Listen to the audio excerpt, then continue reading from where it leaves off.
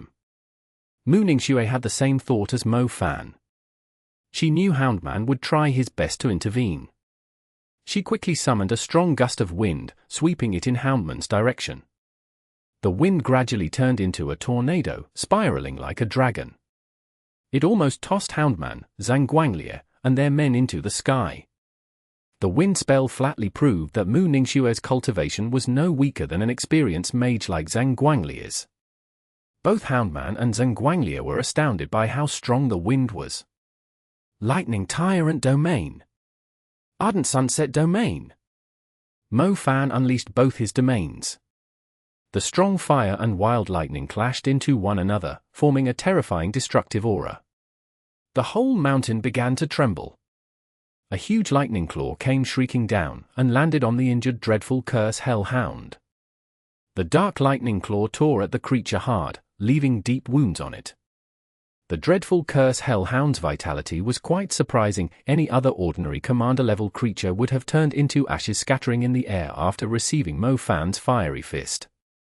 Meanwhile, the dreadful curse hellhound was still breathing after enduring the sky lightning claw with its 12-fold damage. However, the sky lightning claw was not the end of Mo Fan's attacks. The hellish flames combined with the flames of the calamity fire, the ardent sunset, and the rose flame was the real deal. Burning meteorites plummeted from the sky and destroyed the remaining life force of the dreadful curse hellhound before the effects of the sky lightning claw disappeared. The people saw the dreadful curse hellhound get smashed into pieces amid the flames. Its head was crushed while its body was burned into ashes. Its blood evaporated in the overwhelming heat. The flames continued to spread wildly, forcing Zhenguanglier, Houndman, and the others to back away. Houndman's eyes almost fell out of their sockets. He was bound to the dreadful curse hellhounds with a soul contract. The death of the dreadful curse hellhound created in a strong backlash against him. His face contorted and twisted in pain and rage. 1 inch you dared to kill my summoned beast. Houndman yelled like an enraged beast. You can summon the other one again. I wouldn't mind killing it too. Mo Fan shot back. Mo Fan seriously had no idea why the man had such a strong ego. Mo Fan never showed any mercy to people like him. Houndman, we've underestimated them. We should leave and come back again once we recover from our injuries. The kid isn't going to run away, and we won't have any trouble tracking down the Moth woman with the dreadful curse hellhound's help, Zhenguanglier quickly advised. He knew they had messed up this time. They were in the wrong, as they had trespassed into a private land. If they ended up being caught and handed to the enforcement union, their superior would have to bust them out. Councilman Sulu despised people that were useless to him. They could not afford to let him know what had happened. They must retreat for now and find a way to get their revenge and accomplish their mission. Let's go. Houndman's face was twitching in pain and anger. It had been a long time since he felt so humiliated. Both he and Zhenguanglier were supposed to be elites of the advanced level, yet they had lost to 2 students from the national team. If their defeat was made public, they would be too ashamed to show their faces again.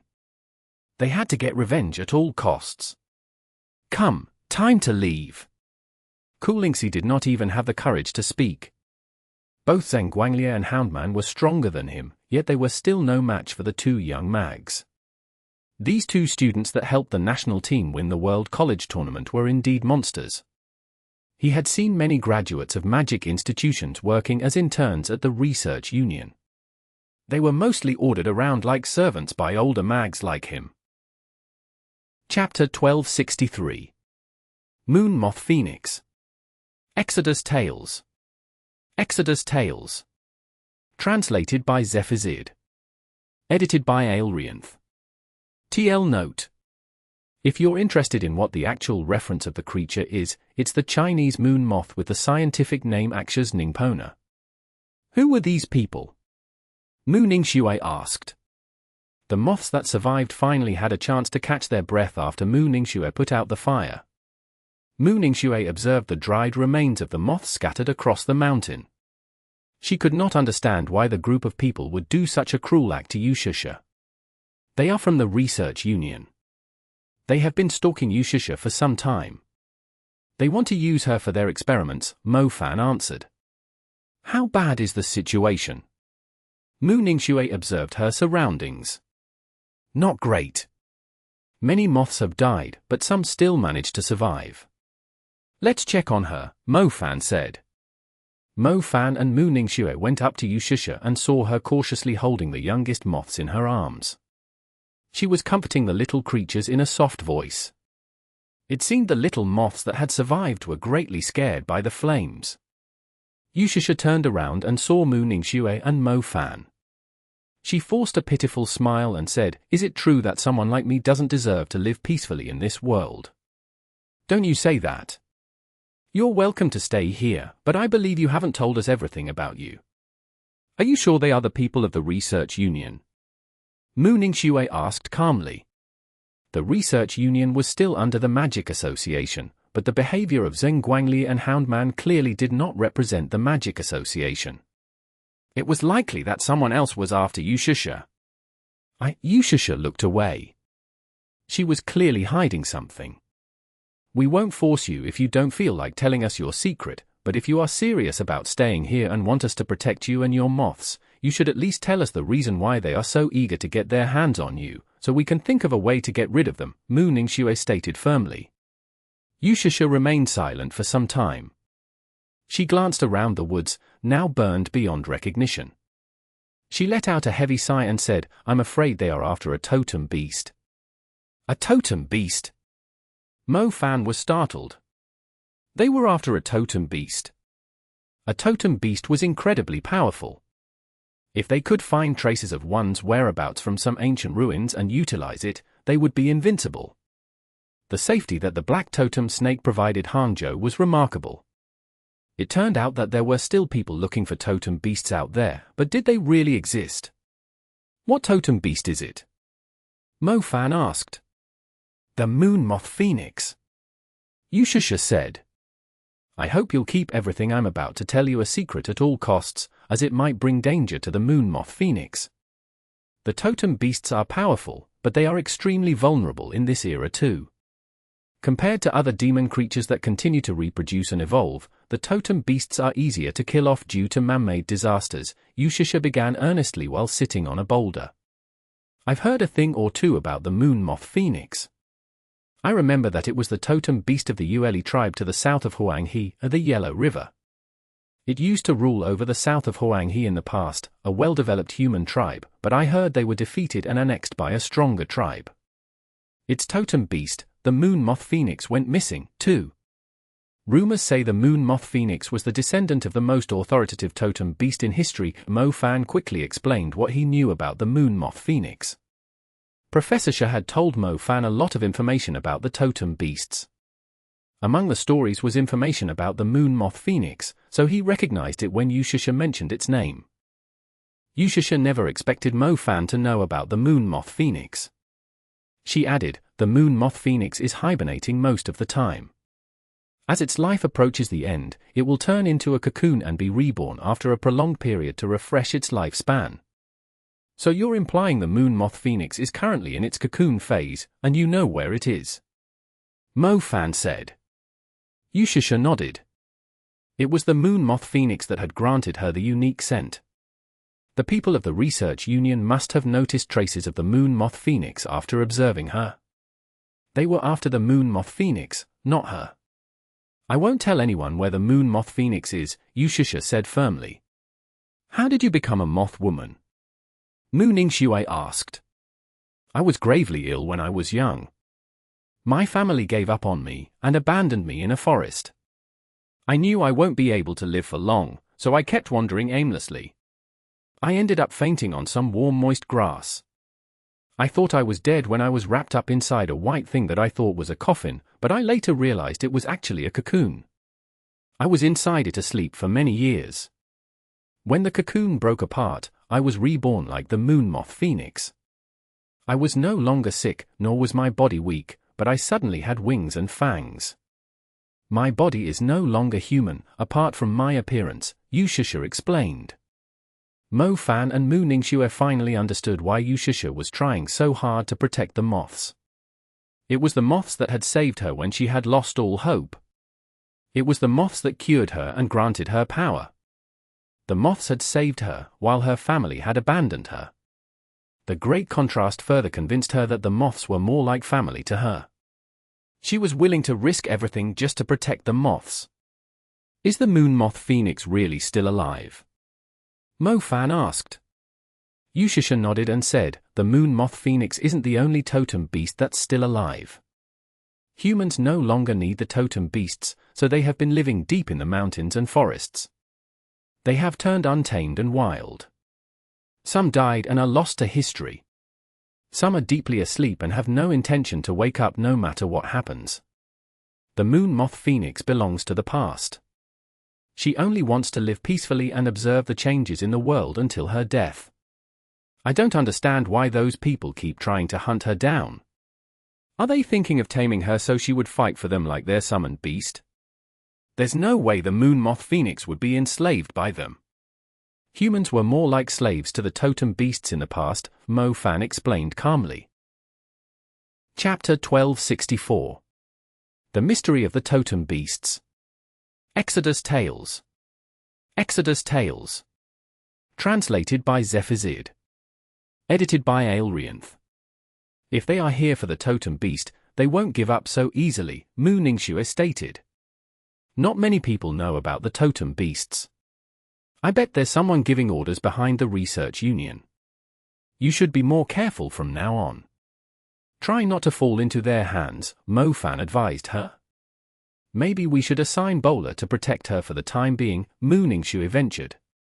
Mu Ningxue did not want to lose Yushisha after learning her extraordinary capabilities that were perfect for defending their territory. Bowler has his own mission. Mo Fan was unwilling to assign Bowler to protect Yushisha.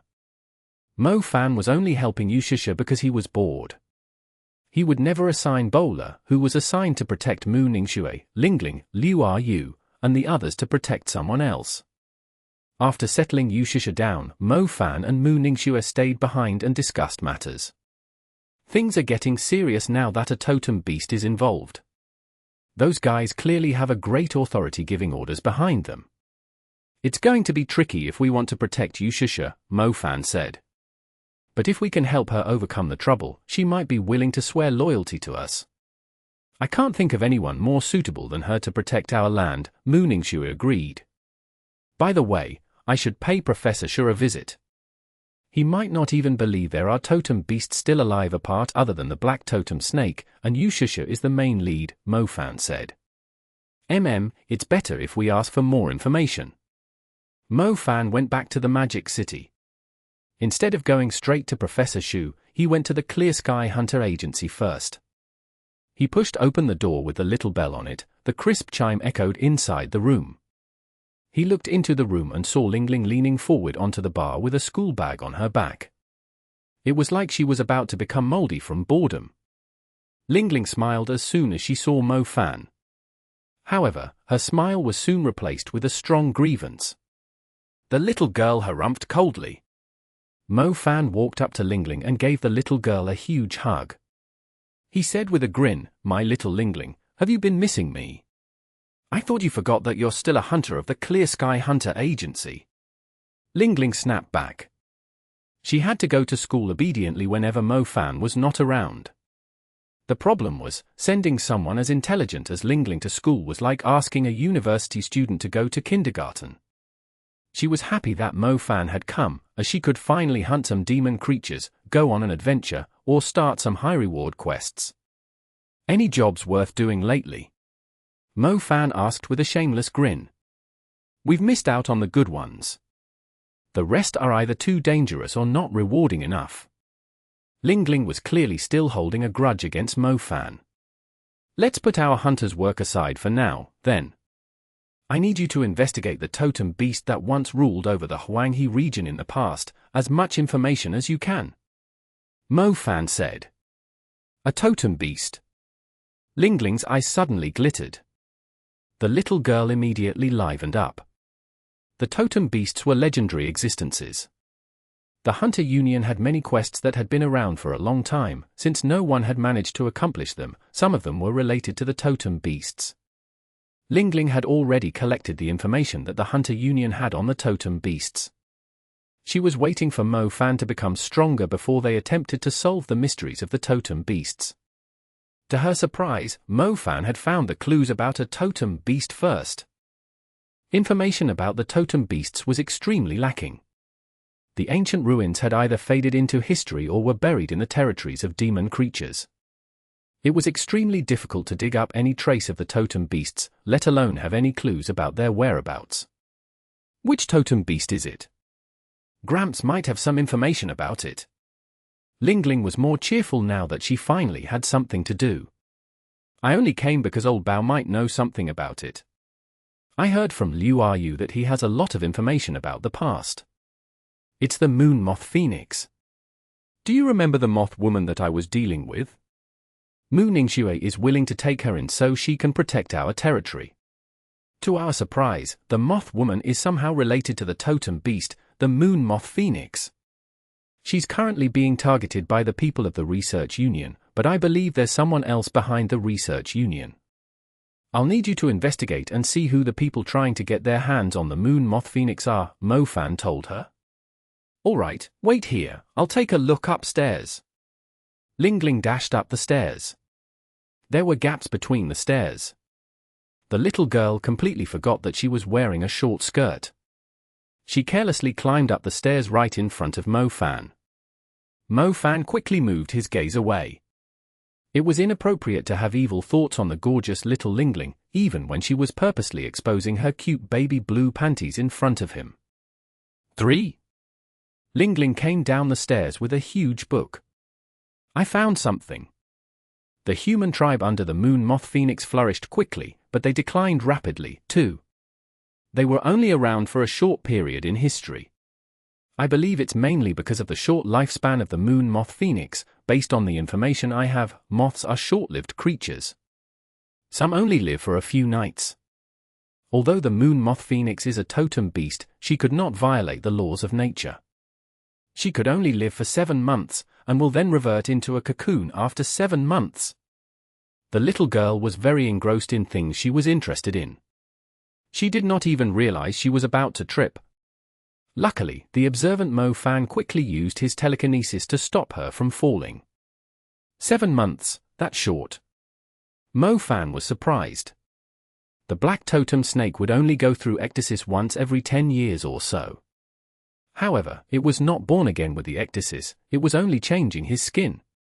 The moon moth phoenix was a totem beast too, yet her lifespan was only 7 months. How did she manage to survive for so long? It was just as Yushusha had mentioned. The totem beasts might be powerful, but they were vulnerable too, similar to the moths. If someone was plotting against them on purpose, they would die very easily. Are we trying to find the moon moth phoenix? Lingling asked.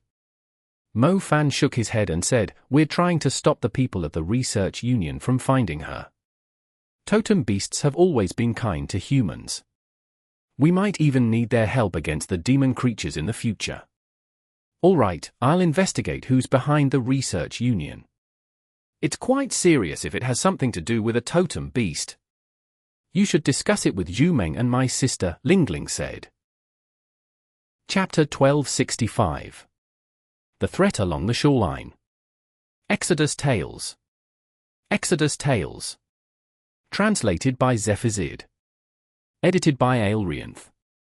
The Magic Association in the capital. A man in uniform was hurriedly making his way to a retro-decorated room.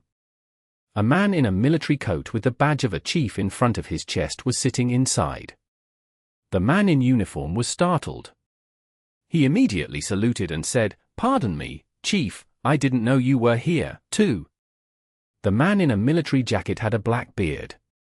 He turned around and smiled. "Is there something urgent you want to discuss with Xiao Zhang? Should I excuse myself first?" "No, there's nothing urgent, it's nothing important either. It's just something the chairman has asked me to keep an eye on," so, the secretary seemed a little reserved. He had just been promoted to a secretary. He never thought he would stumble into the man he admired the most today, not to mention he was standing so close to him. The man before him was a real legend.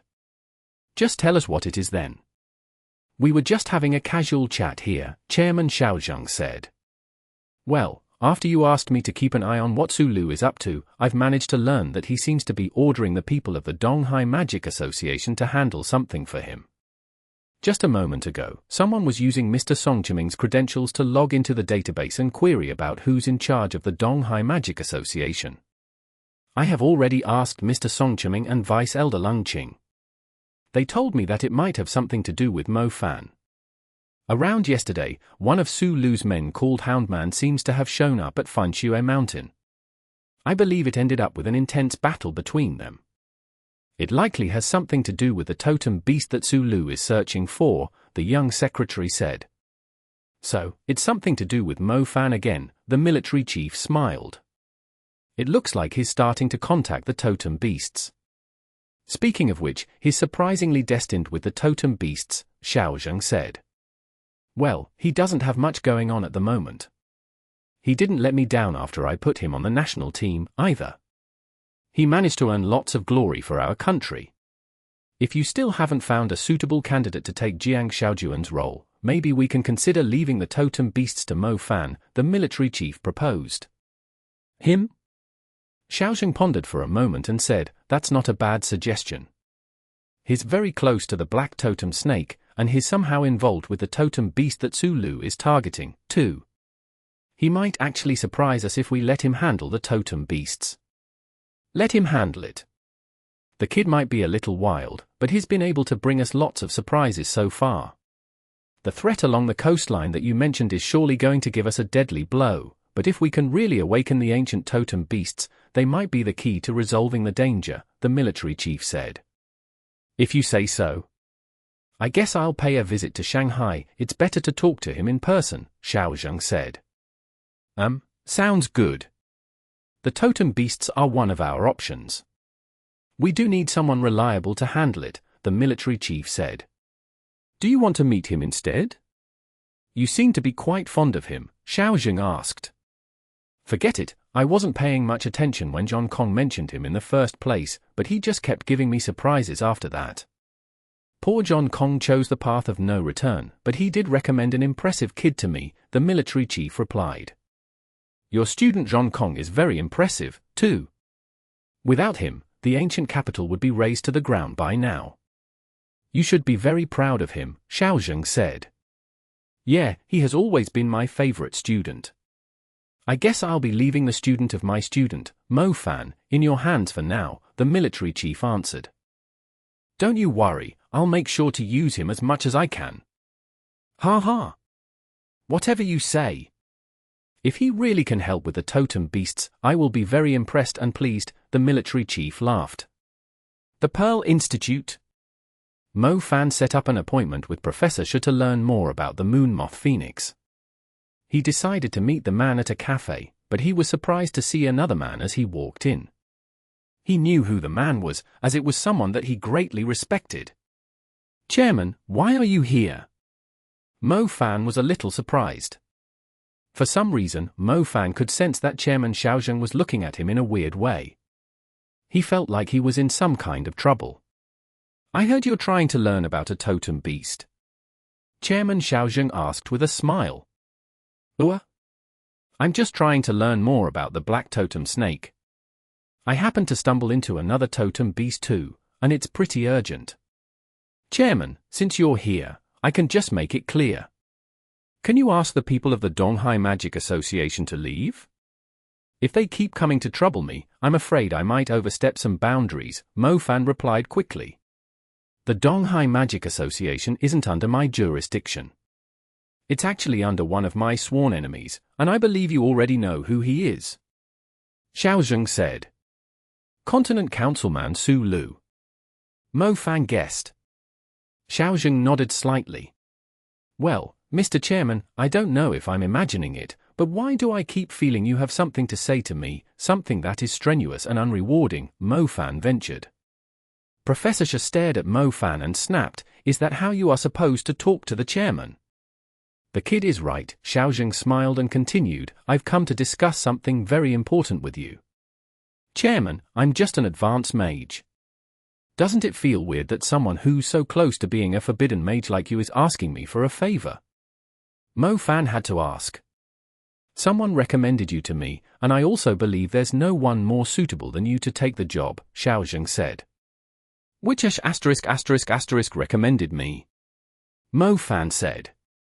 Shaozheng burst out laughing and said, I bet you're the only one that dares call him an ******. Have you forgotten who put you on the national team? Oh, it's him. Who exactly is he? Why hasn't he met me yet? Mo Fan said. Maybe he thinks it isn't the right time yet. Besides, you've been cultivating and growing on your own all this time. He doesn't want to intervene too much. This way, you're able to surprise us all the time, Shao said. That man really likes to put up a mannered act. By the way, Chairman, did you really come here despite your busy schedule to ask me a favor? Moth said. Yes, and it's very important. It might concern the safety of our country for a long time, Shao confirmed. Chapter 1266. Totem Beast, Baxia. Exodus Tales.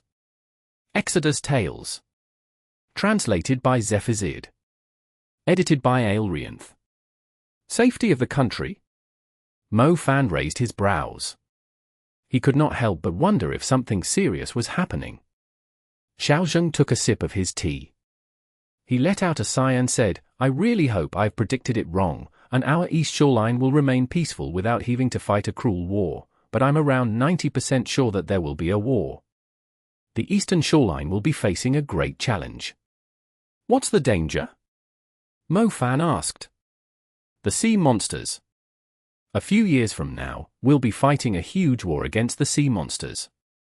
I was hoping that the Asia Magic Association would treat it as part of their responsibility, but Sulu rejected my suggestion, meaning that our country will have to face the sea monsters of the Pacific Ocean alone. It's hard to say how much of the shoreline will be under attack, but if a war breaks out, there's no way our country will stand a chance against the immeasurably powerful kingdoms of sea monsters. I've already come up with a strategy, but our forces are still too weak compared to the estimated scale of the sea monsters' army. Around 5 years ago, an archaeologist had a long discussion with me. He told me about the great powers that are hibernating in our country, something that might help us fend off the sea monsters if we find a way to wake them up. The threat along the shoreline will be resolved. I agree with what the man said, so I asked him to investigate the ancient ruins to search for the totem beasts, Shao said. A name immediately popped up in Moth's mind. Are you referring to Jiang Shaojun? He blurted out. Yes, he's the one. I always thought he was our chance of resolving the danger, but he went missing while searching for the ancient ruins. The strategy he proposed went down with his disappearance, too, Shao sighed. You're hoping that I'll take over his role and find a way to awaken the hibernating, forgotten totem beasts, and prepare ourselves for the war against the sea monsters. Moth said. Exactly. I'm hoping you are willing to take up the great responsibility. The totem beasts are a bunch of unique existences. Those that aren't destined won't have any chance to interact with them. You're the closest person to the totem beasts that we have. The black totem snake before, and now the moon moth phoenix. I hope that you can awaken 1 or 2 powerful totem beasts to lend us a hand in fending off the sea monsters. Otherwise, the burden is a lot heavier than what we could possibly bear. Unfortunately, I'm the only person who believes it's necessary to prepare ourselves for the threat. The Magic Association doesn't agree with my suggestion. Even some of the parties in our country are against my proposal. They believe I'm wasting resources on a threat that might not even happen. I've done everything I could, but I will be a lot more at ease if the totem beasts are on our side, Shao said. Is the threat really that serious? Moth had to ask. Shao nodded and said, very serious, worse than any war we've fought before. There's a chance that we might even lose a part of the shoreline. I really hope you are willing to believe what I've just said and will lend me a hand. My Funchue mountain is along the shoreline too, so I'm afraid it's going to fall with the shoreline too. To be honest, I'm quite interested in the totem beasts, not to mention that you, the chairman, have come in person just to discuss it with me. I don't think I have any reason to decline it. I'm just worried that my capabilities are limited. There's a chance that I might not even manage to awaken a single totem beast, Moth said. It's fine, I'm utterly grateful as long as you do your best. Shao replied sincerely. It turned out there were a lot of things that the chairman would feel helpless about too. You're overstating things. Finding the totem beasts is a good way to train myself, too. If the black totem snake wasn't protecting me, I would have died 10,000 times when I was going up against the Parthenon temple, Moth said. You were really bold back then. I'll leave the totem beasts in your hands. I'll send someone to give you the information about the totem beasts that Jiang Shaojun collected before. I believe knew something about the Moon Moth Phoenix, too. Please keep an eye on the Moon Moth Phoenix too. Don't let Zulu get his hands on the totem beast. He has been longing for our country's totem beasts for a long time, but there's no way we'll allow the guardian beasts of our land to fall into the hands of an outsider, Shao said. Of course. Mo Fan agreed. Oh, speaking of which, I believe it's time to tell you a little secret too, Shao said. What is it? Didn't Zhao Manyang, a member of the national team, go missing? Rumors said he was dead, eaten by a gigantic beast, Shao said. Yeah, what about it? Mo Fan asked. According to the information that Jiang Shaozheng gathered, the gigantic beast that ate Zhao Manyang is most likely a totem beast too, Shaozheng said. Another totem beast? Mo Fan exclaimed. If I'm not mistaken, it's Baxia, Shaozheng said. Baxia? Mo Fan was startled. He felt like he had heard the name of the totem beast before. Our country once had the strongest totem beasts. One of them, the black tortoise, had two descendants. One is the black totem snake that you're very close with, and the other is Baxia. It's unlikely that a totem beast would harm a human being. Even if they are forgotten, they still treat humans as their people. I don't understand why Baxia would eat Zhao Manyang, Shaozheng said. Baxia had been following us since we were in Japan, Mo Fan said. Did something happen when the team was in Japan? Shaozheng asked promptly. Mo Fan pondered. The only possibility he could think of was the lifetime vessel that Zhao Manyang found, the wooden clapper. Mo Fan immediately told Shaozheng about the wooden clapper. Shaozheng hesitated for a moment in thought. The wooden clapper is most likely Baxia's symbolic vessel. Many totem beasts have a symbolic vessel that allows a person to sign a soul contract with them. The totem beast will then stay close to the person to protect them. In the past, the leaders of the tribes would be the ones holding on to the symbolic vessels. So you're saying Zhao Manyang actually found a great treasure. No wonder the patterns on the wooden clapper were similar to those I saw on the ancient drawings in the building in the middle of the lake in Hangzhou. The creature is actually the totem beast Baxia, the black totem snake's brother. Does that mean Zhao Manyang is still alive, too? Mo Fan said. Most likely, if he really has the symbolic vessel, the totem beast will not harm him, Shaozheng said. That's good to know. Mo Fan was relieved after hearing Shaozheng's speculation. Not only was Zhao Manyang still alive, he was a lucky bastard too. Chapter 1267. Light Curtain Eagle. Exodus Tales. Exodus Tales. Translated by Zephazid. Edited by Aelrianth. Shaozheng sent the information about the Moon Moth Phoenix in no time. There was also information about other totem beasts. It all seemed rather complicated. It was going to take Mo Fan some time to understand everything. Mo Fan went back to the Clear Sky Hunter Agency. Lingling was already doing her homework, and it was obviously not the homework from school. She seemed quite interested in the totem beasts, too. After all, the totem beasts were legends that had been around for the longest time. They were a bunch of creatures born for fighting, but surprisingly were not hostile toward humans. There were too many mysteries around them. What did you find? Is the Moon Moth Phoenix as strong as the black totem snake? Mo Fan asked. Not really, the black totem snake is clearly one of the strongest totem beasts out there. The Moon Moth Phoenix's strength should be on par with the Silver Sky Ruler instead, or perhaps slightly stronger. I can't really say for sure either, but there's one thing I know for sure: every totem beast has their own special abilities that make them unbeatable against the leaders of the demon creatures, Lingling informed him. I see. Speaking of which, have you heard anything about the threat along the shoreline? Mo Fan said. Lingling shook her head. She had not heard anything about it yet. By the way, Jiang Shaozheng pretty much wrote every article here. It seems he was working with a colleague when he went looking for the Moon Moth Phoenix. His colleague might still be around, that might be the clue we are looking for, Lingling said. Mo Fan nodded. He was about to ask Lingling for the name of Jiang Shaozhuan's colleague when his phone started ringing. Mo Fan, you better come right now, something's happening, Mooning Shue said. What is it? Asked Mo Fan. The people of the research union might have found where the moon moth phoenix is. Yushisha is already making her way there despite my advising against it. It's too dangerous to leave her alone, so I'm going with her. I wasn't able to bring Bowler with us since he's still asleep, Mooning Shue said. He doesn't have much time left, so he's asleep most of the time. We'll handle it ourselves. Where are you now? I'm on my way, Mo Fan said. It was more suitable for Bowler to guard a specific place due to his circumstances. It was not good to ask him to follow a person around.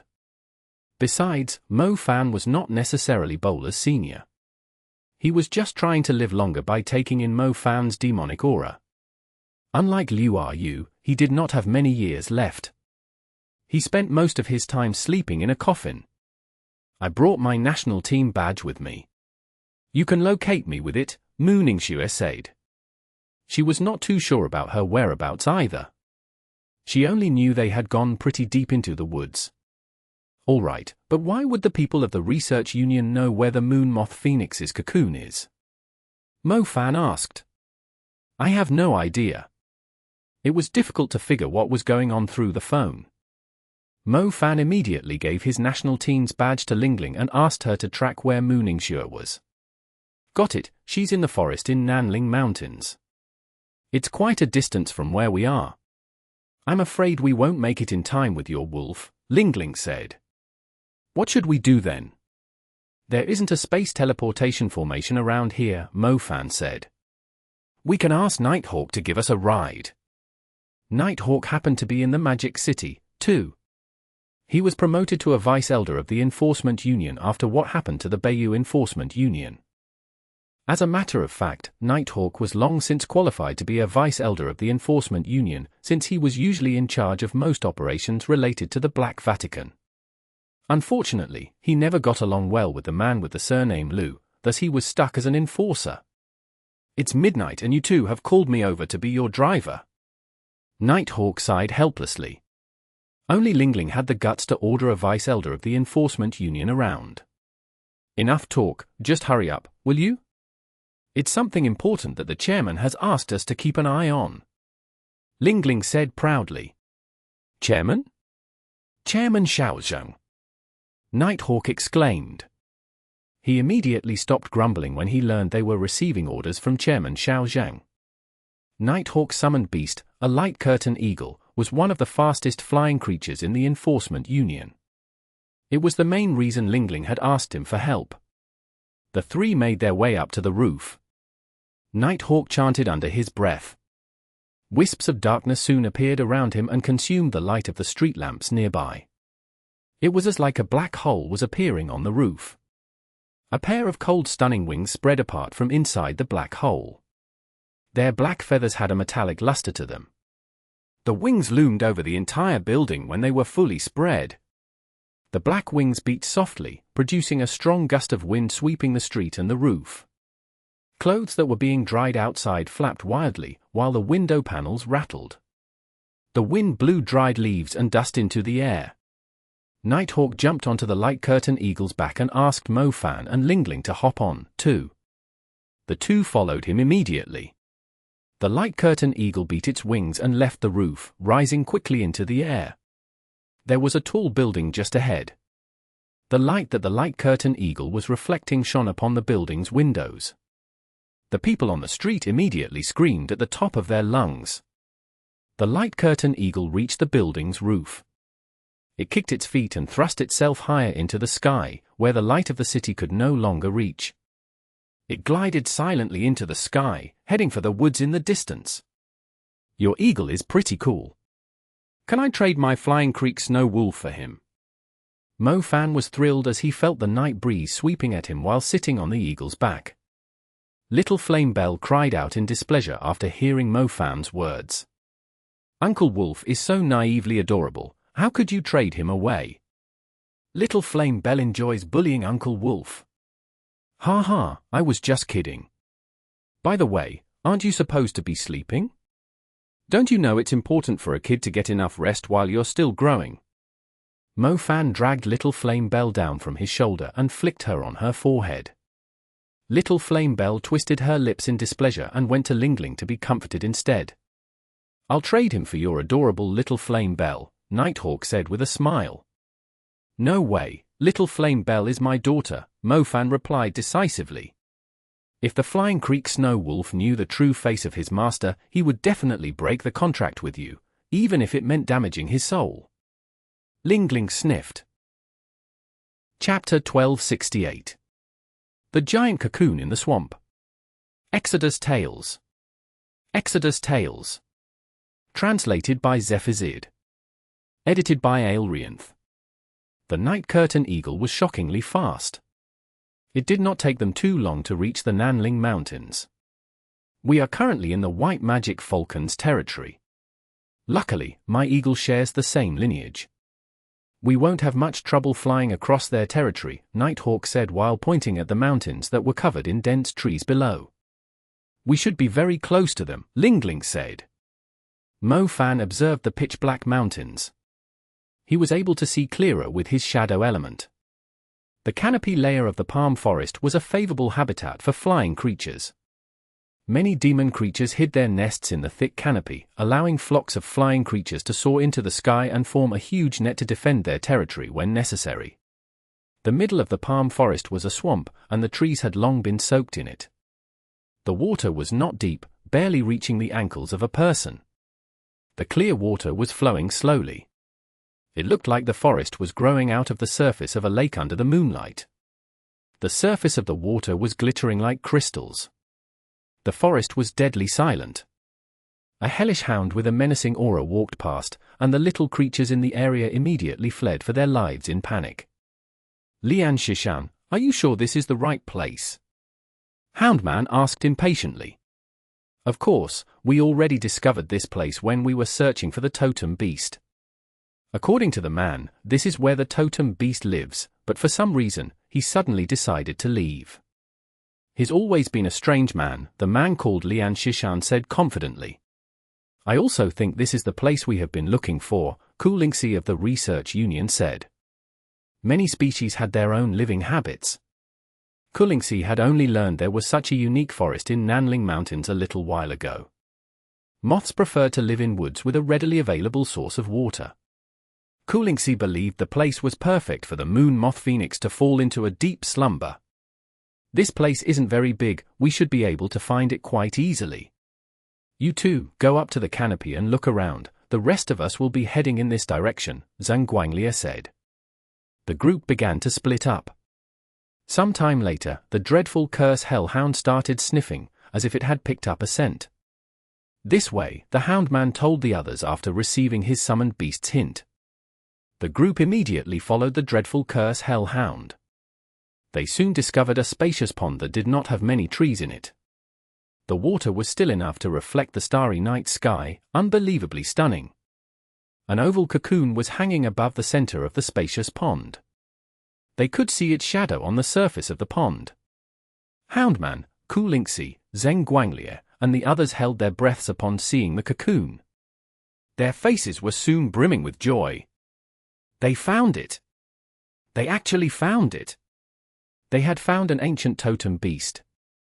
They would achieve great success once they handed it to Su Lu. The discovery of a totem beast was extremely significant. The black totem snake of Hangzhou was able to drive away the demon creatures of the Nanling Mountains that were invading the city all by himself. A totem beast was far stronger than an ordinary ruler creature in the wild.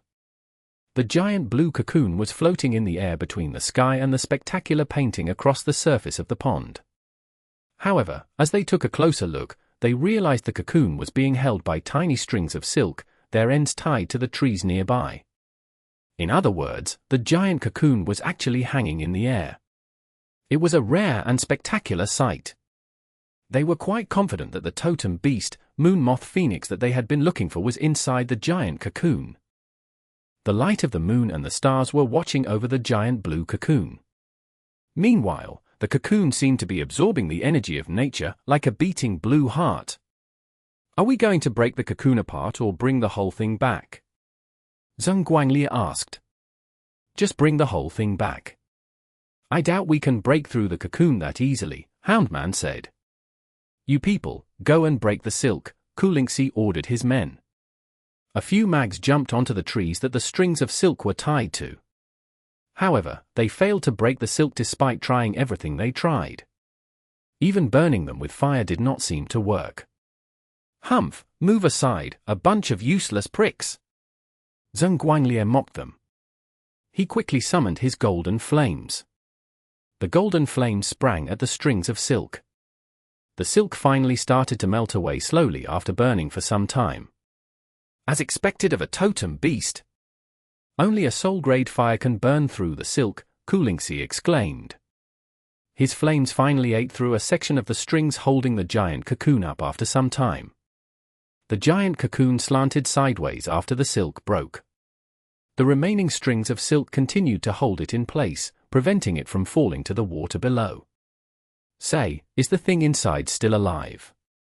Houndman asked curiously, studying the cocoon. He had already ordered the dreadful curse hellhound to take a closer look as he spoke. The dreadful curse hellhound stood below the cocoon and started sniffing. It suddenly lifted its gaze and grinned, revealing its fangs while uttering a deep growl. Houndman followed its gaze, and saw a woman with the wings of a moth on her back walking out from the woods. She was glaring at them with eerie eyes. Her face had turned a strange blue too. She seemed pretty angry. It's you. I'm sorry, we are no longer interested in you. You better leave now if you don't want to die, Houndman grinned mockingly when he saw it was the moth woman, Shishi. They obviously knew Shishi had been turned into a moth woman by the moon moth phoenix. The moon moth phoenix was much more valuable than she was. What are you trying to do? Shishi snapped furiously. Nothing really, it's just that our master has a hobby of collecting antiques. We believe the moon moth phoenix is the perfect present for his 50th birthday. We also believe that only a special creature like a totem beast is worthy to be our master's mount and contracted beast. Houndman smiled. A totem beast will never sign a contract with a human, nor will it submit to a human to be his mount. Shishi snapped. Don't you worry about that, our master has his ways. Houndman rebutted. Chapter 1269. The Power to Decide One's Fate. Exodus Tales. Exodus Tales. Translated by Zephizid. Edited by Aelrianth. I won't let you take her. Shishi declared firmly. Lots of blue moths flew out of the canopy as she was speaking. The moths were just as numerous as the leaves on the trees. They quickly surrounded the people that were trying to snatch the giant cocoon. Zheng Guanglier was utterly annoyed by the noise of their beating wings. He smirked as he saw the number of moths continued to increase. You were desperately trying to save them before, why would you bother summoning them out to die now? Shishi bit her lips. There were not many moths left after the recent massacre. Some of them were not even adults yet. The lifespan of these moths was already very short, yet they could not even live until their final moments. It was a great torture to Shishi to send these moths to their deaths. However, she could not afford to let this group of people take the giant cocoon away, either. The creature that was asleep in the cocoon was the queen of these fragile little creatures who had no chance of surviving on their own. She was their only hope. These moths were not as strong as other demon creatures. They normally ended up as food to other creatures while wandering around aimlessly. They were like a bunch of tiny insects living in the little gaps of the world. Their life and death was never nature's concern. The situation improved slightly after the moon moth phoenix was awakened. They could finally live a peaceful life after claiming their own territory. Their numbers slowly grew into a pack and soon a horde. They were finally able to protect themselves. As such, even if it meant sacrificing every moth in the adult phase or the youth phase, they had to stop the humans from taking the moon moth phoenix. These blue moths were left with no other choice. If they could not survive until the moon moth phoenix was born again, they would surely be eliminated by nature's ruthless law of jungle. Shishi had been abandoned by her family. She was only well and alive because of the moon moth phoenix and the moths. The moment she was born again, she swore an oath to protect the moths until her death. You can only bring the moon moth phoenix away over our dead bodies. Yushasha swore. The blue moths flew toward the giant cocoon swiftly and formed a barrier to prevent the people of the research union from moving any closer. What a joke, it's too easy killing these little creatures. Zhenguanglier said disdainfully. The golden flames rose once again and swept at the barrier that the moths had formed like a wild golden-red tide. The blue moths had connected their bodies and wings together to form the barrier. The tide of flames soon ignited them. However, the moths that were set on fire quickly separated themselves from the barrier to prevent the flames from spreading to their friends. They soon burned into ashes, scattered across the surface of the pond. The pond received the remains of the burned moths. At the start, only the remains of several moths were floating on the water like wilted petals of a flower, but the whole surface of the pond was soon covered by their remains. As the flames continued to grow stronger, the moths were dying quicker. Yushasha's eyes were rolling with tears. She could not bear to watch the deaths of the moths any longer. It was true that these moths only had a short lifespan, but each of them still lived a magnificent life. Yushasha could sense their curiosity, passion, and joy toward nature. To some extent, Yushasha believed they were richer in emotions and more sincere than cold-blooded humans. Yushasha had met many people that had let her down.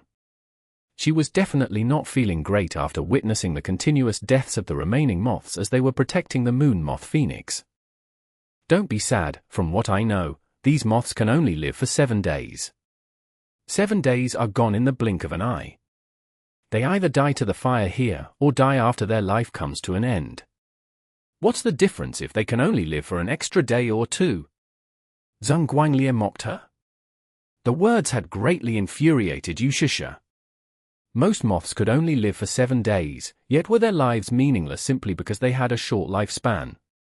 The moon moth phoenix is a totem guardian.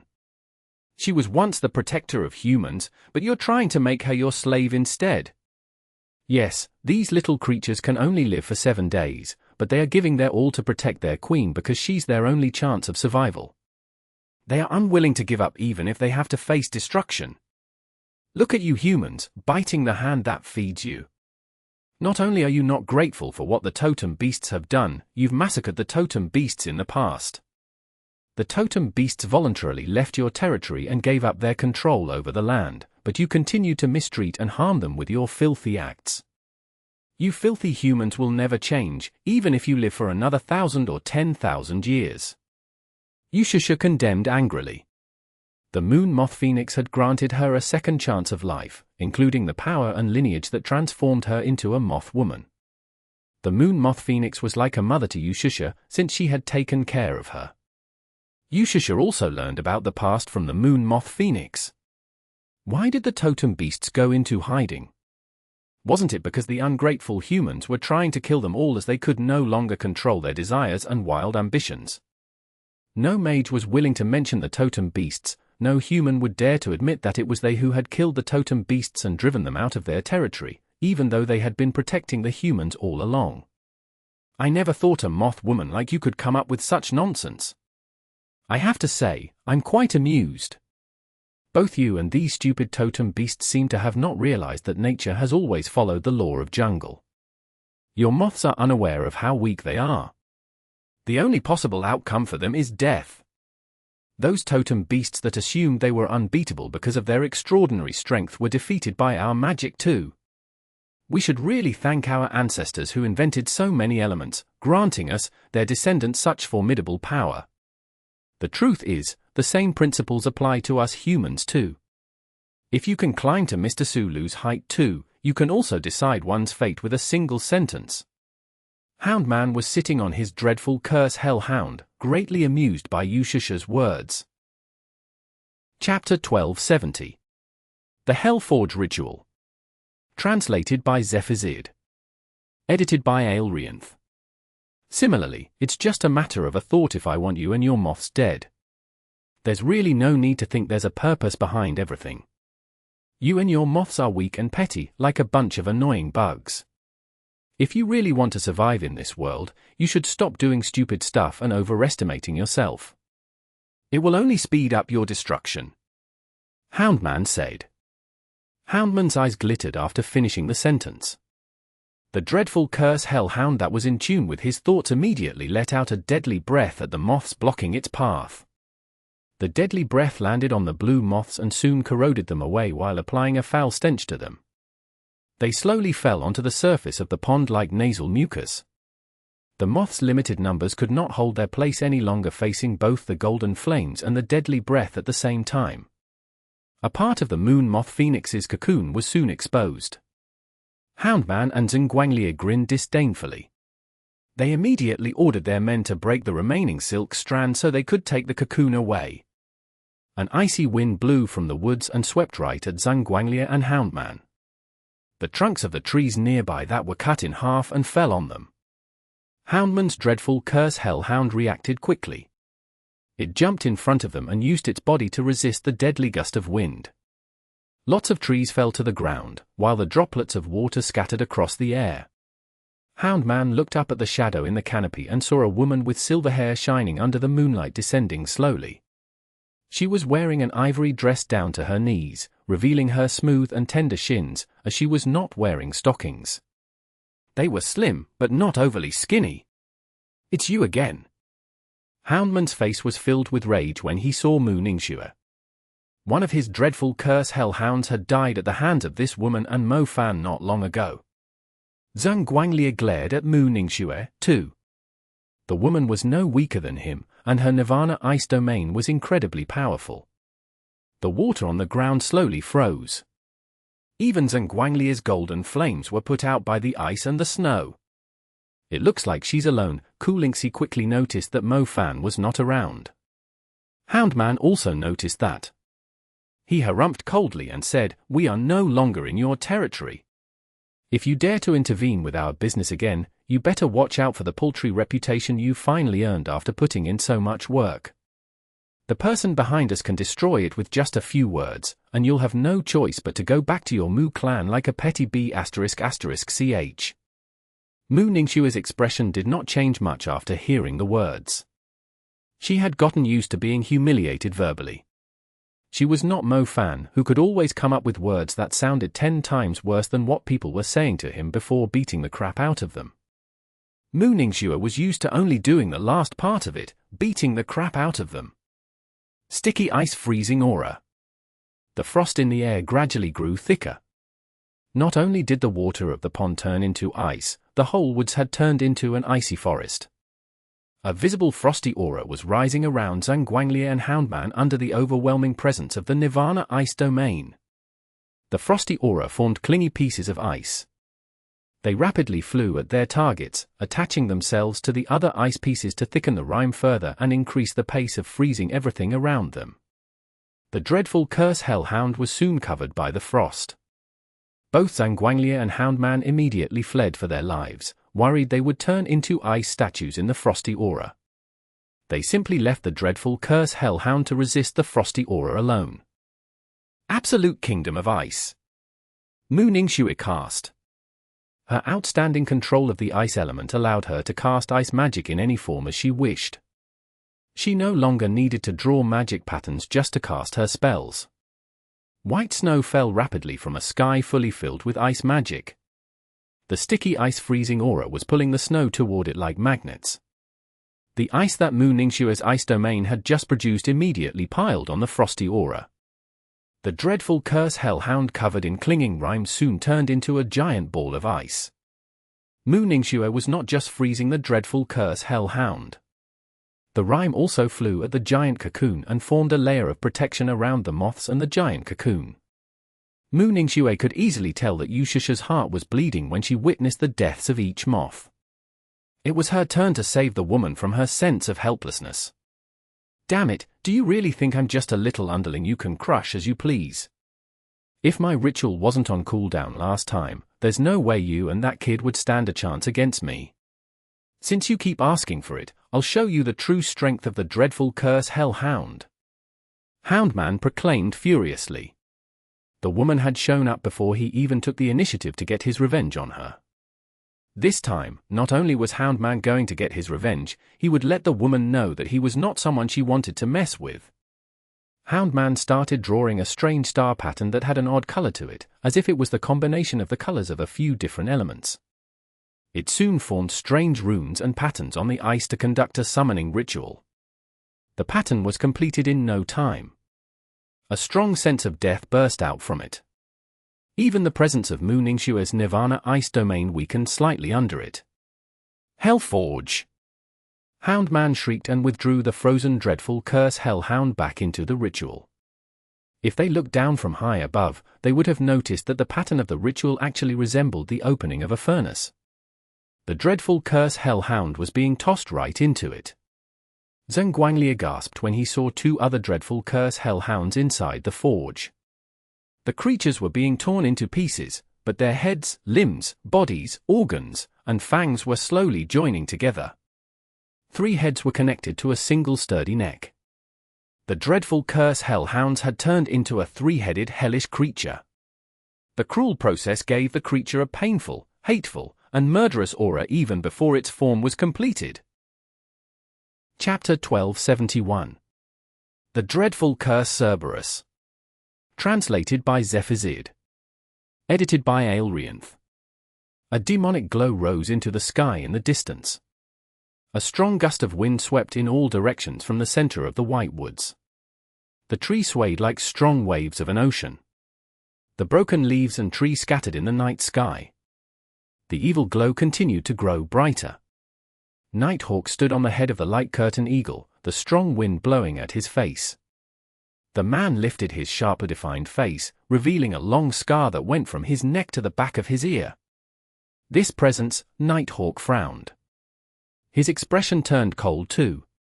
"What is it?" "You know what it is?" Mo Fan asked. Mo Fan was well aware that the presence belonged to the dreadful curse hellhounds, but there was something different about it this time. It felt stronger and scarier.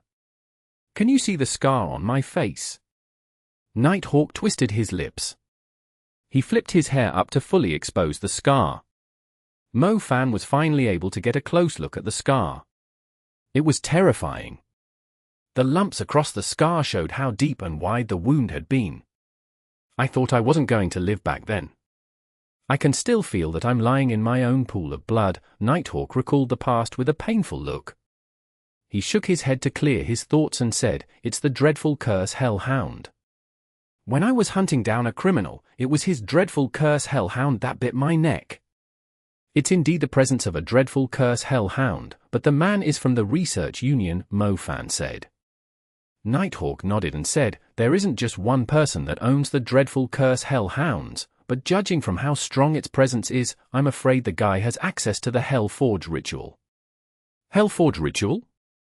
What does that mean?" Mo Fan was confused.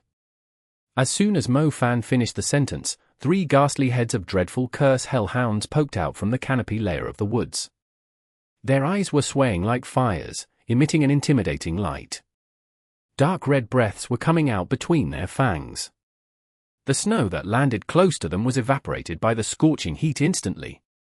The light curtain eagle subconsciously beat its wings to slow down when it felt threatened. The creature was obviously intimidated by the overwhelming presence of the deadly beast. It even lost its balance slightly when it felt the strong aura of the beast sweeping at it.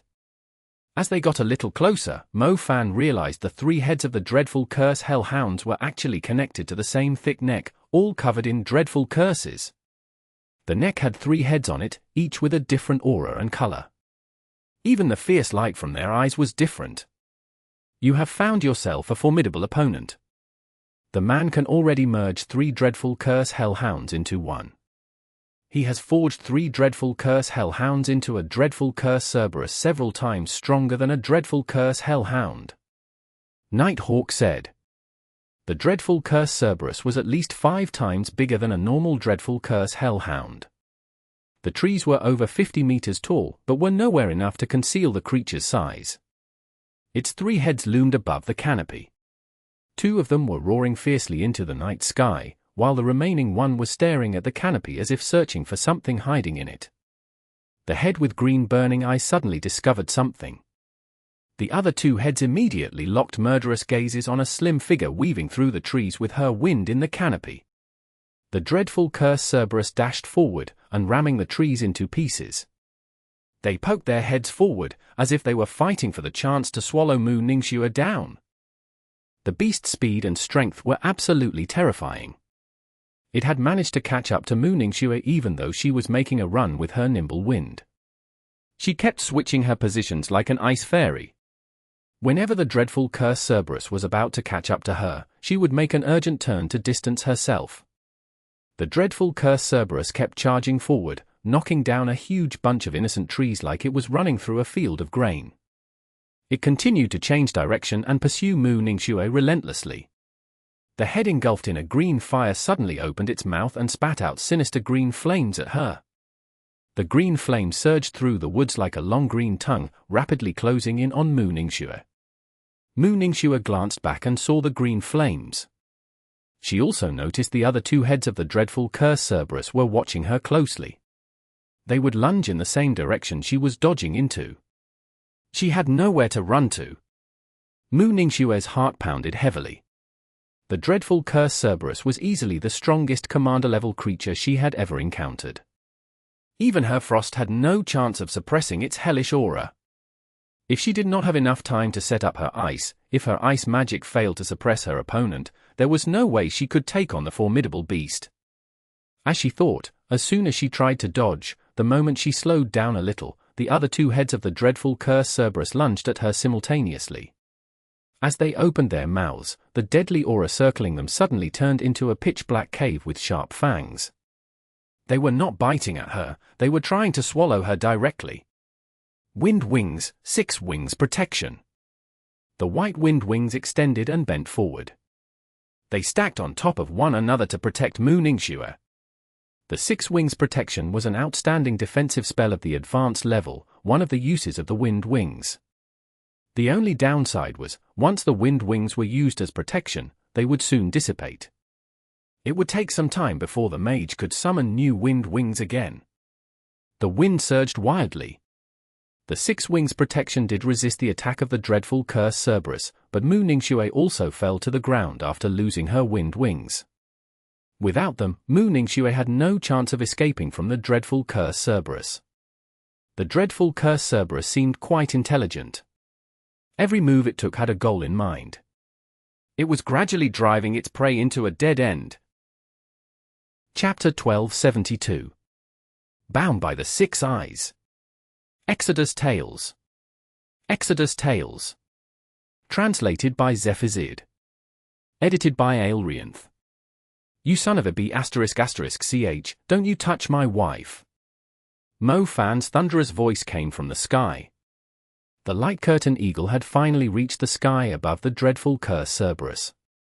Mo Fan could not bear to watch the creature bully Mu Ningxue. He immediately jumped down from over 1,000 meters in the sky. Little Flame Belle, what are you waiting for? Mo Fan turned around and yelled at Little Flame Belle on the light curtain eagle as he was falling. Little Flame Belle was a little slow with her reaction.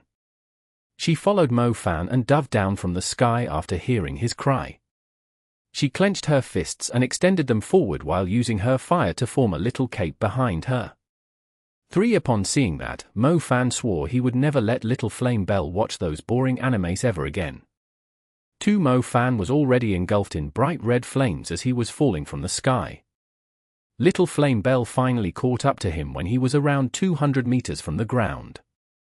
She slammed into Mo Fan's chest together with the flames of her calamity fire and ardent sunset. Mo Fan had his own fire, too. As soon as he made contact with Little Flame Belle, the flames were burning so fiercely that it felt like he had turned into a devil from hell. His aura skyrocketed as the strong flames filled up the sky above the canopy layer. You better piss off. The flames burning on Mo Fan gradually grew stronger.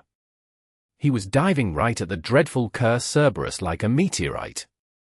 The dreadful cursed Cerberus's heads were still fighting over the chance of having the first bite when the meteorite came down from the sky and knocked the enormous beast flying. The beast had thick and sturdy skin. It skidded along the ground, gouging out a trail 100 meters long behind it. However, when the dreadful cursed Cerberus rose to its feet again after the strong impact, there were only a few minor scratches on it. The head with eyes engulfed in orange flames let out a furious cry at Mo-Fan. Mo-Fan recognized the head. It was the dreadful curse hellish hound that had managed to escape previously. He could still see the scar left by his lightning on its head. "You son of a b*********, I'm going to chop you into pieces today." Mo-Fan taunted when he sensed the rage and animosity from the beast. Mu Ningxue felt a lot more at ease knowing that Mo-Fan had made it there. She was obviously no match against the dreadful curse Cerberus, but things would be different if Mo-Fan was here. "Mo-Fan, the beast is pretty strong, be careful," Mu Ningxue warned him. They could not afford to make a single mistake when facing the formidable beast. The cunning and dangerous dreadful curse Cerberus seemed to be good at discerning the weaknesses of its enemy. It would target those weaknesses relentlessly. "How is Shishi doing?" Mo-Fan asked. "Not great. She can't take on Zhenguanglier on her own," Mu Ningxue said. "Don't worry, I've brought a helper with me." Mo-Fan looked into the sky and yelled, "Nighthawk, go ahead and help the woman with wings." "Got it, but you have to be careful. The dreadful curse Cerberus is very dangerous." Nighthawk yelled. "Humph, you were only lucky last time since I hadn't completed my Hell Forge ritual. Otherwise, I would have razed your Fanxue mountain to the ground. Now that you two have walked right into the trap, I'm sorry to say you won't be able to leave in one piece." Houndman walked out from the shadows. He jumped onto the dreadful curse Cerberus and looked down at them. His eyes were murderous. The value of the totem beast was unimaginable. Houndman was trying to trade it for resources that would help him achieve the super level. There was no way he would let two young mags ruin his ambition. "Kill them," Houndman ordered coldly. The dreadful curse Cerberus aura skyrocketed. As its aura surged forward, it surprisingly disturbed their mind by inflicting a strong fear on them. It slowed down the channeling of their spells. Mo-Fan frowned as he noticed it. "The creature's domain is stronger than ours. We can't force a fight with it," Mu Ningxue had deduced. Her strength was in suppressing her target with her ice magic, but it was not as effective when she was facing an opponent stronger than her magic. Similarly, Mo-Fan mainly relied on the destructiveness of his spells. He was greatly restrained when his spells could no longer break through the defense of the enemy. The dreadful curse Cerberus might be tricky to fight against, but Houndman isn't that strong. "We should find a chance to take him out," Mo-Fan said. "The guy is pretty cautious. We'll find a way." Mo-Fan let Mu Ningxue cover him as he pretended to be accumulating power to attack the dreadful curse Cerberus. However, he suddenly cast Blink, leaving only a ring of fire where he was standing while he moved to the back of the dreadful curse Cerberus. The dreadful curse Cerberus raised its claw and swung it at the ring of fire. It swept the dust into the air and cracked the ground. The force was strong, but it did not land on Mo-Fan. Mo-Fan was already behind the dreadful curse Cerberus, trying to drag Houndman down from the beast. As soon as Mo-Fan cast his space magic, the dreadful curse Cerberus immediately unleashed its bloody aura, forming a barrier that encapsulated itself and Houndman. The runes covering its body began to glow too. "So that's the reason why it wasn't injured after I hit it." Mo-Fan immediately realized the truth behind the creature's outstanding defense when he saw the barrier. That meteorite that he and Little Flame Belle had turned into possessed extraordinary force, yet it had only left the dreadful curse Cerberus with a few scratches. Even Mo-Fan found it hard to believe. He had fought against commander-level creatures with sturdy defenses before, yet none of them were as agile and powerful as the dreadful curse Cerberus. If the beast really had such impressive defense, speed, and strength, wouldn't it be as strong as a ruler-level creature? "It's not going to work. Just accept your fate." Houndman chuckled when he realized what Mo-Fan was up to. The dreadful curse Cerberus turned around. Its 3 pairs of eyes flickered coldly. Mo-Fan felt his scalp turning numb the moment the 6 burning eyes of 3 different colors stared at him. When he tried to look away, he suddenly realized he was surrounded by a line of the same eyes. Green, orange, and brown. The eyes of 3 different colors showed up on Mo-Fan's left. As he moved in a different direction, he was shocked to see that the eyes were still chasing after him. He clearly felt the savagery of the dreadful cursed Cerberus hiding in the shadows just by looking at the eyes. Chapter 1273. Deception in a Battle. Exodus Tales. Exodus Tales. Translated by Zephazid. Edited by Aelrianth. Fan quickly backed away, but the eyes kept following him around. The more he looked at them, the stronger the fear inside his heart grew. Fan forcibly closed his eyes. His surroundings turned pitch black. He initially thought he would be able to escape the stare of the dreadful cursed Cerberus, but the ghastly eyes continued to appear in his mind and project fear into his heart. He started having trouble breathing properly. Most terrifyingly, there were no longer just 6 eyes. It was like a dozen or more dreadful cursed Cerberus were surrounding him. Over 100 eyes engulfed in flames were staring at him. It was so horrifying that it felt like his spirit would scatter like ash. Fan was utterly spooked. The eyes of terror of the dreadful cursed Cerberus were overwhelming. Even he was feeling tortured, despite his 4th stage mental strength. As Fan was struggling to break free from the fear inflicted on him, his necklace started emitting a watery blue light. It began to spread like ripples, each wave soothing Fan's heart as it was on the verge of being crushed into pieces. Fan finally regained consciousness after some time. He could not open his eyes, yet he could hear Mu Ningxue's scream. "Fan! Wake up!" Mu Ningxue was shoving Fan heavily. She sounded panicked. Fan opened his eyes. Before he could come to his senses, he was shocked to see the body of the dreadful cursed Cerberus looming up right before him. It had raised its burning, rotten paws right above him. Fan's heart pounded. He glanced at Mu Ningxue, who did not escape to save herself. He calmed his thoughts in the nick of time. "Grab onto me." Fan reached his hand out and hugged Mu Ningxue around her waist. Mu Ningxue shuddered when Fan wrapped his arm around her waist, but she knew now was not the time to complain. "Blink!" Fan endured both the physical and mental pressure he was under and forcibly cast the advanced spell of the space element. Silver stars rapidly appeared and formed star orbits and star patterns under Fan's feet. Even though their pace was dazzling, the dreadful cursed Cerberus paws were only inches away. "How naive! Are you seriously trying to use the advanced space spell in the short period of time you have?" Houndman scoffed disdainfully. The space element was regarded as the most complicated element. Not many people were able to use it adept or perfectly master it. A space mage needed a lot of time to practice and improve the space element, which basically meant they would have to sacrifice the time to practice their other elements. The dreadful cursed Cerberus stomped down. The ground cracked open as rock splinters scattered in all directions. The force continued to spread out, knocking the trees down. The force almost raised the entire woods to the ground. The area affected by the blow was over 200 meters across.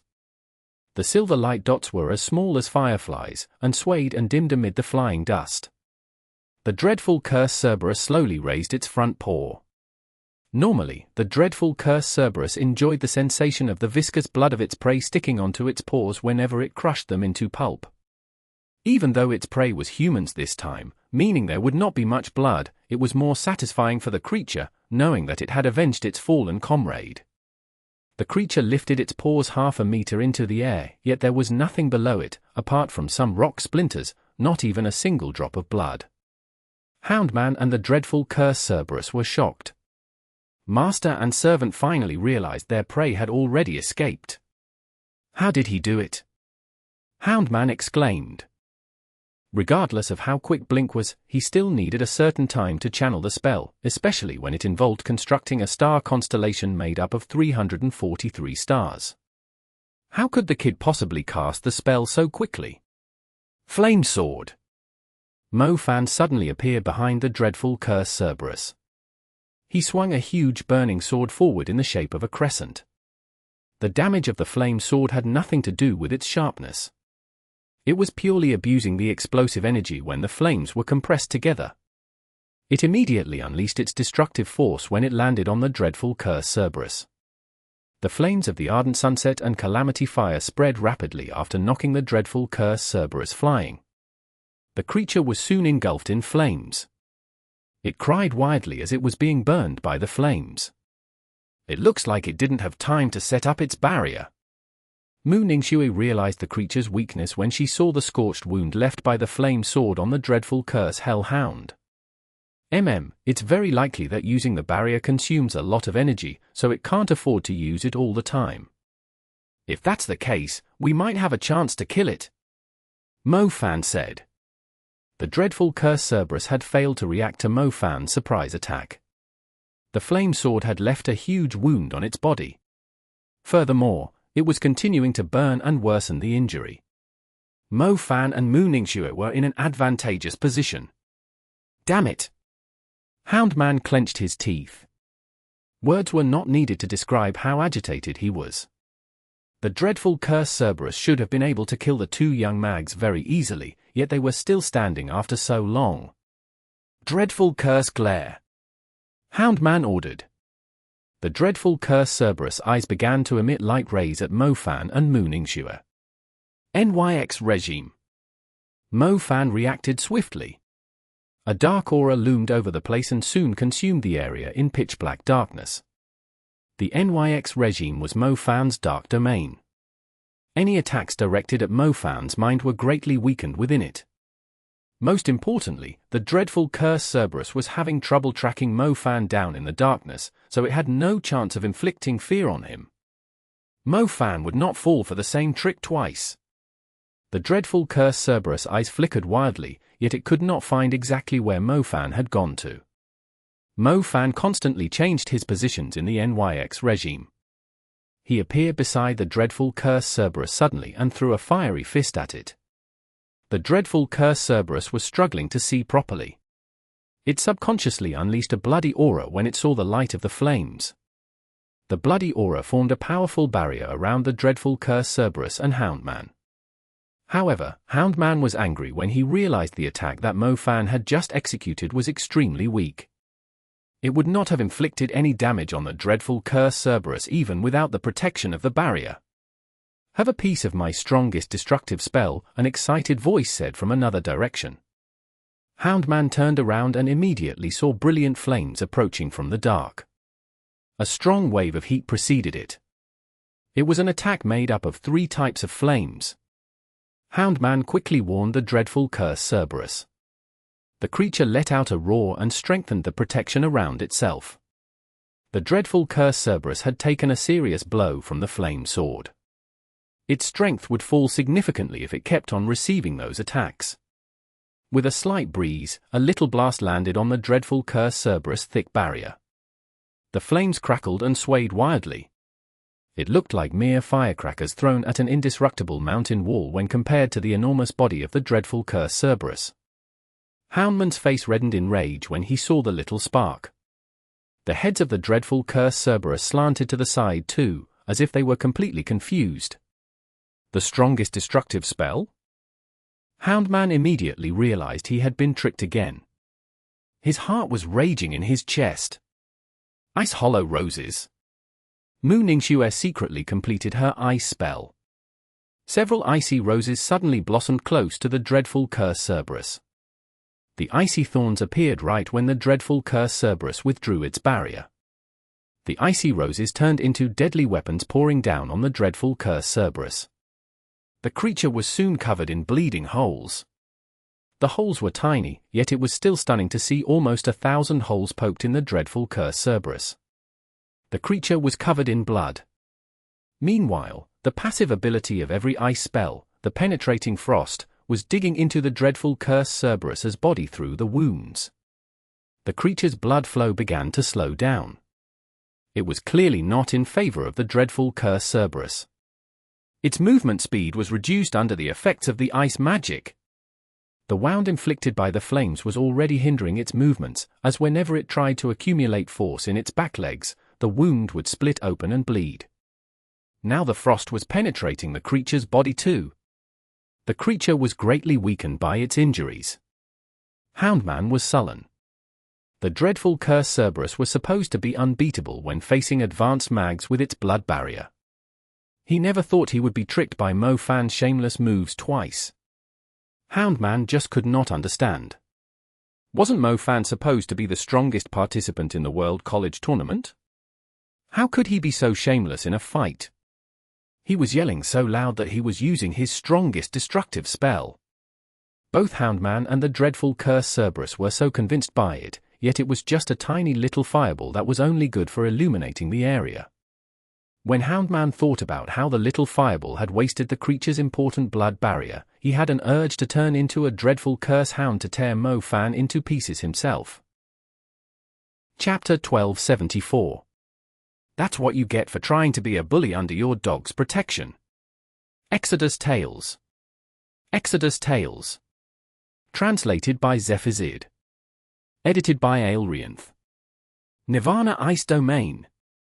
Mooningshue's Nirvana Ice Domain grew stronger as soon as the dreadful curse Cerberus aura weakened. It gradually surpassed the aura of the dreadful curse Cerberus. She had managed to implant the frosty aura in the dreadful curse Cerberus body, making it easier for her to restrain the creature's movement with her ice magic. Her ice was finally able to control the pace of the battle after it gradually penetrated the creature's body through its wounds. The temperature of the dreadful curse Cerberus's blood dropped faster the lower it was. Its body temperature soon dropped to half of its initial level. It was very crucial to restrain the creature's speed, finally allowing Mooningshue and Mofan to dodge the creature's attacks. It also allowed Mooningshue to kite the dreadful curse Cerberus with her agile wind element and ability to manipulate the terrain with her ice element. Tyrant Call. Mofan changed his approach to work better with Mooningshue's ice magic. He no longer used his fire. The continuous lightning strikes left lightning tyrant scars all over the dreadful curse Cerberus. The yellow lightning tyrant scars glowed widely on the dreadful curse Cerberus in many places. However, Houndman had no clue that they were going to trigger the Tyrant Call. Mofan was smart with his approach. He triggered the Tyrant Call as soon as the dreadful curse Cerberus was done with its attack. The lightning strike triggered by more than 100 stacks of the lightning tyrant scars slammed down from the sky and landed right on the dreadful curse Cerberus. The powerful blast left a huge scorched hole on the creature's back. The hole was so big that the bones inside the creature's body were visible. The ice poured into the open wound on the dreadful curse Cerberus body without restraint. Mooningshue was better at fighting battles of attrition, since her ice would grow stronger as the fight went on. She confidently directed her frost to lunge into the dreadful curse Cerberus body after Mofan blasted its skin apart. They could easily tell that the creature was getting weaker. The creature's aura had weakened, because it was dying. Mofan and Mooningshue had perfectly utilized the strength of their lightning tyrant and Nirvana ice domains. In addition to that, Mofan's lightning was significantly stronger than normal lightning mags. Since the dreadful curse Cerberus could no longer use its blood barrier, Mofan continuously summoned wild lightning down on it. The heads of the dreadful curse Cerberus were severely blistered from the continuous strokes. Blood was pouring out from the creature's wounds. Seriously injured by the ice and lightning, the dreadful curse Cerberus still attacked furiously, but Mooningshue dodged it with ease while triggering the storm trap that she had left behind. A powerful wind with bearing frozen blades swept the gargantuan dreadful curse Cerberus into the air. The strong blade sliced at the creature, leaving even bigger wounds all over it. Houndman was also in a miserable state after losing the protection of its blood barrier. He was covered in blood, just like the dreadful curse hell Cerberus. Damn it, who do you think you are to challenge me? Die! Houndman felt like he was about to lose his mind. He had actually lost to 2 students that had just graduated, when he was basically dominating the advanced level. The dreadful curse Cerberus that he was extremely proud of was suffering from serious injuries. Houndman jumped down from the dreadful curse Cerberus when he saw the creature was struggling to rise to its feet. He was going to take Mofan and Mooningshue on with his magic. Why do I think the dog is all you got? You're useless on your own. Mofan grabbed Houndman's throat with telekinesis when he saw the man charging at him recklessly. The curse spell that Houndman just cast dissipated straight away. He had almost suffocated from Mo Fan's powerful grip. "Why aren't you acting smug now?" Mo Fan raised his other hand and gave Houndman a great slap to the face. The slap, strengthened by the space element, was not something a human mage could possibly endure. Houndman immediately lost 2 of his front teeth. He spat out a mouthful of blood. His face was beyond recognition after taking the slap. "This is for bringing your dogs to my territory, you piece of shit." Mo Fan gave Houndman a huge slap to the other side of his face before he could even react. His face was swollen even further after losing a few more teeth.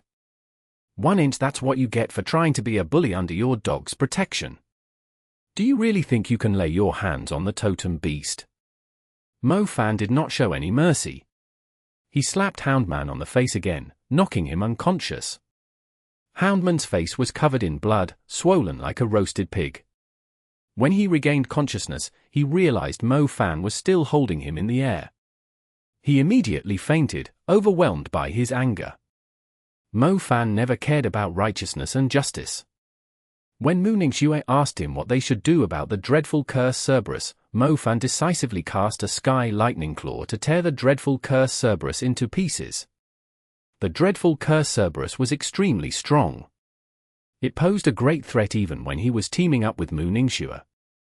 Why would he bother sparing the creature's life? "You're still pretending to be unconscious."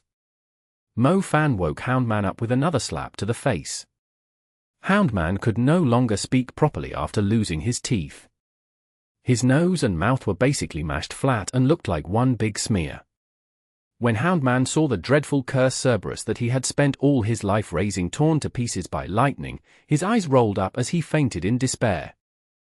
Killing the summoned beast of a mage using the summoning element as their primary element was the same as crippling their cultivation.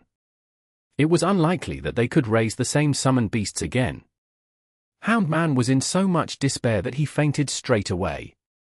Did you really just wake him up just so he could see the dead body of his summoned beast? Mooningxue rolled her eyes at Mo Fan. Mo Fan grinned. He was enjoying torturing the man. When Mo Fan was about to say something, 3 brilliant lights floated out of the dreadful curse Cerberus body. They seemed to be confused after leaving the body, but after the little Loach pendant shuddered, they immediately flew toward Mo Fan. "Are those?" Mo Fan seemed surprised. It was already a great fortune if he could obtain a soul essence from killing a commander-level creature. To his amazement, killing the dreadful curse Cerberus actually gave him 3 soul essences. The dreadful curse Cerberus was clearly one of the strongest commander-level creatures he had ever fought against, meaning that the 3 soul essences were most likely better than normal soul essences too. He could definitely make a fortune by selling them. Mo Fan burst out laughing. Mooningxue was unable to see the soul essences that Mo Fan had collected. She assumed Mo Fan had started to lose himself as he indulged in the pleasure of torturing the man. "Nighthawk, how are you doing?" Mo Fan showed up while dragging the unconscious Houndman along the ground. Nighthawk turned around. He was surprised to see Mo Fan and Mooningxue. "Where's the dreadful curse Cerberus?" Nighthawk asked. "Dead," Mo Fan said. "You killed it?" Nighthawk found it hard to believe. Nighthawk still had a lingering fear for the dreadful curse Cerberus. He could still feel pain from the scar on his neck every time he recalled the past. Even though he might be strong enough to take down the creature now, it was still an unhealable wound. "You actually killed the dreadful curse Cerberus." It took Nighthawk some time to collect his thoughts. He shook his head helplessly and said, "You two are seriously monsters." Nighthawk finally understood why China had come first in the World College Tournament. These two were just insanely strong if they could kill even a dreadful curse Cerberus. "There's nothing we can't beat when as husband and wife work together." Mo Fan laughed. Mooningxue was too lazy to refute it. She went over to Shishi instead. Nighthawk had taken care of Zhenguanglier, Coolingxi, and the underlings. He did not have any problem dealing with them, considering how strong he was. He could even take out Houndman too, if it was not for his subconscious fear of the dreadful curse Hounds. "Nighthawk, how dare you help outsiders against the members of the Magic Association?" I'll tell the council about it. They will make you pay for it. Coolingcy barked like a dog. He had recognized Nighthawk. Coolingcy, you knew they were after the totem beast, yet you still tried to help them steal it. Feel free to explain yourself to the chairman. I can't wait to see how many years in prison you will be sentenced to since you, a committee member of the research union, has been giving important information about our country's totem beasts to outsiders. Nighthawk replied disdainfully. The research union had clearly crossed the line. If they were only after Shishi to research the unique scent that stopped the demon creatures from attacking her, no one could possibly do anything to them. However, things were different as soon as a totem beast was involved.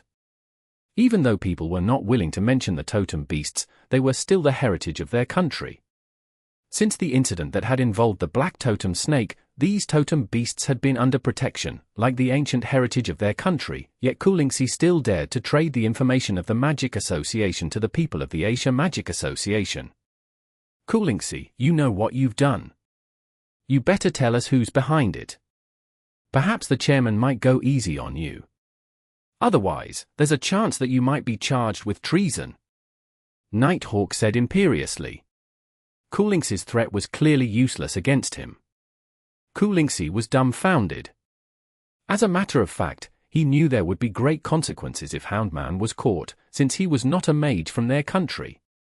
What's going on here? Mu Ningxue was confused after hearing Nighthawk's words. Continent Councilman Su Lu of the Asia Magic Association isn't on friendly terms with Chairman Shao Zheng. Su Lu is using the Donghai Magic Association to search for totem beasts. If Coolingcy is willing to testify that Su Lu is behind it, Chairman Shao Zheng will easily make Su Lu pay for it. Mo Fan told Mu Ningxue. Then what about you, Shishi? Mu Ningxue hesitated. Don't worry, Shao Zheng has left me in charge of the totem beasts. I'm pretty much the ambassador of totem beasts now, so you Shishi is under my care. No one apart from the councilman can lay a hand on her, Mo Fan declared. Chapter 1275. The Totem Beast That Fits. Exodus Tales. Exodus Tales. Translated by Zephizid. Edited by Aelrianth. The moon moth phoenix was safe now, but she still showed no sign of waking up. Yushishi's face was covered in tears. Almost all of the blue moths had died in the battle. The ones left alive were injured too. They were flying pitifully around Yushishi in circles. Cheer up, Mu Ningxue comforted her. Yushishi wiped her tears and forced a pitiful smile. It's worth it as long as the moon moth phoenix is safe. You're safe too. I believe they can reproduce pretty fast again under your delicate care, Mu Ningxue said. You're right. Yushishi nodded. Either way, she had fulfilled her role and protected the moon moth phoenix. It would be worse if the moon moth phoenix was taken away after she had sacrificed everything. If that happened, she would never be able to recover from the loss. I'll have to find a new hiding spot for her. I'm sorry I can't tell you where she would be relocated to, Yushishi said. Hang on, Mo Fan stopped Yushishi. Yushishi was obviously still holding a grudge against Mo Fan. She looked at Mo Fan alertly. She was afraid that these benefactors that helped to drive away the people that were harboring malicious intent toward the moon moth phoenix were having other thoughts about the moon moth phoenix, too. No one is supposed to know where the moon moth phoenix apart from you, yet how did they manage to find this place? Mo Fan asked, his eyes narrowed. I don't know either, Yushishi fell into deep thought. Yeah, how did they know where the moon moth phoenix is? Meanwhile, Lingling walked up to the group of people that Nighthawk had subdued and stared at one of the men with his head lowered. You are Lian Shishan, right? Lingling asked. The man raised his head. He seemed to be in a panic.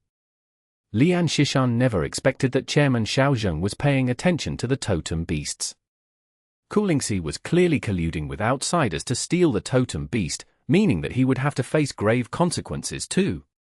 I'm not, Lian Shishan quickly denied. You're seriously a disgrace to Jiang Shaojun. The man risked his life to search for the totem beasts, but you sold the information to these people that tried to harm the totem beasts instead. Lingling harumphed coldly. She sounded a little angry. Is he the colleague that Jiang Shaojun mentioned in his journal? Mo Fan looked at Lian Shishan. A piece of scum, Lingling confirmed. Mo Fan went up to Lian Shishan and snapped, I've asked around and learned that Jiang Shaojun went missing while he was looking for an ancient totem beast. Were you the one that killed him? Lian Shishan's face paled after hearing the accusation. Heavens, I never killed Jiang Shaojun. Lian Shishan shook his head urgently and said, I have nothing to do with it. I didn't kill him. He insisted on going to look for the ancient totem beast. I thought it was too dangerous, and his speculation was just too ridiculous, so our team didn't go with him. Oh? Do you know where he went then? Mo Fan asked. He went to a few places. Once, he visited Hangzhou, and he came to me looking very excited. He told me that he had discovered a great secret. He was hoping that I could help him find the totem beast. I assumed he had gone crazy, so I just ignored him. He was very disappointed with me, and then he went north, Lian Shishan said. Lian Shishan quickly told Mo Fan everything he knew after he was accused of killing Jiang Shaojun. He went to Hangzhou. Mo Fan fell into deep thought. I only knew he went somewhere in Gansu, Lian Shishan said. His forehead was covered in sweat. Well, do you recognize this feather? Mo Fan took out a huge feather from the storage of his space element. Lian Shishan obviously recognized the feather. The expression on his face said it all. Lian Shishan collected his thoughts after some time. He stammered, it took us a great amount of effort to find this feather. However, there was a huge disagreement in the team after that, so we didn't continue with the search. Where did you find this feather? Mo Fan asked. In Yangtai. I can give you all the information I have if you're interested. Lian Shishan exclaimed. It seems like you're still of some use. I guess I'll hand you to the enforcement union later, Mo Fan smiled. Lian Shishan immediately looked grateful. If he really ended up in Chairman Shao Zhang's hands, a little archaeologist like him was surely going to face great problems. I'll be going then, Shishi said. If the moon moth phoenix wakes up, can you please ask if she knows of the other totem beasts? Mo Fan asked. Sure. Shishi nodded. The favor Mo Fan asked was nothing compared to the help that he and Mu Ningxue had provided. The forest happened to be closer to Hangzhou, so Mo Fan, Mu Ningxue, Nighthawk, and Lingling decided to escort the people to Hangzhou instead. Tang Yu was around when they arrived at the Lingyan Enforcement Union. She looked at Mo Fan, Nighthawk, Mu Ningxue, and Lingling with wide eyes. Tang Zong was around, too. Mo Fan spoke before he could even speak. Old Tang, can I borrow the prison of your enforcement union for some days? These people are very important to the chairman. Can you at least tell me what's going on first? Zhang Guangliu, Kulingxi, what the heck have you done this time? Tang Zong recognized the prisoners. The Donghai Magic Association occasionally had dealings with the Hangzhou Magic Association, and both Zhang Guangliu and Kulingxi held fairly high ranks in the Donghai Magic Association too. Why did they end up being escorted by Nighthawk like they were criminals? Tang Long learned the truth after a brief explanation from Nighthawk. You are a fool. Tang Long berated them sadly. He seemed to be quite close to Kulingxi. Brother Tang Zong, I didn't think it would end up like this. I was blinded by my greed, Kulingxi let out a heavy sigh. It was useless to say anything now. He had colluded with outsiders instead of telling anyone about his discovery of a totem beast. There was no way he could escape punishment. Just tell the chairman everything you know, and he might go easy on you for it, Tang Long said. I will, Kulingxi sighed haggardly. Tang Yu, escort them to the prison, Tang Long said. A lot of things have been happening lately. Our cells are almost full, Tang Yu nodded, somewhat amused. It was already late at night. Mo Fan did not leave straight away. He decided to spend the night at Hangzhou with Mu Ningxue. If he had to find the perfect place for a date, it would definitely be the island at the heart of West Lake with its stunning view. Mo Fan had never been to shadowy shrubs with a clear beautiful lake together with Mu Ningxue. He purposely brought Mu Ningxue to the island in the middle of West Lake. The place was surrounded by water with a spectacular pavilion on it.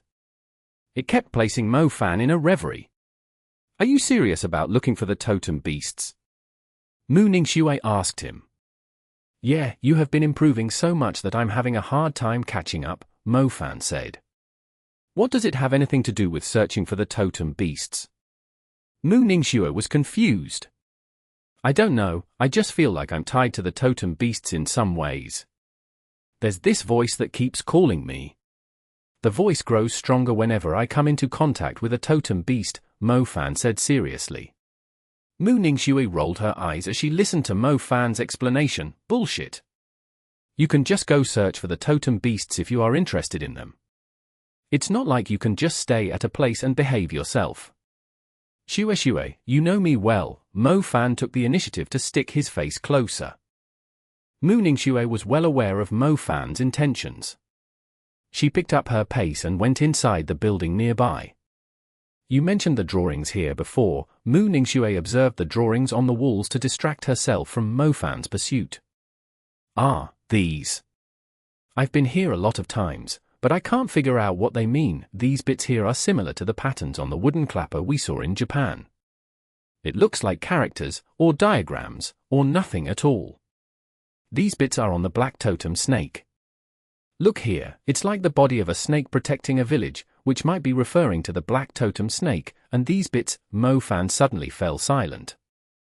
A sudden thought crossed his mind as he was explaining his discovery to Mu Ningxue. Mu Ningxue looked at Mo Fan after he suddenly became quiet. She was breathing as softly as she could. Mu Ningxue was familiar with Mo Fan. It was obvious that he had thought of something, so she did not make a sound to disturb him. As she thought, Mo Fan suddenly focused the drawings on the walls.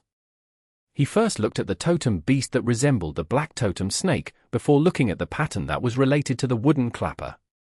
"Shue, look here, isn't this shape similar to the pattern we saw on the moon moth phoenix's cocoon?"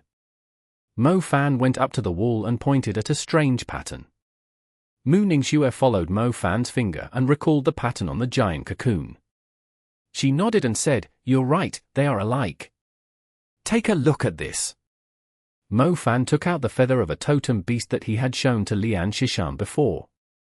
He placed the feather above the pattern of the moon moth phoenix. Mu Ningxue observed closely. After comparing the two, she was surprised to see that the pattern of the moon moth phoenix was actually very similar to the pattern on the feather. They could even stack on top of one another. It was like two fingerprints that were 90% identical.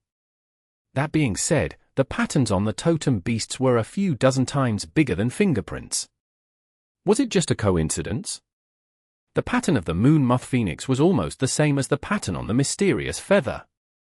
"Shue, have you heard the legend about the black tortoise?" Mo Fan asked. Chapter 1276. The Cell Drenched with Blood. Exodus Tales. Exodus Tales. Translated by Zephizid. Edited by Aelrianth. Mu Ningxue looked at Mo Fan, waiting for him to keep going. "It's something that Zhao Manyang told me before.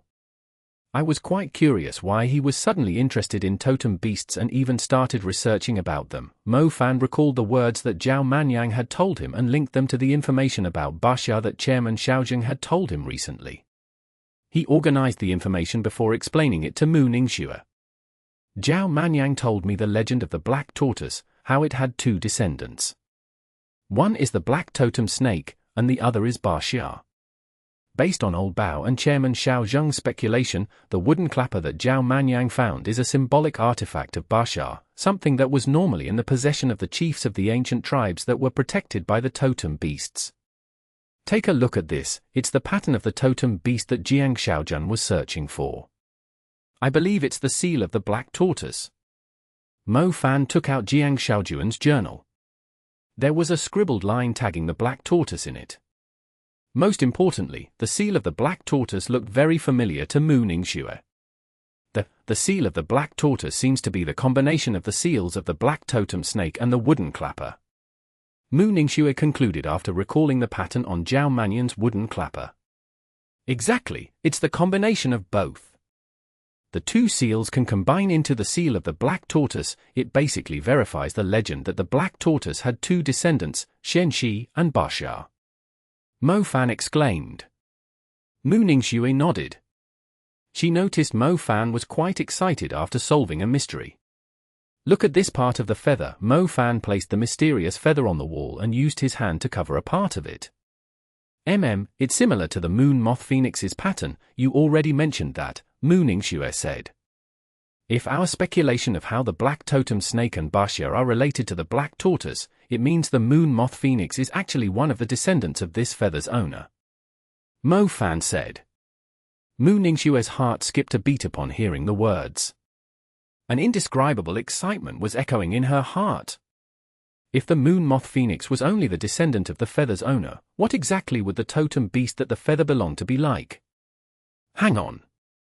If we already know the moon moth phoenix's totem seal and the seal of the feather's owner, we can use subtraction to find out the seal of the other totem beast. Mu Ningxue was excited after realizing that. Exactly. Mo Fan nodded quickly. The formula for the totem seals was simple. The seal of Baxia plus the seal of the black totem snake was the seal of the black tortoise. It also implied that the seal of the mysterious feather's owner, the seal of the moon moth phoenix, equals the seal of an unknown totem beast. The traces of totem beasts had been erased by time. It was extremely difficult to search for clues about them. However, if they knew the seal of a totem beast beforehand, it might be a useful clue to tracking down that totem beast. Maybe Jiang Shaojian figured out how the totem beasts are related to one another from the drawings here. Mu Ningxue recalled what Lian Shishan said. That must be it. He insisted on exploring the south even if it meant going alone. He must have figured out there was a powerful totem beast there using the totem seals. He even mentioned it in the journal.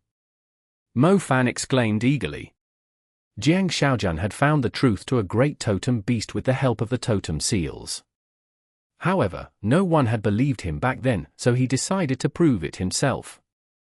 A man who was so passionate about the past, a man that was willing to sacrifice everything to seek the truth, a man who had discovered the secrets of the totem beasts ended up missing. Mo Fan had heard Jiang Shaoxiu talking about her brother Jiang Shaojian many times. He could not relate much to the man, but now that he had discovered the secret, his heart was pounding heavily too. What could the totem beast that the feather belonged to, the creature whose rank was higher than the moon moth phoenix, be? On the other hand, what was the totem beast that was on the same level as the moon moth phoenix? What was the great totem beast that Jiang Shaojian kept mentioning in his journal? Was it the same totem beast that the feather belonged to? Or was it something else? Even though I don't really understand why you are so passionate about the totem beasts, I strongly believe you will find the other totem beasts, beyond the black totem snake and the moon moth phoenix, Mu Ningxue encouraged him quietly. Mo Fan could not tell for sure either. Why was he so passionate about the totem beasts? Was it because of their power? Was it because he was interested in the overwhelming strength of the totem beasts? Was he fascinated by the fact that he could roam freely across the world if he could subdue one or two of them? By the way, do you know what happened to Zhao Manyang? Mu Ningxue said as the thought crossed her mind. About that, there's something I couldn't understand, Mo Fan replied. What is it? Mu Ningxue was quite curious too. She had heard the specifics of Zhao Manyang being eaten by a giant creature from the others. If Baxia was following us all the way from Japan to Venice, why did he show up all of a sudden after the end of the World College tournament? I kept feeling that things aren't as simple as they seem. Mo Fan said. Mu Ningxue glanced outside the building and happened to see the black totem snake poking his enormous head closer. It was obvious that the black totem snake was aware of Mo Fan's presence and had come to greet him. A thought crossed Mu Ningxue's mind when she saw how friendly the black totem snake was to Mo Fan. Mo Fan, is it possible that Zhao Manyan's life was in danger? Baxia didn't show up to destroy anything, nor was he trying to eat Zhao Manyang. He was actually trying to protect him. Mu Ningxue's words immediately cleared up Mo Fan's doubts. Yeah, Baxia had obviously been following Zhao Manyang since the wooden clapper was its symbolic vessel. Zhao Manyang was like the chief of the ancient tribe the totem beast was protecting, so he suddenly showed up when Zhao Manyang's life was in danger. Why did he not think about that in the first place? That meant that something did happen to Zhao Manyang. Do you remember what Zhao Manyang was discussing with you? Mu Ningxue said. He seemed pretty dispirited, mainly because of his father. He was hoping to make his father proud of his contributions. There was something he wanted to tell me too, but he didn't say it in the end. It felt like it's going to hurt if he said it, Mo Fan recalled. Aren't you very close to him? Why would he not tell you about it? Mu Ningxue asked. I don't know, Mo Fan had no clue either. Normally, there are a few possibilities why he didn't want to say it. First, it might hurt the person he's talking to. Second, it might hurt someone that's as important as you are to him. Third, it might hurt himself, Mu Ningxue told him. Mu Ningxue was able to give Mo Fan a different view of the questions he had. If Baxia only showed up because Zhao Manyang was in danger, was Zhao Manyang not willing to tell him everything because it was going to put his life in danger? A loud cry from the sky interrupted Mo Fan's thoughts. Mo Fan and Mu Ningxue went outside and saw Nighthawk and his light curtain eagle circling in the sky. The black totem snake had already submerged into the water, just so he did not scare the light curtain eagle so much that it would not dare to land. Mo Fan, something bad happened. Nighthawk said with a frown. What is it? Mo Fan said. We'll talk after we reach the Lingyan Enforcement Union. Nighthawk signaled Mo Fan and Mu Ningxue to come onto his light curtain eagle. They rode the light curtain eagle as it flew across the lake and headed toward Lingyan Mountain. Nighthawk brought them straight to the prison. Tang Zong and Tang Yu were there too. They were wearing terrible looks. They could not find any word to say when they saw Mo Fan and Mu Ningxue. Mo Fan looked into the prison and saw one of the cells had a huge pool of blood and a corpse that was beyond recognition in it. In the other corner, Houndman looked up with a ferocious gaze. His hands were covered in blood. The blood was slowly dripping onto the floor. He killed Kulingxi, Tang Yu said with a self-blaming look. I shouldn't have locked them up in the same cell. Mo Fan was astounded by the sight. The minds of the prisoners were suppressed when they were in the cells, meaning that they could not cast a single spell. In other words, Houndman had killed Kulingxi in the most brutal way. Kulings's death meant that they no longer had any evidence to accuse Continent Councilman Su Lu. Why did you do it? The offenses you've committed aren't even that serious. You just needed to spend a few years in jail, and you could still be a mage after that. However, there's no way you're coming out of prison after killing Kulingxi. Tang Zong snapped. I'm more afraid of Su Lu than being imprisoned forever. Houndman looked up. He did not wear a proud grin, like things had gone according to his plan. Instead, his face was pale and he was covered in a sweat of uneasiness and fear. Su Lu hated being let down by his men the most. Houndman knew he would suffer greatly if not only did he fail to accomplish his mission, but he also ended up bringing trouble to Su Lu. Houndman would rather make amends, even if it meant committing a serious offense by killing a committee member of the research union. He would rather spend the rest of his life in jail than be punished by the enraged Su Lu. Is that guy really that scary? Mo Fan asked, seeing Houndman's reaction. It was hard to imagine why a man who was almost unbeatable in the advanced mage would be so scared of a person. You don't understand, you will never understand, you better be prepared too. Su Lu never forgives anyone that opposes him. Soon, you will be wearing my shoes. Houndman curled up in the corner. It felt like he was suffering from a mental disorder. 1 inch, let's go, Mo Fan sighed. Tang Yu was still blaming herself for it. Mo Fan reassured her that she was not to blame. Tang Yu might be an enforcer, but she was too kind to understand how twisted humans could be. It was definitely not her fault. Chapter 1277. One Last Time. Exodus Tales. Exodus Tales. Translated by Zephazid. Edited by Aelrianth. Lujiang Private Hospital in the Magic City was located on the side of a hill. Its unique position and the spectacular woods surrounding it made it one of the most luxurious hospitals available. The majority of the people here were not patients, but medical personnel. It was common to see an aged patient followed by a group of medical personnel. They would even measure the wind speed as a safety precaution. There was a spacious ward on the 4th floor.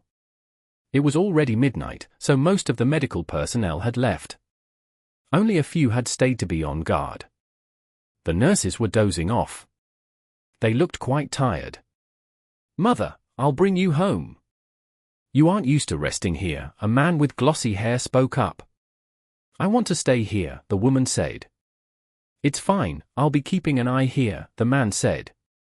"Oh, all right." "Oh, Yuchen, I wouldn't know what to do if you weren't here with me." The woman seemed haggard. The family had suddenly ended up in such a miserable state that only pain and grief were left. Bai Mingjing felt like she could not bear it any longer.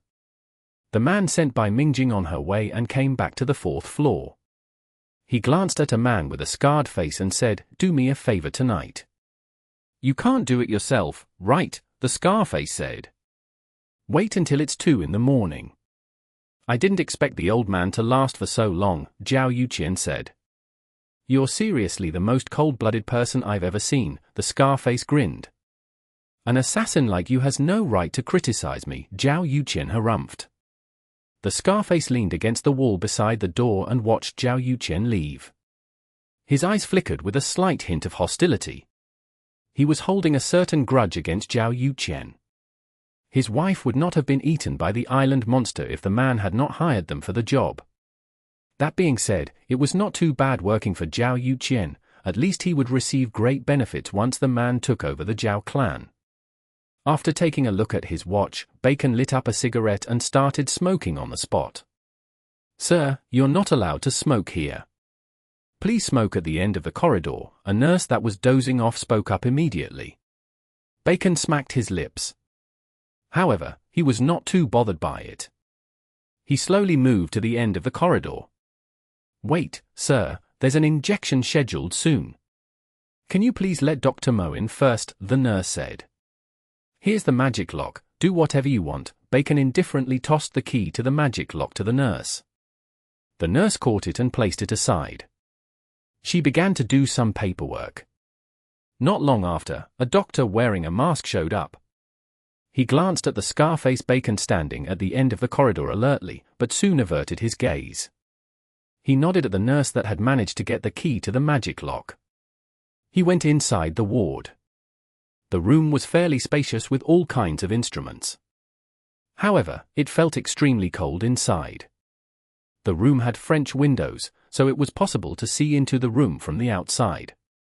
The nurse went into the room and drew the curtains.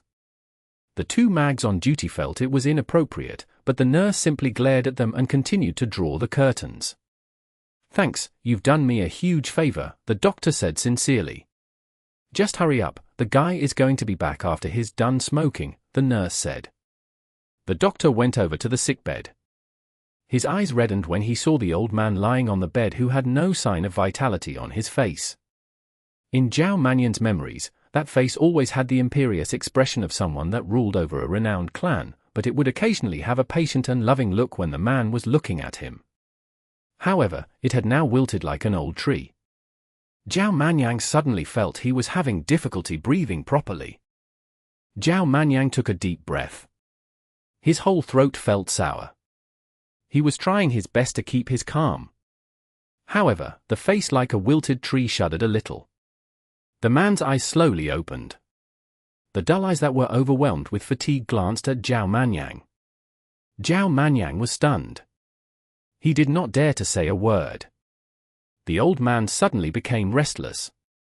He tried to reach his hand toward Zhao Manyang's face. Zhao Manyang was still wearing a mask.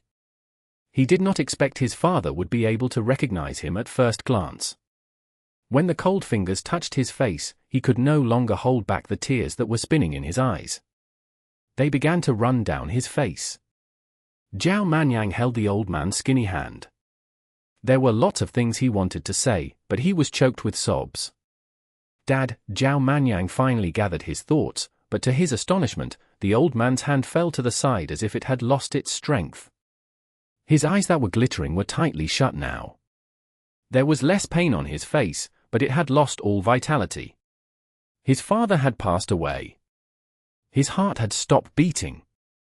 His body had lost its warmth. He had really passed away.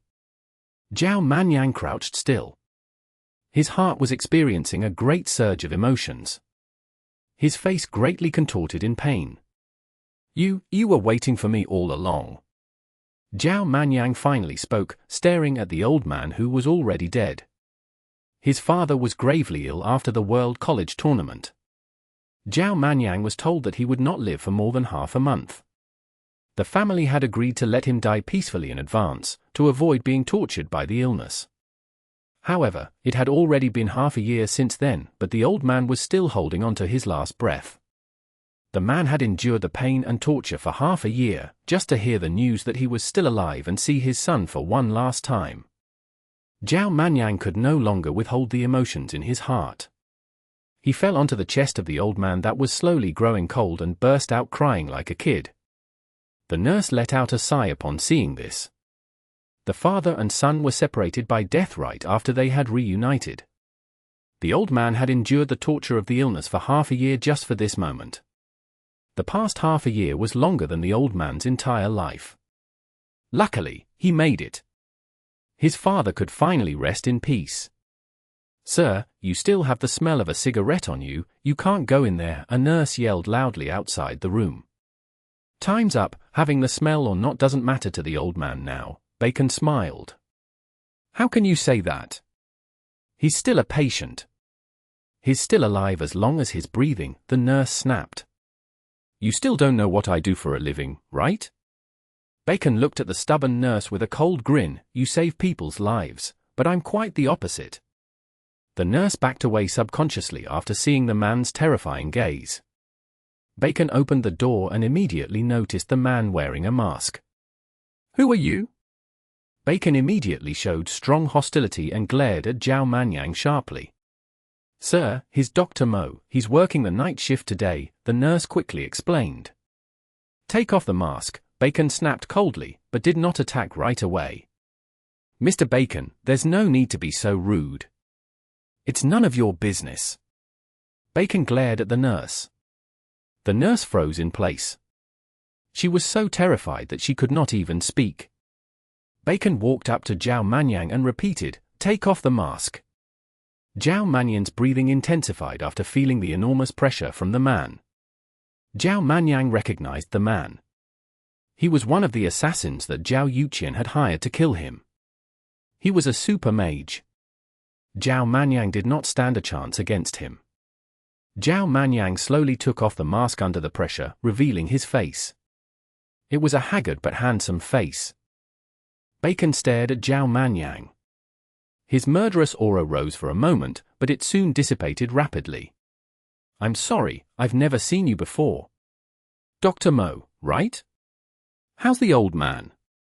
Bacon withdrew his intimidating demeanor and wore an insincerely apologetic smile. "He passed away, just a moment ago," Zhao Manyang said. "Oh? Guess it makes me less guilty," Bacon said. "Tell the family to make arrangements." Zhao Manyang donned the mask and left the ward with a cold expression. "Don't you worry, it will surely be a grand funeral knowing how rich the family is, he. Bacon replied. Zhao Manyang took a deep breath again while heading out of the room. The nurse followed quickly. After going outside, Zhao Manyang was struggling to breathe. The tears that he tried his very best to hold still ended up pouring down like a rain. Zhao Manyang had the urge to tear the Scarface into pieces with his bare hands when he was uttering disrespectful words at his father. Unfortunately, he could not do it, since he was still too weak to take the man on, nor could he do anything to Zhao Yuqian, who basically had the whole Zhao clan under his control now. Zhao Manyang walked aimlessly on the streets, like a zombie. The city was still lively at night. In the past, he would be spending his money recklessly by now. However, the city looked completely empty in his eyes. All he could see was a boundless darkness. There was no sense of direction, nor a single glimpse of light in it. Zhao Manyang had no idea where he was after wandering around aimlessly. He only sensed a black shadow moving past him from the side. Zhao Manyang lifted his gaze and saw a familiar figure slowly walking out of the shadow with a pure and sincere smile. "Old Zhao, I knew you weren't dead." Mo Fan quickened his pace after appearing from the shadows. Zhao Manyang was stunned. He smiled too, even though his smile looked rather ugly. Chapter 1278. The Seal on the Little Loach. Translated by Zephazid.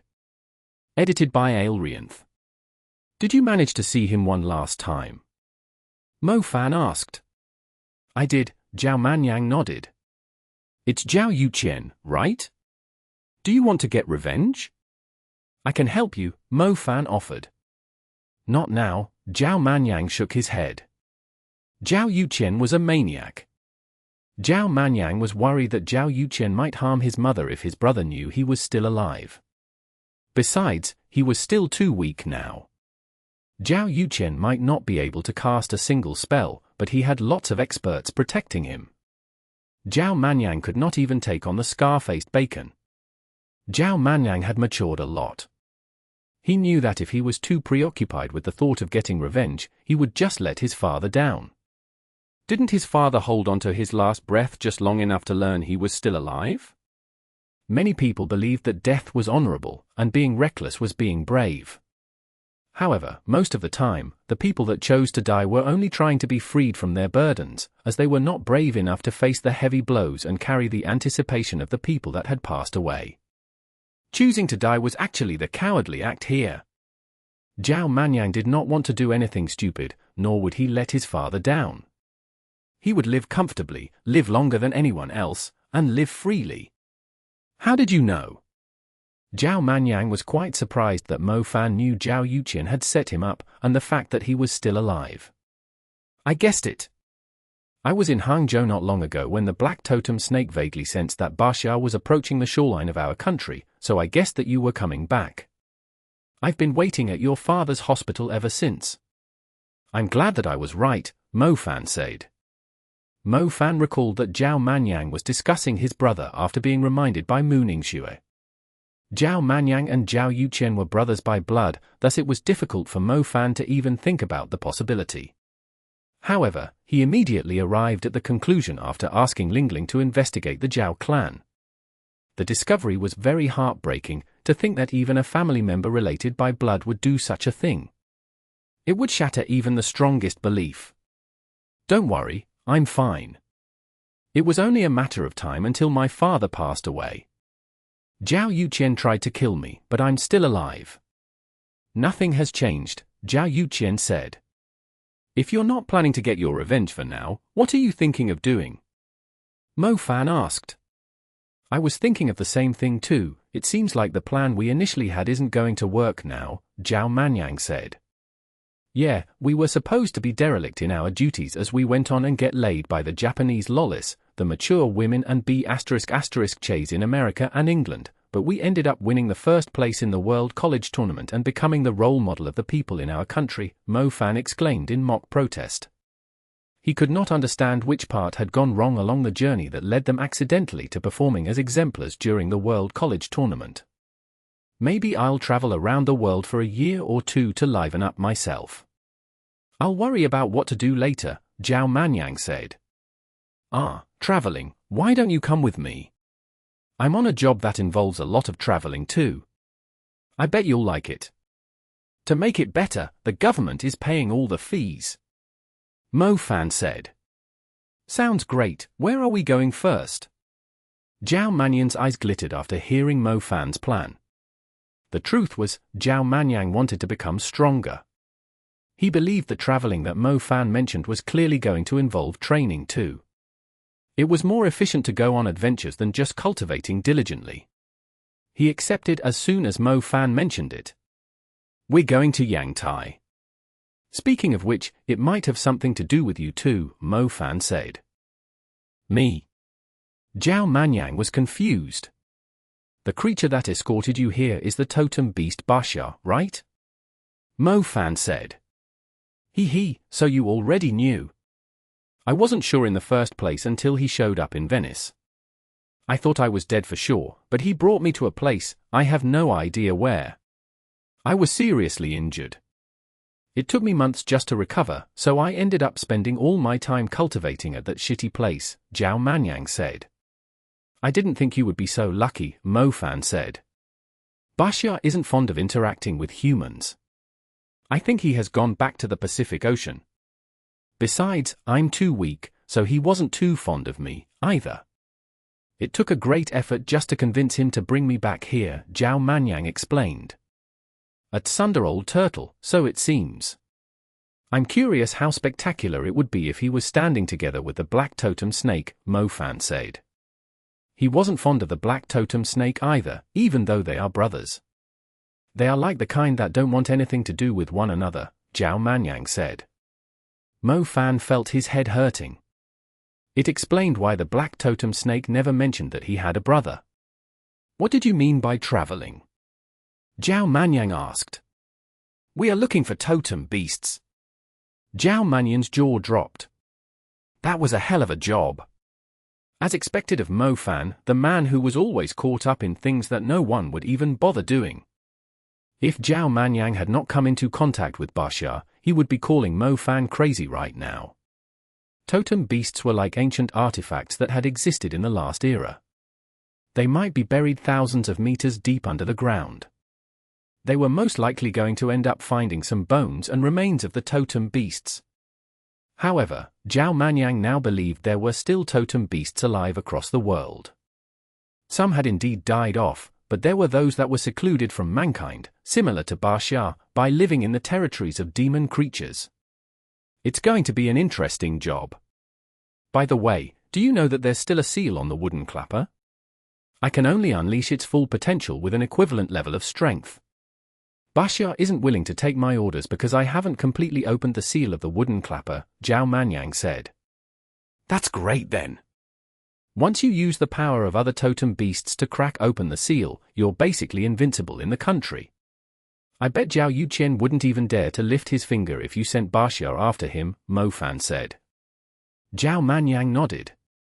He needed power, and the only way he could be powerful enough to face Zhao Yuqian was with the totem beast. Zhao Manyang no longer looked so lost after having a goal and a direction in mind. Zhao Manyang could not wait for the day that he finally earned the approval of the Sunder Old Turtle and gained his formidable power. Zhao Manyang went back to school. He secretly bought an apartment as a playground for him and his girlfriends. His family was clueless about it, meaning that Zhao Yuqian would not be looking for him there, either. The place was very close to Mo Fan's place. Mo Fan asked Zhao Manyang to give him Baxia's totem seal. That way, he finally had the complete totem seal of the black tortoise. The totem seal of the black tortoise might not be useful now, but who knew that it might turn out to be an important clue that would help them track down the other totem beasts. Mo Fan was still unsure if the totem beasts were connected to one another. Zhao Manyang went back to his apartment to organize the information he had on totem beasts. Meanwhile, Mo Fan was lying on the resting chair on the balcony of his apartment. He was the only person in the apartment. Both Ari Tutu and Mu Nujiao were nowhere to be seen. Mo Fan suddenly sat upright after some time. He took out the little Loach pendant below his shirt. Finding the totem beasts was indeed exciting, and the benefits were incredible too. However, they were not the main reason why Mo Fan was interested in them. Little Loach, the special pendant that had been keeping Mo Fan company for a long time, felt alive to him too. Nanyu had an interest in learning ancient lore, and had mentioned that the little Loach pendant was a vessel stronger than the wooden clapper. If the wooden clapper was the symbolic vessel of Baxia, the descendant of the black tortoise, what was the little Loach pendant? The little Loach pendant's existence had always been a mystery. Mo Fan believed it might have represented a totem beast in the past, too. He could only solve the mystery by finding the totem beast it was representing. Little Loach, you have a seal on you too, right? Every time you eat something delicious, the seal will open a little, giving me great benefits. I bet the energy that the totem beasts have is your favorite too. Mo Fan murmured to himself, looking at the little Loach pendant. Mo Fan's rate of improvement was still too slow. At least, he thought it was slow, compared to how quickly Mu Ningxue was improving. Mu Ningxue had been cultivating diligently. The power she received from activating the pieces of the ice crystal bow was quite remarkable, too. Since Mo Fan had 6 elements to take care of, just being diligent was never going to be enough for him, not to mention that he would have 8 elements in total once he became a super mage. Therefore, it was necessary to upgrade the little Loach pendant further. Well, it might be inappropriate to say it was upgrading. Initially, Tang Yu told Mo Fan that the little Loach pendant was the kind of magic equipment that was able to grow, thus Mo Fan assumed that the little Loach pendant had been growing after devouring the things it was interested in. However, it turned out that the little Loach pendant was most likely a symbolic vessel placed under a seal. It was closely related to the totem beasts. Every time it devoured some suitable source of energy, it would open the seal, restricting its powers a little bit, thus granting Mo Fan more energy and benefits. Mo Fan understood what he had to do after arriving at that conclusion. It was also the reason why Mo Fan had accepted the job right away after Xiaozheng told him about the totem beasts. There was nothing that could make him stronger as efficiently as the little Loach pendant. If he already had a mountain of gold waiting to be dug up, why would he bother wandering around aimlessly? Besides, Mo Fan was very eager to learn the secrets of the little Loach pendant. If Baxia was already so powerful, how powerful would the totem beast that the little Loach pendant was linked to be? Chapter 1279. Little Flame Belle is growing. 2. Exodus Tales. Exodus Tales. Translated by Zephizid. Edited by Aelrianth. Houndman had provided Mo Fan with 3 commander-level soul essences, each of them of high quality. It was definitely a handsome profit for Mo Fan.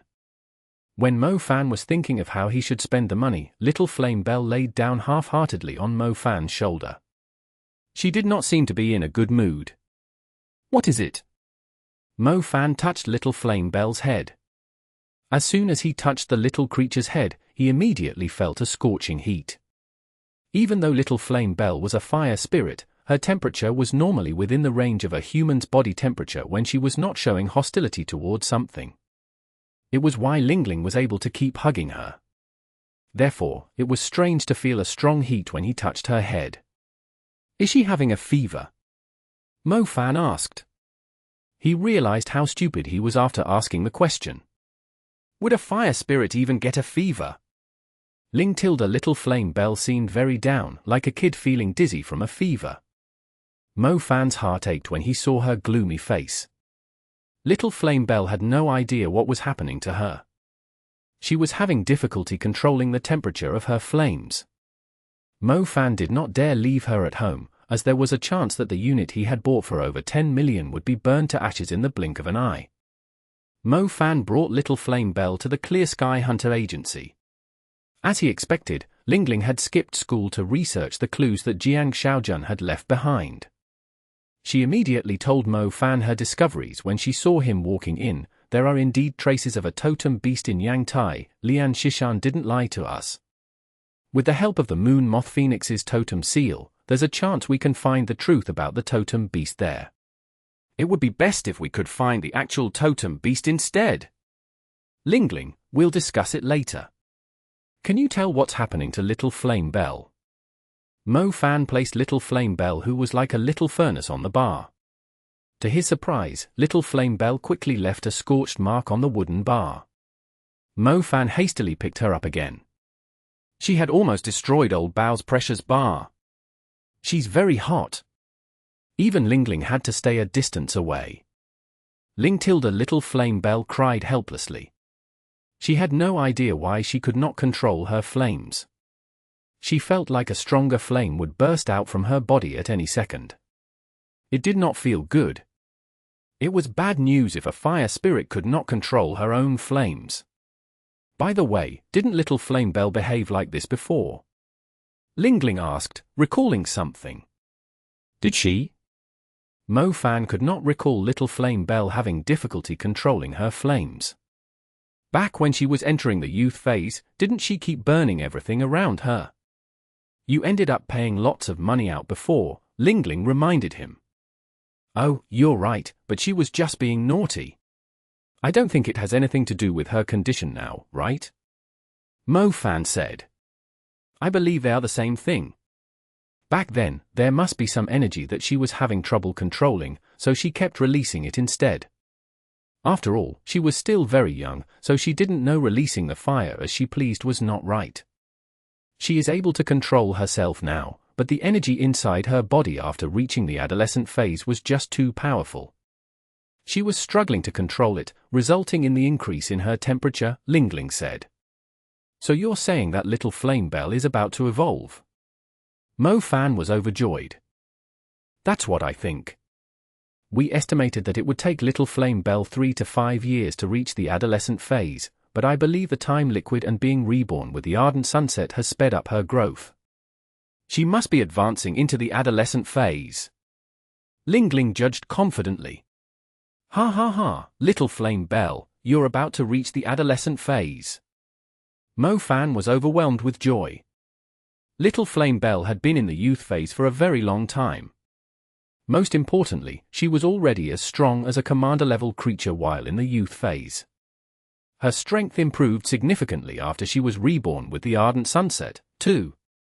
The truth was, Mo Fan did feel a little strange that little flame Belle's strength had not improved as much as he had expected after she was reborn. Now that he thought about it, it was not because little flame Belle's strength had not improved, but because she was still entering the adolescent phase. The adolescent phase would not just improve her strength, even her appearance would change again. She changed a little before, so I thought she had already entered the adolescent phase, Mo Fan exclaimed. The changes should be very obvious once she entered the adolescent phase. She wouldn't look like a little girl still, Lingling sniffed at the thick-headed idiot's words. What should I do now? Mo Fan asked. Do you have money? Lingling asked. Well, I earned some recently, Mo Fan said. How much? Lingling said. 3 high-quality commander-level soul essences. I believe each one is worth around 500 million. Mo Fan said. Houndman had clearly invested more than 1,500 million on the dreadful curse Cerberus. Mo Fan earned a fortune from killing the creature. It was easier to earn money after his cultivation improved. Oh, I think that's enough to buy a soul-grade fire seed or 2. I'll go with you to the Shanghai Plaza and look around. We'll buy 1 or 2 soul-grade fire seeds that suit little flame Belle's taste, Lingling said. Mo Fan almost dropped his jaw to the ground.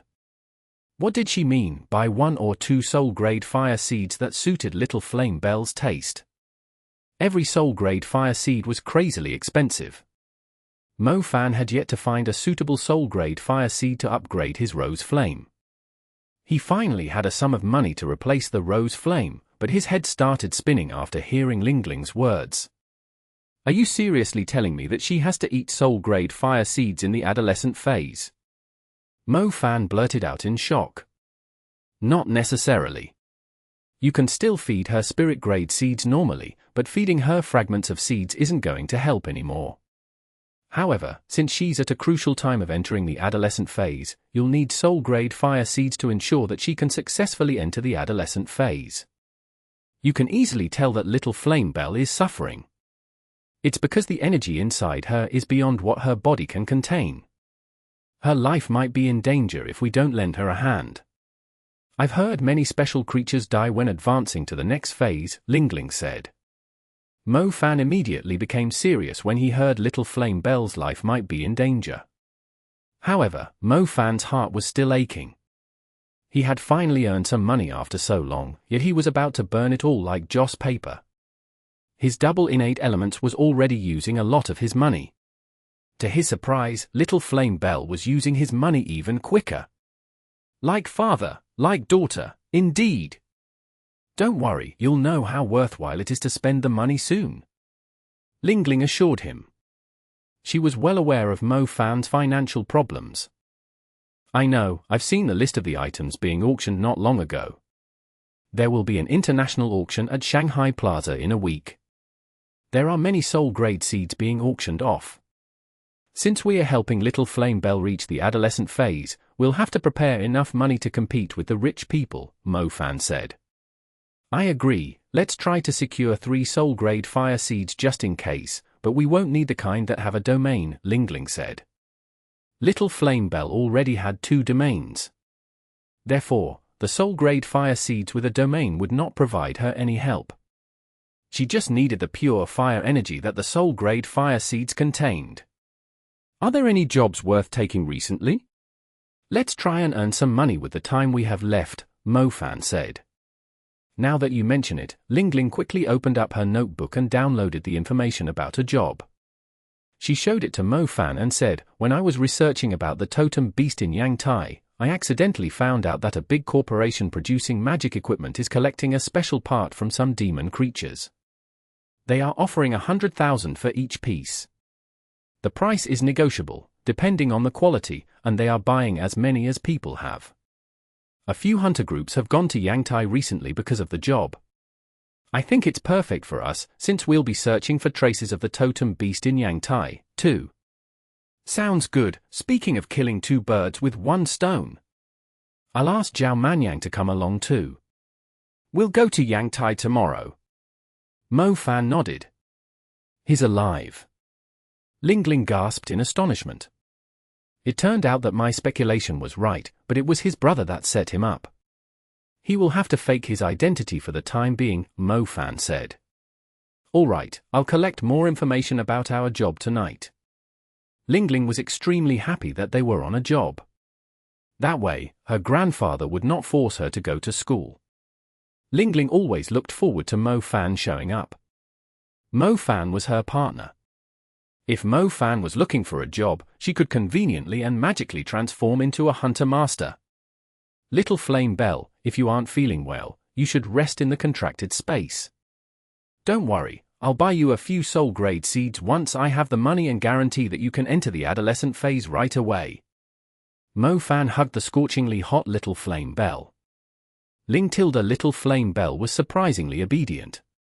She returned to the contracted space after enjoying Fan's hug for a while. They are collecting as many crests of demon creatures as everyone can gather. This corporation is pretty rich. With Linden's help, there won't be any trouble obtaining the crests they are looking for. I'll do my best to make them go bankrupt. Fan glanced at the information that Linden sent him with a cunning grin.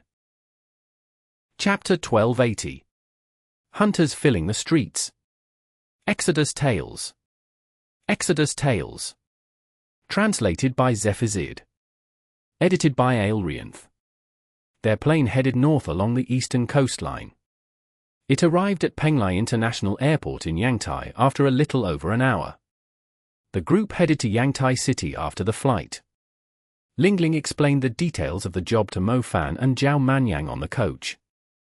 These demon crests aren't something like the feathers growing on the heads of demon creatures, but a special leaf containing the essence nature at the top of a certain plant. It only grows on top of a plant called the giant purple linden. The leaves of giant purple lindens are able to gather the energy of the sun into the fruit they bear. As such, the demon creatures that feed on their fruits are usually stronger. Therefore, every giant purple linden actually has a small ecosystem of guardian beasts protecting the tree and little creatures residing in the vicinity of it. The demon crests are the most important part of the giant purple lindens, helping gather the energy of the sun. I've done some research. The corporation needs to utilize a large amount of energy from the demon crests, since they mainly produce magic equipment of the light element, Linden informed them. I know the corporation you're talking about. They were established here in Yangtai around 5 years ago. In simple words, they were able to grow so quickly because they invented the technology to produce magic equipment from the demon crests. Currently, the majority of the light element equipment in Asia and Europe is produced by them. They have gained a great reputation. I believe they are supported by Tokyo's Shrine of Mags, from Japan. Apparently, the corporation plays an important role in improving the economy along the coastline. They are collecting and refining the raw materials here. They then transport them to Dalian by sea to their production line to produce defensive magic equipment, before selling them in Japan. The equipment is made in China, but their prices rise significantly after they reach Japan, Zhao Manyang added on. Zhao Manyang knew a thing or two when it was related to money and business. He always had a way to find out how a business was operating behind the scenes. These demon crests weren't that valuable in the past. A demon crest used to be around 10,000 yuan, and not many people bothered gathering them. However, in just 5 years, the demand for the demon crests in Yangtai skyrocketed. Each demon crest is worth 100,000 now. But even so, Tokyo's Shrine of Mags is still making bank from it. The cost of a single piece of equipment produced from the demon crests is 200,000 at most, but it can be sold at a price of 500,000. Zhao Manyang informed them. These cunning businesses always get away with the money that the mags have risked their lives to earn. Mo Fan exclaimed. Defensive equipment had always been the thing that below-average mags lacked the most. Hunters spent most of their time fighting demon creatures, so they were well aware of the difference that a piece of defensive equipment could make. As a result, most of the money they earned ended up in the pockets of the companies that were manufacturing defensive equipment. 100,000 is a reasonable price for the demon creatures. Back when it was only 10,000, the Japanese managed to earn a great fortune. Zhao Manyang agreed. Speaking of which, it feels like we are a little too late. I heard many people discussing the demon crests on our way here, Lingling said. When they landed in Penglai International Airport, the place was crowded with hunters. She even noticed mercenaries and hunter groups from other countries. It was obvious that the news regarding the gold mine of demon crests had spread wildly. Lingling and Mo Fan were quite disappointed after seeing the competition they were facing. However, it was part of the nature of their career. It was impossible for every job to go smoothly. Chen Yi is in Yangtai, we can ask her to be our guide, Zhao Manyang mentioned. Is she from Yangtai? Mo Fan was surprised. Yeah, it's her hometown. She will be happy to see us, Zhao Manyang smiled. Such a pity that little flame Belle is sleeping. She would be happier if she sees the little creature, Mo Fan murmured. Mo Fan had not met Zhao Manyang's cousin Chen Yi after the incident of the fiery sorceress Jiang Feng. He knew it would take Chen Yi a very long time to get over the past. After all, she had ended her mother's life with her own hands, even though Jiang Feng had no regrets. They soon managed to find Chen Yi's home. It was a little hut facing the sea along the coastline, surrounded by blooming flowers as if spring had just arrived. An old woman was lying in the garden. The sunlight shone upon a face full of wrinkles. She looked very peaceful. Chen Yi was wearing a dress and holding a pair of scissors, trimming the wilted branches of the old trees in the garden. She asked while doing her job, "Grandma, can't we just wait for the branches to fall on their own? Why do we bother cutting them off? Girl, taking care of a tree is just like looking after a person. If you don't fix a person's bad habits in time, the evil will corrode the bones and even the hearts. These branches might not look harmful on the surface, but their dying cells will spread to the roots and destroy them." "A tree without roots is basically dead," the old woman replied in a doddering manner, her eyes squinted. However, her mind seemed to be clear. The old woman slowly opened her eyes when she sensed someone approaching, and saw Mo Fan and Zhao Manyang walking in. "Girl, the jerks that are hitting on you are back again," the old woman called out mockingly. "Grandaunt, I'm Zhao Manyang, Bai Mingjing's son." Zhao Manyang quickly explained with an awkward face. Chen Yi was surprised to see Zhao Manyang and Mo Fan. "Why are you here?" Chen Yi clearly had no idea that Zhao Manyang had gone missing. The incident was not completely revealed to the public. Chen Yi had spent all her time in Yangtai, so she was clueless about what happened in the Magic City. "You are Mingjing's son. I remember you. I told you not to harm the little sparrows so you wouldn't develop the habit of thinking that it's fine to hurt the little animals or other people, as long as it doesn't affect you. Have you fixed your bad habits now?" The old woman looked at Zhao Manyang sternly. I believe you're referring to my elder brother." Zhao Manyang vaguely remembered it. They were playful when they were still kids. They once tortured the little sparrows in the garden and ended up being scolded by their grandaunt. Zhao Manyang set the sparrows free, but Zhao Yuqian flung the sparrows to the ground and killed them in a rage. You are the younger one. Oh, I heard Chen Yi mention you. What about your brother? How is he doing? If a person doesn't fix his habits, it might rot their bones. You can still dig it out from the bones while enduring the pain, but once it reaches your heart, there's no way you will be able to fix it. He might end up harming people, the old woman said. Zhao Manyang had never taken his grandaunt's words seriously. However, after what happened, he did not feel good hearing them again. Perhaps it was exactly what his grandaunt had said. Zhao Yuqian's habits had rotted his heart. All he cared about was his own benefits. He had lost his conscience and human empathy. Don't tell me you're here for the demon crests, too? Chen Yi asked. Yeah, we thought only a few of us had the information. Who knew that the streets would be crowded with hunters? Even the inns are 3 times as expensive as usual. Mo Fang grumbled. You can just stay here with me and my grandma. I'll prepare the rooms. Just place your stuff in the living room. Chen Yi was very happy. It had been a while since anyone visited her.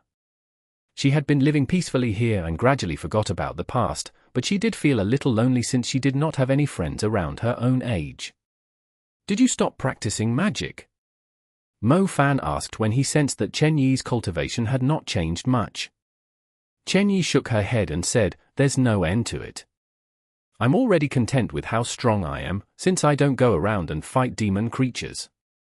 I feel happy that I can teach the young mags who have just awakened their magic in the Penglai Magic Association. I couldn't be a great person, but it's not bad being the teacher of future great people, either. Mo Fan realized that Chen Yi's temperament had changed a lot. She used to be a little proud with a blind ambition of pursuing everything she saw. However, it seemed like she had figured out what she really wanted. She was like an orchid with a unique fragrance, waiting for her time to blossom. It explained why the old woman thought they were trying to hit on Chen Yi. The girl was indeed more charming now. We are actually here for something else. We are only interested in the demon crests to earn some quick money, Zhao Manyang said. The totem beast was still their first priority. Shishi was not willing to let anyone come into contact with the moon moth phoenix. It could not be helped since she was being very cautious after everything she had gone through. However, Mo Fan and Zhao Manyang believed if they could find the other totem beasts, they would be able to unleash the full potential of their symbolic vessels. Zhao Manyang had confirmed it with Baxia. Mo Fan strongly believed it, too. Grandaunt, you've been living here for so long. Have you seen anything like this before? It's an ancient seal, related to a certain ancient existence, Zhao Manyang said, showing the seal that Mo Fan had derived to the old woman. The old woman opened her eyes. She acted languidly at first, but her eyes glittered when she took a glance at the seal. She started to tremble, as if a shocking memory had risen up. Mo Fan and Lingling exchanged glances. The old woman had recognized the seal. Their speculation on the totem seals was right. Chapter 1281. The government is the biggest winner. Exodus Tales. Exodus Tales. Translated by Zephazid. Edited by Aelrianth. I don't know it. The old woman's voice turned cold suddenly. She turned her head away, as if she was unwilling to speak any further. Mo Fan, Zhao Manyang, and Lingling were utterly confused by the old woman's reaction. It was obvious that she had seen the totem seal before. Why did her attitude change all of a sudden? Grandma, just tell them if you know something. They aren't bad guys, Chen Yi blurted out. Even she knew her grandmother was lying. Humph, one may know a person for a long time without understanding their true nature. Either way, I have never seen it before. You can stay here if you want. I'm tired. The old woman closed her eyes. She did not say a further word. There was nothing Chen Yi could say to convince her grandmother. The others subconsciously exchanged glances with one another. Left with no choice, Chen Yi led them into the house and cleaned up rooms for them to stay in. Where's little flame Belle? It's been a while since I last saw her, Chenyi asked after finishing up with Mo Fan's room. She's sleeping. She's about to enter the adolescent phase. I'm running short of funds to buy enough soul-grade fire seeds for her, so I've come to see if I can earn some quick money, Mo Fan said. The adolescent phase already? Chenyi sounded a little excited. Tell me if you need anything. I'll try my best to help. I'll talk to my grandmother too. Maybe it's something she doesn't want to remember. It's fine if she isn't willing to talk. We meant to look for the clues ourselves. We just didn't think we would find one so quickly, Mo Fan said. Take your time, you can stay here as long as you want. All right. Mount Kunyu had always been an attraction in Yangtai, but its outer slopes to the south were occupied by demon creatures. The inner mountain was located within the safe zone. The natural ecosystem on it was well preserved, as both the government and the Magic Association were working together to look after it. The place had lots of rare plants and herbs, and because of the weather, the herbs on Mount Kunyu were useful in producing special medications. The bone-connecting ointment was a popular product of Mount Kunyu. It was common for mags to lose their limbs in fights against demon creatures. Even though a healer was able to fix their limbs back up, not every group would have a healer with them. As such, the bone-connecting ointment was a necessity for hunters. If their hands were torn off by demon creatures, they just needed to apply the ointment on the cut and wrap the hand in place with bandages. It would connect the hand back in 5 days, and on the 7th day, they would already be able to move their hand. The wound would heal completely in 10 days. It would be even more effective if a healer was treating the wound with the bone-connecting ointment. As such, even if it meant investing lots of human resources, the government insisted on protecting Mount Kunyu at all costs, just so they could continue to produce the bone-connecting ointment. The far side of Mount Kunyu was a dangerous place. Unlike most cities, the other side of Mount Kunyu was a mountain ridge ruled by a powerful demon creature. It was referred to as the King of Beasts of Mount Kunyu. Its strength was comparable to the Silver Sky Ruler of the Nanling Mountains. Yangtai was safe not because the place was well defended like Hangzhou, but because the King of Beast on Mount Kunyu was not as invasive as the demon creatures of the Nanling Mountains. For many years, sea monsters were the main threat to Yangtai's safety. They hardly had any cases where the demon creatures on Mount Kunyu invaded the city. The demon creatures on the outer Mount Kunyu did not bother troubling the humans, but the humans liked to explore their territories in return, especially when the job looking for demon crests was put up. Many hunters formed groups to hunt demon creatures on the mountain. The government was worried that it would provoke the powerful creature on the mountain, so they started restricting the hunters.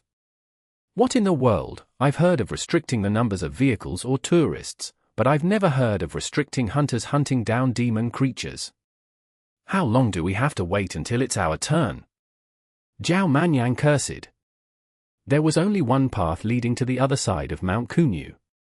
Any other route involved making their way through poisonous valleys with rough terrain. It was easy to enter the valleys, but extremely difficult to get out. Therefore, the path that the government had built was the only possible way to hunt for demon crests on the far side of Mount Kunyu. To their surprise, the bridge leading to the outer Mount Kunyu was crowded with people. Many had hunter badges. There were also teachers leading groups of students and members of the Magic Association. It was like the other side of Mount Kunyu had suddenly become a mountain of gold that everyone wanted a piece of. We can't help it, a dungeon with good loot is always packed with people. Lingling said. She was clearly an experienced gamer. Mo Fan walked up to the soldiers on duty and showed them a different identification while explaining why he was here. You're helping the chairman? The soldier asked suspiciously. Yeah, you can think of us as archaeologists. We didn't expect to bump into a huge crowd during the festive season, Mo Fan said. Very well, you and your team can skip the queue and enter the far side of Mount Kunyu. Be aware that the place is very crowded now. The number of people is greater than the number of demon creatures. If anything happens, the rescue team will have trouble reaching you, so just be cautious. Don't go too deep into the mountain, the soldier warned them. Don't worry, we can look after ourselves. But is this really a wise thing to do? The people are rushing into the mountain like ducks. Isn't the other side of Mount Kunyu the territory of a powerful creature? If it goes mad, wouldn't the people of Yangtai and soldiers like you suffer instead? Mo Fan said. You didn't know, the soldier asked. Know what? Mo Fan said. That creature is dead, the soldier said. Dead? Mo Fan was stunned. His face was filled with surprise. Yeah, we don't know how it died, but some hunters did take pictures of its remains. The other side of Mount Kunyu has turned into a mountain of gold after the creature died. Why did you think there were so many hunters here? The soldier said. I see, Zhao Manyang seemed to have realized something.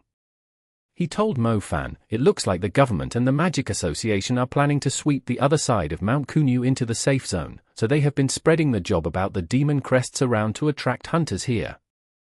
The hunters are pretty much cleaning up the mountain for free as they are exploring it. Once the other side Mount Kunyu is free of demon creatures, the Magic Association and the government are going to make a fortune. Lingling nodded in agreement. The local government is pretty smart. They can't afford to swallow the whole mountain of gold themselves, so they decided to share it instead. The hunters will get the loot, while the government claims the mountain. The corporation will get the demon crests, and the influx of people will also help the economy. That's absurd, the soldier blurted out after hearing their discussion. Zhao Manyang and Lingling exchanged smiles with one another. They knew they had guessed it right after seeing the soldier's reaction. What a nice move that the government was using, hopefully the hunters would get what they came for. Otherwise, they were basically doing volunteer work for the government and the army. Chen Yi, I didn't expect to see you here. A well-dressed man came up to them. Either the man was too tall, or he was too full of himself, as he liked to lift his chin when looking at people. His chin was soon facing Mo Fan and Zhao Manyang, since they seemed to be quite close to Chen Yi. They did not look like they were just ordinary friends to Chen Yi. The man asked, and they are. He's my brother, Zhao, Chen Yi introduced. Zhao Xiaoqian. Zhao Manyang replied. Mo Fan and Lingling were left speechless instantly. What the heck was the name Zhao Xiaoqian? Was he seriously trying to act cute when he was coming up with a fake name? Why didn't he call himself Zhao Ritian instead? TL note, RI is a slang for F***K, and Atiena means sky, or heavens. So Ritian can mean F***K the sky. Chen Yi was amused by the name. She proceeded to introduce Mo Fan and Lingling. Are you all heading to the other side of Mount Kunyu too? Is it just the few of you? Why don't you come with us? My uncle is a vice-elder of the Penglai Magic Association. He's leading the team so the younger generation like us can learn from him. Why don't you join us? You will learn a lot from it, the man said passionately. I already promised them, Chen Yi said. What promise? There aren't any slots left for today. The soldiers won't let you pass if you don't come with us. Let's go, my uncle is different from those novice hunters. He's very familiar with the other side of Mount Kunyu. He likes studying history and collecting stuff. Collecting demon crests is just one of his hobbies, the man kept talking. Actually, we've already obtained, Chen Yi was going to say that they already had the permission to pass. However, when Mo Fan heard the vice-elder of the Penglai Magic Association was interested in archaeology too, he immediately interrupted, Chen Yi, we should follow them since someone experienced is leading the group. It's better than us wandering around aimlessly like headless flies. Sure, if you say so, Chen Yi nodded. The tall man immediately cast an unfriendly gaze at Mo Fan. Chen Yi was obviously hesitant to accept his offer. She was even going to reject it, but she immediately agreed after hearing what this new man said. The tall man was utterly displeased. Wasn't Chen Yi too obedient to the man? Did she keep rejecting him because of him, too? Humph, just in time. He would show Chen Yi his true strength during the journey, so those that were outwardly attractive but worthless inside would feel embarrassed to even compete with him, Wang Hua. Why did you bring more people here? The aged mage of the Penglai Magic Association asked in a displeased tone. Uncle, you've met Chen Yi before. She's the teacher of basic mags in our magic association. She's going on an adventure with her friends. Since there aren't too many of them, and they didn't have anyone experienced leading them, they are interested in coming with us so they could learn from you, Wang Hua quickly explained. Wang Hua moved closer to the aged mage and said, Uncle, Chen Yi is the girl I'm interested in, just do me a favor. Her father is no ordinary person, either. It might help you if it works out. Humph, just tell them to behave themselves. I don't want them to hold me back, the aged Wang Dakui answered with a snort. Wang Hua immediately smiled. However, he quickly regained a stern face as he warned Mo Fan, Zhao Manyang, and Lingling, you all better keep up with the group and do as you are told. It's fine if you aren't strong, but don't you dare stir up any trouble. Don't worry, we know that. It's so lucky we managed to follow an experienced team around. I bet we are going to score high in our homework this time, lucky. Zhao Manyang exclaimed. Wang Hua grinned after hearing Zhao Manyang's words. He smiled disdainfully and said, this adventure is more than enough for students of ordinary magic institutions to score a high mark. If you behave well, I might even ask my uncle to stamp your document. I bet the teachers at your school are going to be very impressed. Really? Brother Wang Hua, you have my thanks. Zhao Manyang smiled. His acting was so good that the others were left completely speechless. Chapter 1282. The Danger Behind the Giant Purple Linden. Exodus Tales. Exodus Tales. Translated by Zephizid. Edited by Aelrianth. Wang Hua enjoyed being fawned upon by Zhao Manyang, especially when he learned that Zhao Manyang and Chen Yi were close relatives. He definitely needed Zhao Manyang's help to improve his image around Chen Yi. It would be great if he managed to win Chen Yi's affection. First of all, Chen Yi was definitely his type. He had been trying to win her over for some time. On top of that, he did not expect an ordinary-looking mage like Chen Yi to have such a formidable background. Her father in Shanghai was extremely rich, and was also a member of the renowned Zhao clan. Wang Hua did not understand why Chen Yi would bother living here when she had such a wealthy family, but nevertheless, he had to take hold of the opportunity. Is your friend close to your sister? Wang Hua asked. Not really, but I think she has a good impression of him, Zhao Manyang said. Zhao Manyang was not lying. He knew Chen Yi admired Mo Fan. As for whether she had any affection for him, Zhao Manyang believed if Mo Fan flirted with her, she would not reject him. Wang Hua immediately frowned. It was clearly not good news. The mountain range extended continuously into the distance, covered by thick woods and deep valleys. The trunks of the trees rose into the blue sky. Normally, a sight like this was only possible deep in a mountain that would be crawling with demon creatures and no sign of humans around, but it was less than 100 kilometers away from Yangtai City. It was a great surprise. The group followed Wang Dakui's lead and hiked past the deep valleys. They would occasionally see a few demon sparrows flying between the branches in the canopy while letting out alarmed cries, but it was more common for them to bump into hunters chasing demon creatures in the mountain. Luckily, the mountain and the forest were pretty big.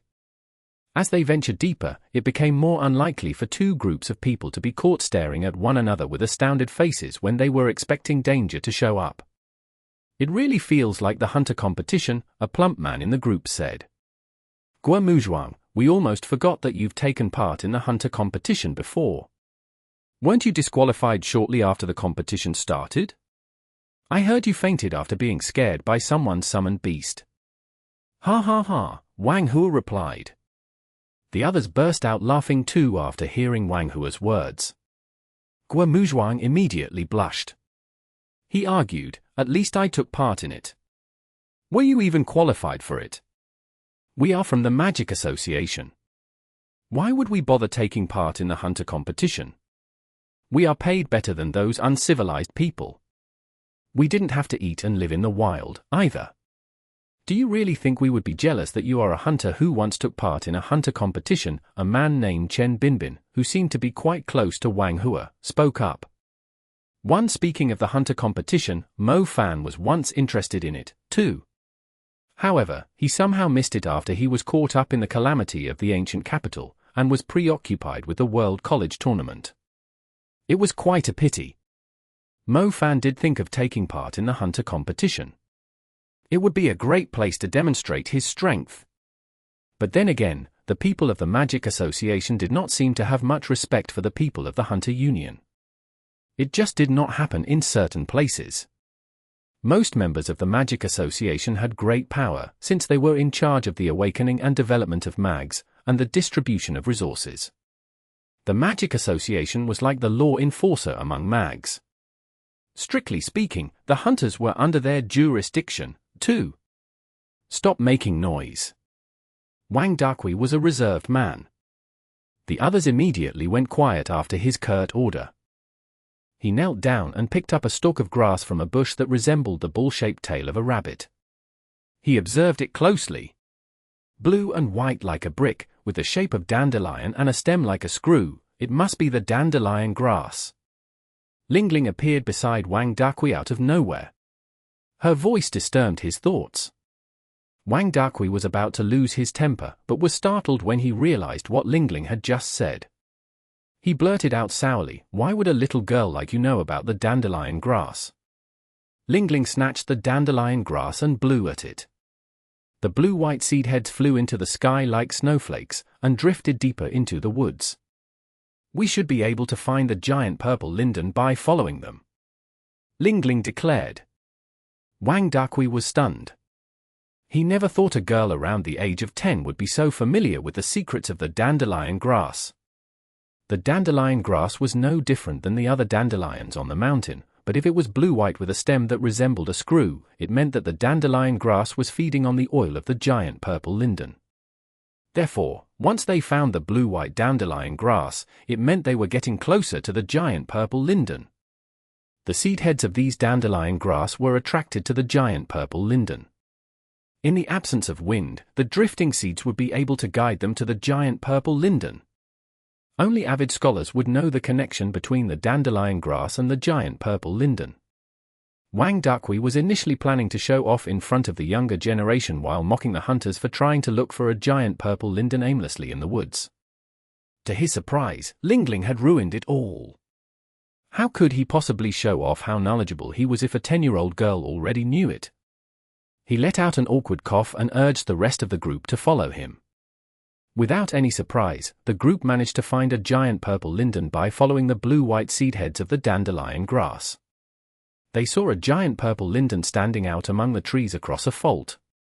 Under the sunlight, its complicated branches reflected a purple light, while its leaves had a stunning purple glimmer, as if they were breathing.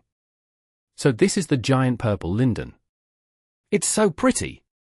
Chen Yi marveled at the sight. The tree has several thousand leaves. There isn't much difference between the leaves in the canopy and the other leaves. How are we supposed to find the leaves that are the demon crests? A Maga in the group asked. The demon crests of every giant purple linden are different, so many people think it's almost impossible to identify them.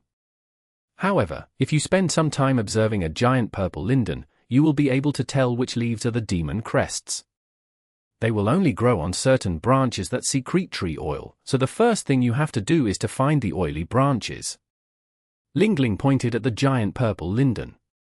There was indeed a branch that seemed to be covered in a layer of waxy substance. It was difficult to notice without looking for it on purpose. Wang Dakui's expression darkened, but he did not interrupt. What next? There are still almost 1,000 leaves on a branch. Mo Fan pressed. Put the seed heads close to the branch. The leaves that they are circling are most likely the demon crests. Lingling pointed at the seeds of the dandelion grass. That's if we can find the dandelion grass in the first place. Wang Dakui coughed. Guo Dazhuang followed Lingling's instructions. He climbed up to the giant purple linden and sprinkled a bunch of seed heads of the dandelion grass. He soon locked his eyes on a leaf. He plucked the leaf from the branch. The giant purple linden immediately emitted purple light and a rustling noise. Guo Muzhuang quickly backed away and regrouped with the others, panting heavily. Elder, I feel like something is watching me. I think there's something guarding the tree, Guomuzhuang said. The giant purple linden is normally protected by the creatures that reside close to it. The demon crests aren't that important to the giant purple linden, so it doesn't really affect the tree if you pluck them. The creatures are more interested in the fruits of the giant purple linden. As long as you don't touch the fruits, the creatures will just turn a blind eye, Wang Dakui said. Oh, it scared the shit out of me. Does that mean our operation isn't dangerous at all? Guomuzhuang said. Wang Dakui shook his head. The giant purple linden is like a shelter for demon creatures. Not every demon creature prefers to avoid troubles. Some fierce creatures will try to kill you as soon as you are within 1,000 meters of the giant purple linden, let alone give you a chance to pluck its leaves. Seriously? Guomuzhuang broke out in cold sweat. If you're scared, I'll pluck the leaves next time, Wang Hua said. He was obviously trying to show off. Wang Hua is stronger, so he can handle himself better if there's any danger. However, keep in mind not to use your magic unless it's necessary, and don't step into the vicinity of the giant purple linden recklessly. It might bring greater trouble to the rest of the team, Wang Dakui advised. Isn't it easier if we do it together? Chen Binbin asked with a smile. Wang Dakui glared at him and snapped, just do as you're told. All right. I got it. Chen Binbin's expression darkened. He had no idea why Wang Dakui had to be so angry at him. Mo Fan was curious when he heard Wang Dakui being so serious all of a sudden. He subconsciously looked at Lingling. Lingling was about to speak when they heard a cry of agony from a certain direction. The cry echoed among the woods, sending chills down the spines of the group. What exactly happened to the person that had uttered such a ghastly cry? Let's check it out, Wang Dakui said unhappily. He led the group in the direction of the cry. The others quickly followed. They could feel a breeze coming from the same direction they were heading to. They felt uneasy when they noticed a strong scent of blood. It turns out there's more than a giant purple linden here, Lingling said. Shouldn't it be safe if we just collect the demon crests? Mo Fan said. Even though the demon crests aren't that important to the giant purple lindens, there's still a chance for a tragedy to happen if people are too careless. You shouldn't underestimate the danger that a giant purple linden can attract. Even you might struggle against it, Lingling said. Chapter 1283. The Scary Hillmen. Exodus Tales. Exodus Tales.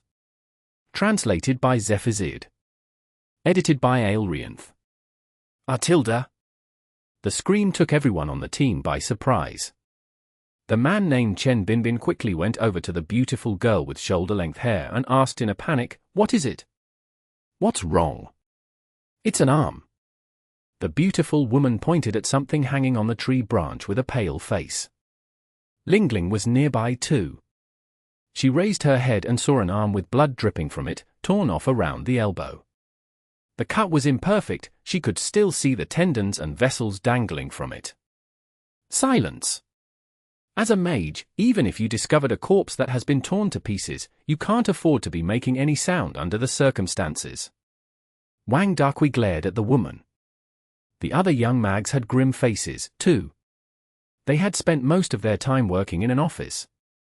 Even though they had seen dead bodies before, they had never seen anything so gruesome. They could not help but wonder what happened to the owner of the arm. "It's a demon creature with outstanding physical strength," Lingling said as she inspected the torn arm.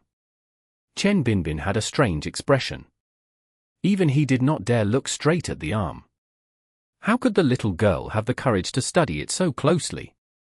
Chen Binbin felt uneasy when he imagined the person being torn into pieces. "Elder, maybe we should just get out of here," Guomuzhuang proposed worriedly.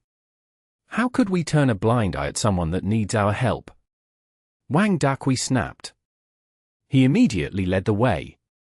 The others had no choice but to follow him when they felt danger approaching. "This must be his head," Lingling suddenly called out. The beautiful woman walking beside Lingling was dumbfounded. She screamed and immediately backed away. Lingling moved the giant leaf blocking the view aside. There was indeed a head lying on the ground. Most terrifyingly, the torn skin under the head was irregular too. It even had lots of stretch marks, as if it was twisted and ripped off with brute force. Twisting, tearing, and bite marks, it's most likely a Hillmen. Lingling told Mo Fan. Lingling was not referring to the people living in hills or mountains. A Hillmen was a kind of demon creature. They looked similar to humans, but they had fangs like wild boars, skin like a tree, and paws like a bear. They could not use magic, but they were one of the strongest demon creatures physically. They were extremely quick and good at ambushing their targets. They always killed their targets in the most gruesome way, tearing their prey to pieces. The Hillmen normally resided in primordial forests. There was a huge horde of Hillmen in Shenongjia.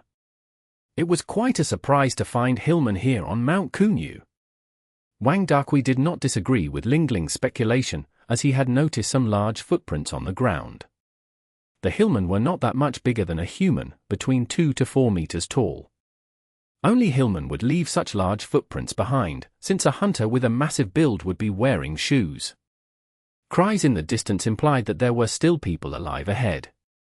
The group continued forward, but the beautiful woman that came with Chen Binbin was too scared to go any deeper. She had only seen something being torn into pieces on the TV, and the remains were still in good condition. However, the remains she had seen after coming here were just too horrible. She was completely overwhelmed by fear. "I'm not going, there's no way I'm going any deeper into the forest," the girl said in tears. "We have to go now, or we'll be left behind." Chen Binbin dragged the girl along while watching the others fading into the distance. The rest of the team had gone ahead. The trees were dense and thick. It was extremely difficult to regroup with the team once they were around 100 meters apart. Chen Binbin was having difficulties dragging the girl with him. He broke out in cold sweat as soon as he heard some movement nearby. "I'm going to die because of you," Chen Binbin snapped furiously. He simply left the woman behind and hurriedly went forward to catch up with the others. "Don't leave me behind." The scent of blood thickened. Mo Fan and Wang Dakui were leading the way. As soon as they spread some bushes open with their hands, Mo Fan immediately caught a glimpse of a human figure with muscular arms and legs covered in fresh blood. ******, where do you think you're going?" Wang Dakui yelled furiously. He immediately chased after the Hillmen. The Hillmen quickened its pace when it sensed a strong presence approaching. It quickly wove through the trees and vanished. Mo Fan did not chase after the creature. He looked down and saw a bloody pile of organs. He recognized some intestines too, he just could not tell if they were human. Mo Fan had gotten used to seeing blood and gore, but he was still spooked by how brutal the Hillmen were. The others had caught up too. Some vomited when they saw the remains on the ground. Even hunters would be troubled by the sight of it, let alone these mags who rarely came to the wild. "Where's the elder?" Gua Muzhuang asked. "He went after the Hillmen." "He's too quick, I can't keep up with him," Mo Fan said. "Ah? How could the elder just leave us behind?" "What should we do now?" a Maga named Zhongmi cried out. "Why is it only the few of you? Where are the rest?" Mo Fan looked behind him and realized Zhao Manyang, Chen Binbin, and the beautiful woman were not around. He remembered they were not far behind the team just a moment ago. Chen Yi turned around and was shocked when she failed to see the others behind them. Why didn't they stick with the team?" Wang Hua sputtered in agitation. "Ah!" A piercing cry suddenly came from the direction they had come from. The cry was full of agony, like someone being tortured. It immediately sent chills down everyone's spine. It sounds like Hu Duo," Zhongmi said in disbelief. "Did something happen to her?" Everyone's face turned pale as they recalled the corpses torn into pieces and the remains stacked up in a pile. Phew, I finally caught up to you guys." "How fast were you guys running?" Chen Binbin finally showed up. He was panting heavily. As soon as he caught his breath, he caught a glimpse of the pile of remains on the ground and subconsciously took a closer look at them. He immediately vomited after realizing what it was. He could not even speak a single word for a long time. Wasn't Hu Duo with you? Guo Muzhuang's eyes widened. Ah? I was afraid to be left behind, so I went ahead while she followed behind me. What about her? Chen Binbin said. You son of a b*****ch, I won't forgive you if anything happens to her. Guo Muzhuang snapped. He quickly headed back in the direction of Hu Duo's cry before everyone made up their minds. Don't go alone, the skinny man with Guo Muzhuang yelled. He clenched his teeth and went after Guo Muzhuang. The others stayed put. The person they were relying on, Wang Dakui, had gone deeper into the woods. They might completely lose contact with him if they kept wandering around aimlessly. Meanwhile, Zhao Manyang and another girl were separated from the group. Mo Fan was not worried about Zhao Manyang's safety. He could easily look after himself. He was more worried about Hu Duo, whom Chen Binbin had left behind. It was too dangerous to be alone in such a dangerous place. Hillmen are quite intelligent for demon creatures. Even the low-level Hillmen know how to work together to hunt down their prey, Lingling said. Did the giant purple Linden summon them here? Mo Fan asked. It's hard to say. I believe the giant purple Lindens are only willing to provide shelter to creatures that are more neutral. I don't think they will accept Hillmen, who have to eat a few living creatures every day, Lingling answered.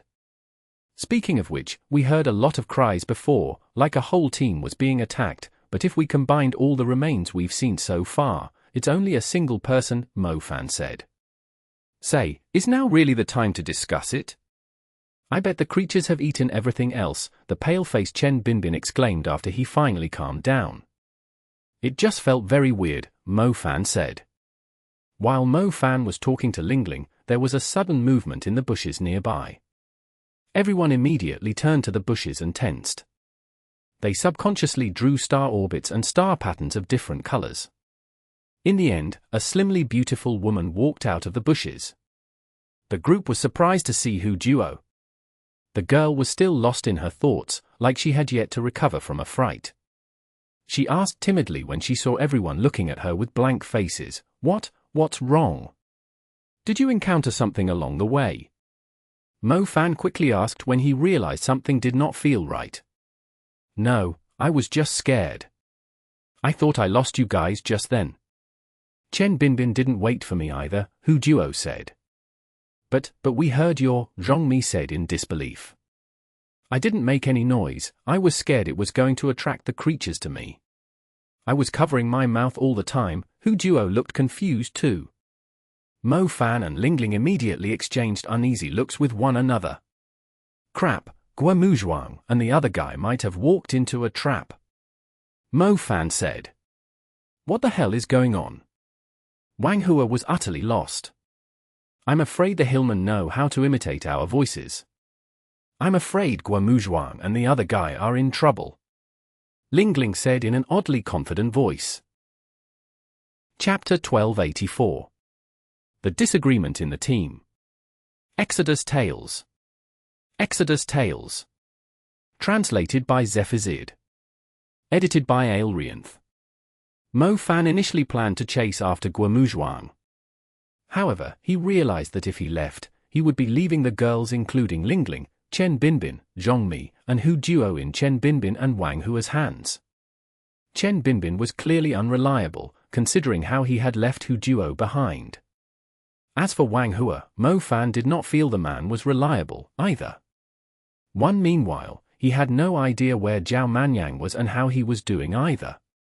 Besides a stream in the forest, a handsome man was leaning against a tall tree while staring provokingly down at the cleavage through Guan 1111's collar. The cleavage between the toothed meatballs was stunning, but Zhao Manyang did not stare at it for too long. As an experienced ladykiller, he knew he should be looking into the girl's eyes in a moment like this, even when he was more interested in the woman's huge and soft breasts. It was important to look into the woman's eyes and convince her that he was a man of heart instead of a man of pure desires. On the other hand, it seemed like Guan 1111 was not that experienced. She was fully blushing from being teased a little. Shouldn't we be sticking with the team?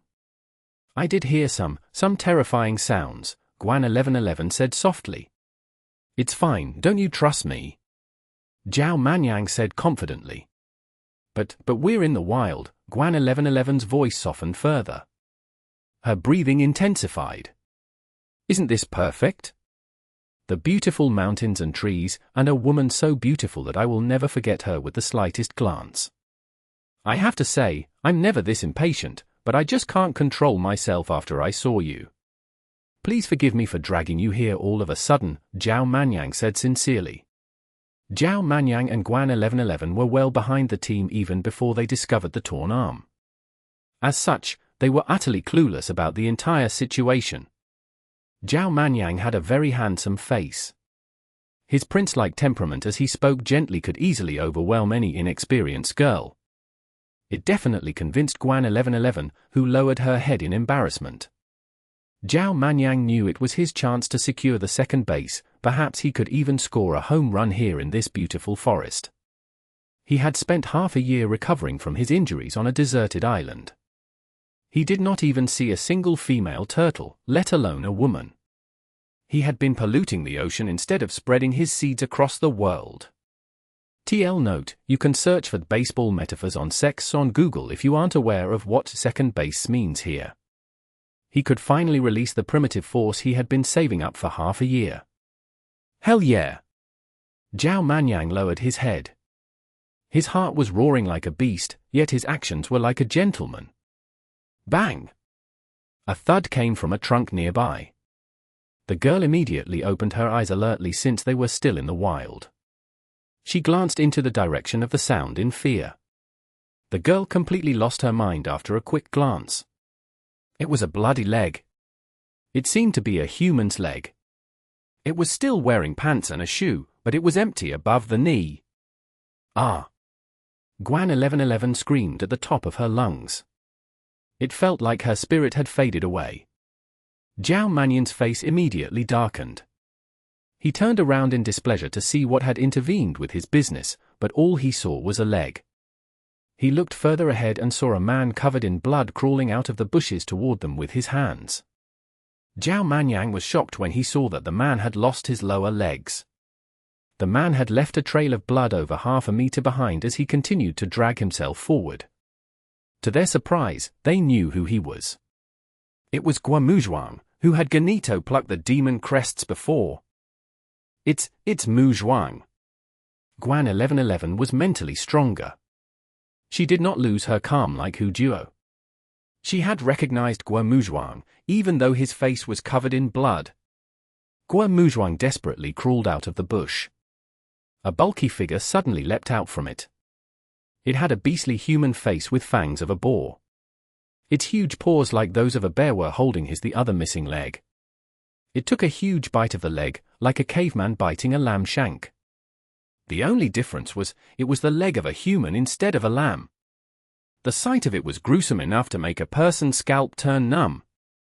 Holy crap, what the hell is that? Zhao Manyang cursed. Help me, Guo Muzhuang was struggling to speak, as his mouth was filled with blood. He was staring at Zhao Manyang and Guan 1111 in fear, his eyes pleading. Light protection!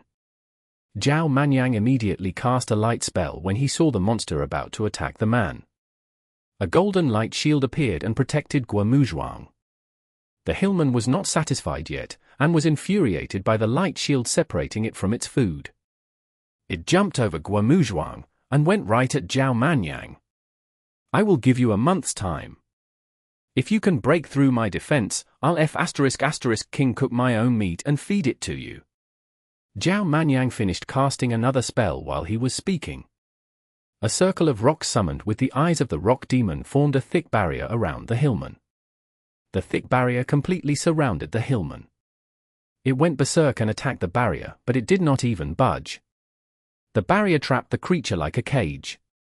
Save him quick, Zhao Manyang told Guan 1111. Guan 1111 nodded. She quickly moved over to Guo Muzhuang. Guo Muzhuang had lost his lower limbs.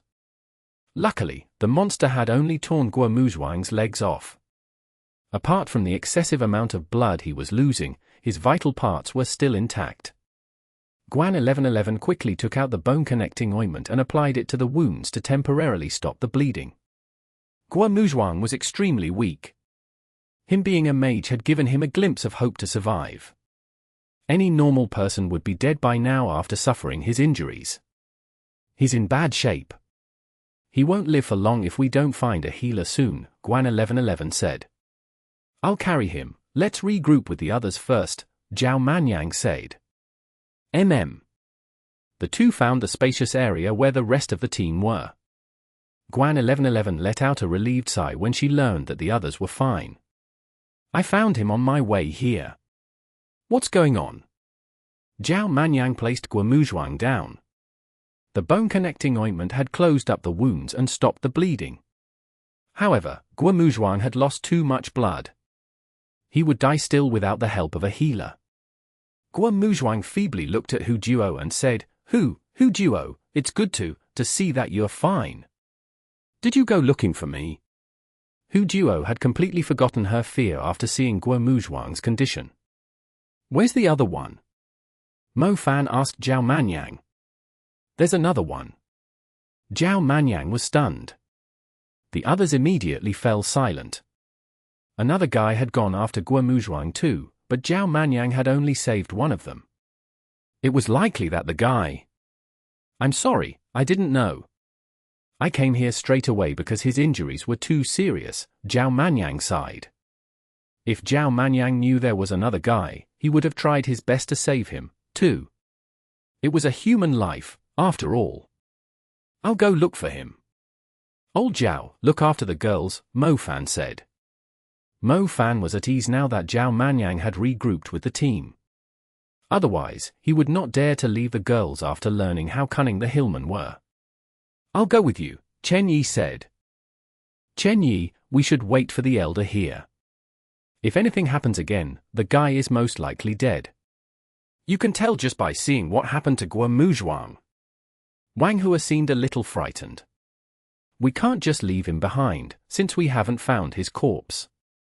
He's only in trouble because he was trying to help Hu Duo. Chen Yi said.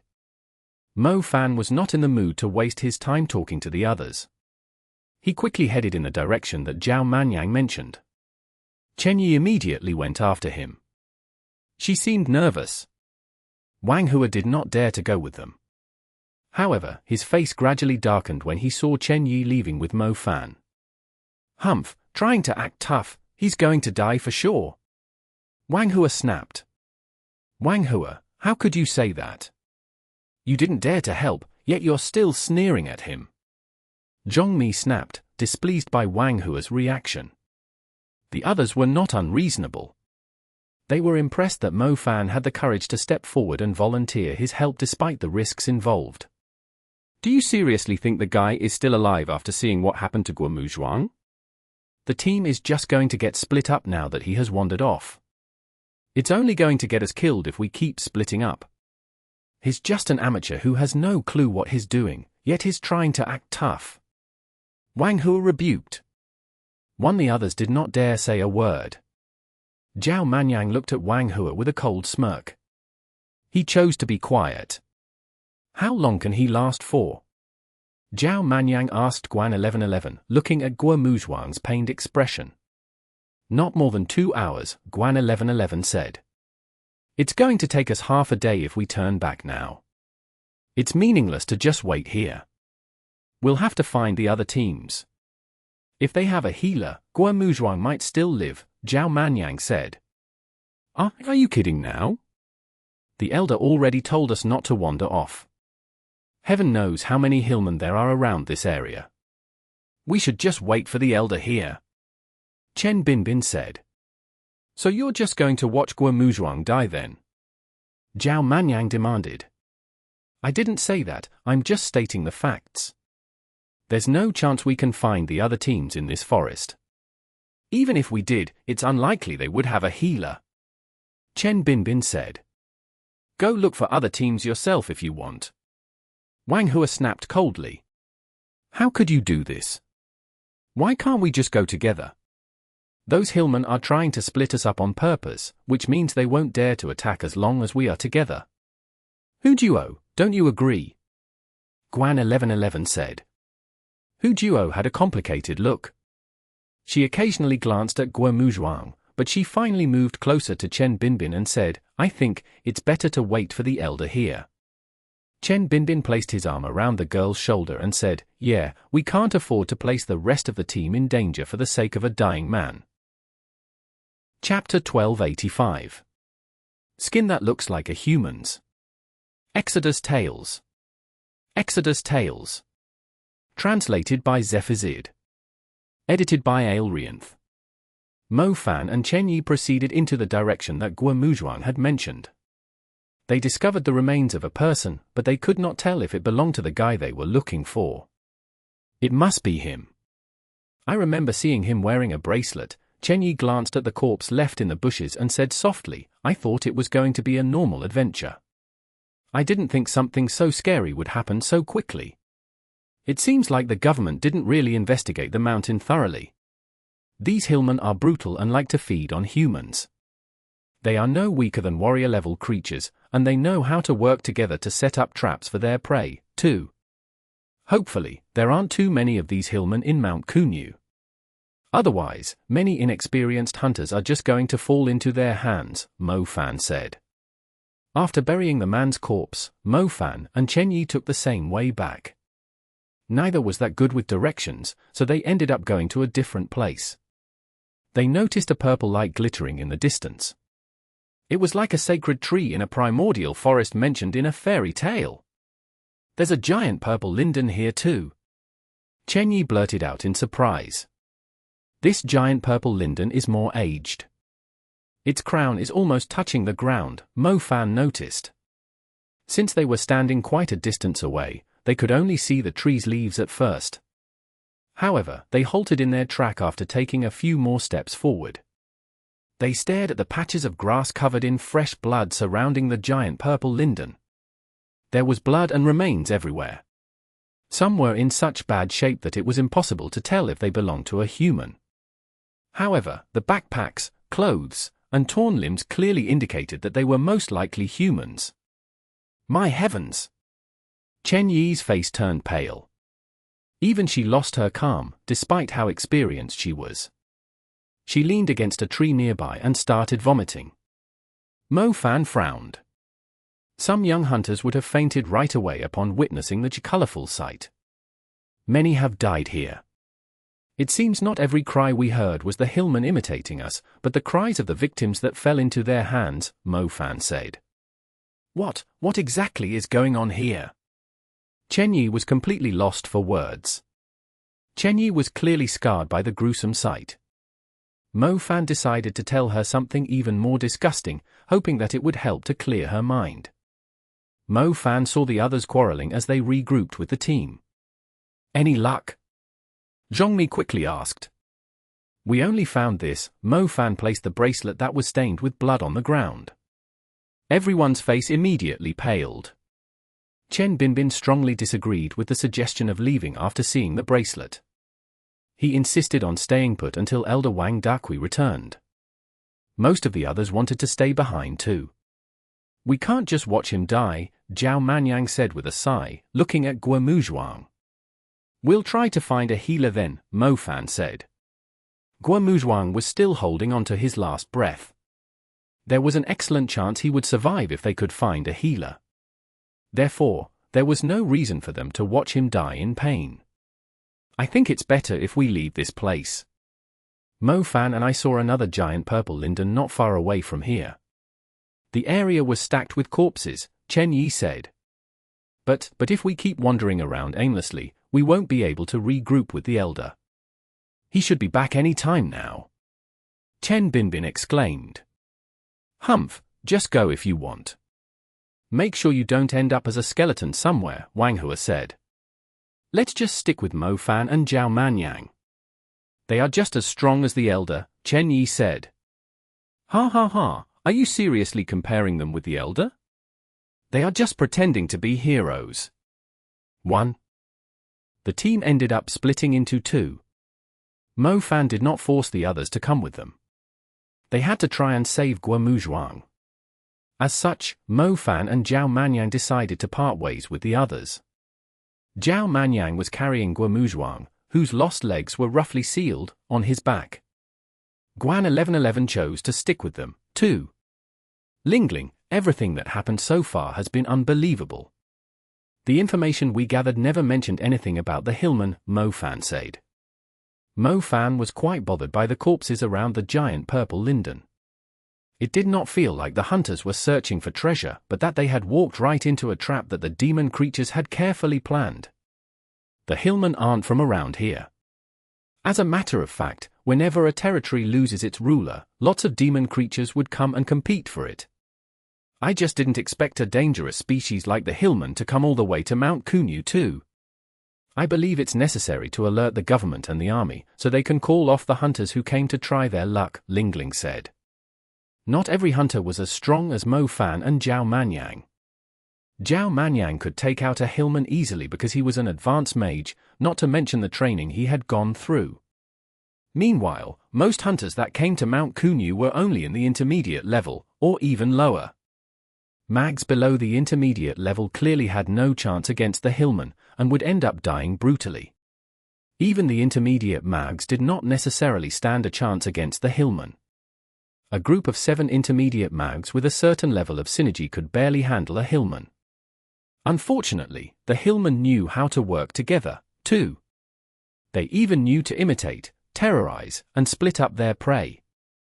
Most people that came to Mount Kunyu were hunters, but somehow Mo Fan believed that the Hillmen were the real hunters instead, since many hunters had ended up as a grand feast to them. The problem is that we don't really know how many Hillmen there are. If there's only a bunch of them, most experienced hunters wouldn't even care. These man-eating Hillmen are the least of their concerns, compared to the chance of earning a few 100,000 yuan with every few steps, Zhao Manyang said. Lingling did not want to risk more innocent lives. Almost 70% of the groups that came to Mount Kunyu could not handle the Hillmen. She felt uneasy whenever she thought about the people being brutally eaten by the creatures. Yeah, I guess what we say doesn't really matter. The government and the army wouldn't give up their plan to cleanse the mountain so easily, and the hunters aren't going to give up their chance of earning a fortune, Mo Fan said. Let's just focus on finding a healer, Chen Yi said.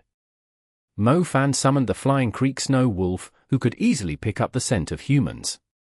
They soon stumbled into a group of hunters who seemed to have earned a lot from the adventure. However, when Mo Fan mentioned the Hillmen, they all shook their heads and said they did not stumble into them. It was a pity that there was no healer in the group of hunters. The chance of Guomuzhuang surviving became slimmer. Left with no choice, they continued to look for other teams. They were used to having a healer with them when they were on the national team.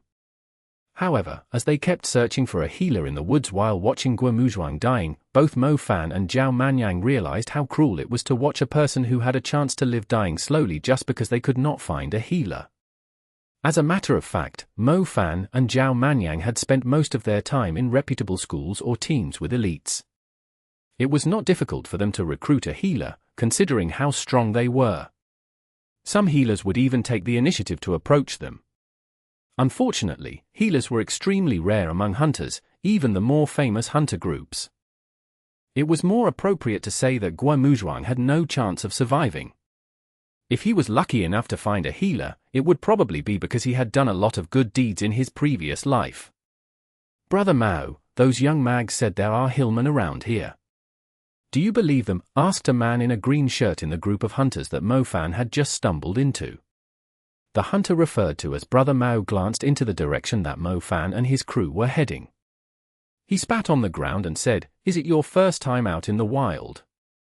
Haven't you heard that some novice hunters like to spread rumors to scare their competitors away?" "Who? Why would they do that?" the man asked confusedly. Brother Mao slapped the man on the head and snapped, "Are you as dumb as a pig? Rumors are normally scarier than the truth. I bet their description of how the Hillmen were torturing and eating humans brutally is just something they came up with, or perhaps they heard it from someone else too. They are just trying to scare some hunters away, so they could secure more loot," a girl wearing a pair of glasses with black frames said with a strange grin. I see. How cunning were they? I almost fell for it. Hang on, I did see that the man they were carrying had lost his lower legs." "Are you stupid?" They must have infuriated some creatures guarding a giant purple linden, and the man ended up losing his lower limbs. Isn't that pretty common? You're right. They must be jealous after seeing the others with the demon crests, so they started spreading rumors around. Xiao Bao, you only became a hunter a few months ago. There are lots of things to learn still. Don't just believe everything someone tells you. Brother Mao stood in front of the group and gave his piece of advice. Brother Mao is right. Brother Mao continued forward. He was about to tell Xiao Bao the common tricks that hunters usually used against their competitors when he accidentally stepped into a pond of water. Luckily, Brother Mao was pretty nimble. He turned around and did a cool side flip to avoid the pond while stabilizing himself. Holy shit, why didn't any of you warn me? Brother Mao blurted out. However, he was stunned as he looked down. His eyes widened. His face was filled with fear. The pond was not filled with water, but the blood, remains, and organs of humans. Most terrifyingly, when he spread the bushes nearby apart with his hands, he saw a piece of skin hanging in the air. It was covered in blood, and it looked like it belonged to a human. Chapter 1286. They should all go to hell. Exodus Tales. Exodus Tales. Translated by Zephazid. Edited by Aelrianth. Is it this way? Are you sure you picked up the scent of a girl's perfume? Mo Fan asked the Flying Creek Snow Wolf. The Flying Creek Snow Wolf nodded confidently. Why do I feel like you're pretty good at picking up the smell of perfume? Mo Fan cast a side glance at the wolf. The Flying Creek Snow Wolf howled, insisting that he had no interest in humans. He proceeded to tell Mo Fan that he already had a mate in the summoned beast plane, a female wolf with beautiful blue hair. They continued searching for other teams under the Flying Creek Snow Wolf's guidance. It was already the 7th team they had found. If Mo Fan did not have a medicine specifically made by Xinxia that helped Guamuzhuang to live for another hour, he would be a corpse by now. There was a stream slowly flowing down the mountain. Liu Xiaojia was the student of a nearby magic institution. It was her first time going to the wild for training with her mentor. She was extremely nervous, even though she was only getting some water from a stream not far away from the team. Normally, it was the men who were responsible for getting water. However, since she was feeling a little guilty for not doing much on the team, she volunteered for the job instead. Creatures of Mount Kunyu, please go easy on a little intern like me. Please don't come and find me, Liu Xiaojia murmured in her heart. However, as soon as Liu Xiaojia filled up the bucket, she saw a huge head covered in white hair poking out from the bushes, followed by a handsome-looking wolf-like creature with hair as white as snow. Liu Xiaojia closed her eyes and screamed at the top of her lungs. Her voice echoed through the woods. The others on the team immediately ran over after hearing the scream. Senior, help me. Liu Xiaojia was about to burst into tears. She did not even dare to move while facing the enormous white wolf. Quick, call the mentor over, the two boys yelled to alert their mentor. Not long after, a mage in his 50s showed up. The man was a little bald, his body covered in a magical glow. He was obviously ready for battle, but he froze as soon as he saw the creature that was approaching Liu Xiaojia. Commander level. The teacher's voice began to tremble. It was his first time standing so close to a commander-level creature. Quick, run as far as you can. It's a commander-level creature. Split up and run. The bald teacher turned out to be quite responsible. He gathered his courage to step forward while yelling at his students. The students were dumbfounded. A warrior-level creature was already extremely terrifying to them. They never thought they would attract the attention of a commander-level creature when they just wanted to get some water. Don't panic, it's fine, he's my summoned beast. A young man in a light-colored t-shirt leapt out from the bushes in the nick of time. After briefly explaining things to the group, he kicked the commander-level creature in the head under the astounded gaze of the others and snapped furiously, "Why the hell are you running so far ahead?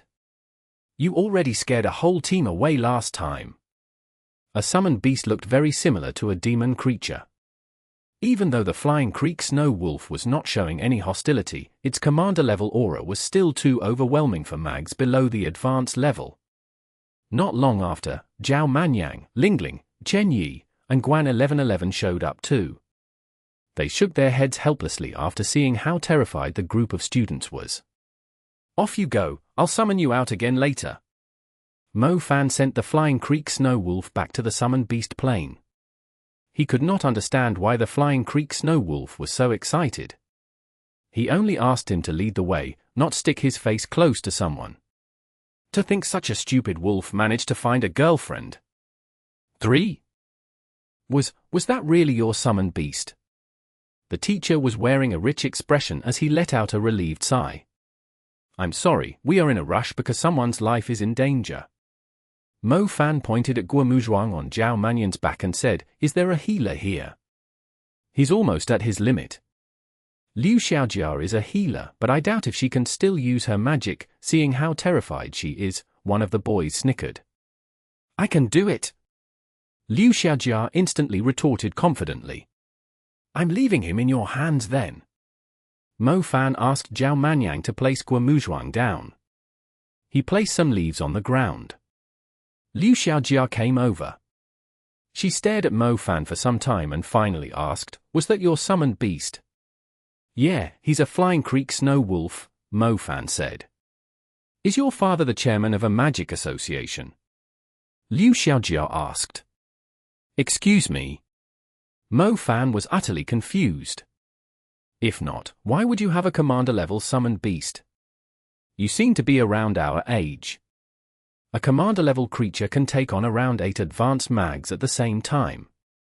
Does that mean you're an advanced mage too? You're so strong, so your father must be someone very impressive," Liu Xiaojia concluded. "My father is just a normal person." "He's not a mage," Mo Fan was left speechless. "So are you an advanced mage?" Liu Xiaojia asked. "Yes." "Ah, how did you train then?" "I've only reached the intermediate level, but you're already in the advanced level." "Our teacher is only an advanced mage too, but he was asking us to run for our lives just now." "I'm pretty sure he doesn't stand a chance against your summoned beast," Liu Xiaojia went on. Mo Fan's face darkened. "Girl, could you please save this man first?" Guan 1111 let out a relieved sigh when she saw Guomuzhuang slowly regaining his vitality. His life was no longer in danger. He had regained consciousness after the healing eased his pain. Am I dead?" Guomuzhuang glanced around him. His face was filled with surprise when he realized he could now feel his body, except for his lower legs. He managed to survive. Guomuzhuang could not believe it. He looked at Mo Fan and Zhao Manyang. He thought about his classmates Chen Binbin and Wang Hua, whom he had known for 8 years, and Hu Duo, who had completely broken his heart. He then looked at Mo Fan and Zhao Manyang, whom he had just met not long ago. He soon broke into tears while expressing his gratitude to them sobbingly. "There's no point thinking about a woman like her. Rest up after your back and become stronger." Mo Fan let out a sigh when he saw the man sobbing. He patted him on the shoulder. Guomuzhuang had only ended up in his current state because he was trying to save Hu Duo. It was the main reason why Mo Fan was not willing to just watch him die. The truth was, the most painful thing to him was not being tortured by the Hillmen and losing his lower limbs, but seeing the girl whom he risked his life to save deciding to stick with that timid man just because of his background. Guomuzhuang even thought it was better for him to die at that moment. Guomuzhuang was completely disappointed with his friends in just a few days' time. "You guys saw a Hillman?" the teacher asked curiously. "Right." "Guomuzhuang, what happened back then?" "Tell us," Mo Fan said. Guomuzhuang trembled in fear as he recalled the incident that had happened recently. However, he still managed to gather his courage to tell everyone the tragedy. "Shonan and I followed the sound. We felt like Hu Duo was very close to us, but 4 human-like creatures with fangs like wild boars showed up. They grabbed Shonan first, tore his arms off, and ate them. Some of the students could not bear hearing anymore." "You're saying that they didn't kill Shonan right away, but tore off his limbs when he was still alive?" They then dug out his organs, when he was still alive too. Mo Fan repeated. Guo Muzhuang's face was covered in blue veins. He had been held firmly by another Hillman. He had watched how the other 3 Hillmen tortured Shonan to death. He would never forget the expression on Shonan's face when he was breathing his last breath, tearing off their limbs and torturing them to death. I've always heard how brutal these Hillmen are, but I never thought they would be this brutal, Lingling said furiously. It's very rare to see such cruel demon creatures. Even though it is common for demon creatures to feed on humans, most of them either kill the people first or just swallow them right away. These Hillmen seems to be familiar with our body structure. They will purposely avoid the vital organs and slowly torture their prey to death. They will even eat your limbs and organs right in front of you, Mo Fan murmured. The way the Hillmen treated their prey was totally unacceptable. The people were already spooked after listening to Guo Muzhuang's description. They could not imagine how terrifying it would be to witness it happening in person. Those things should all go to hell, Lingling said. They are extremely cunning. They know some people in a team are stronger, so they will lure them away from the team first to make them more vulnerable. I swear if I get my hands on them, I'll let them have a piece of the same pain that they like to inflict on their prey. Mo Fan harumphed coldly. As someone who liked to use violence against violence, there was no way he was going to go easy on these Hillmen. I think it's better to tell the government as soon as possible. The Hillmen are too dangerous. We don't even know how many hunters are going to fall at their hands, considering the number of people that have come for the demon crests. Many of them are too inexperienced. They won't stand a chance against the Hillmen, the teacher, Mr. Gao said seriously. Mr. Gao was furious after learning that there were other people being tortured by the Hillmen while they were speaking. We can't let them do as they please. We must think of a way to lure them out, Zhao Manyang said thoughtfully. Chapter 1287. The Brutal Hillmen. Exodus Tales. Exodus Tales. Translated by Zephazid.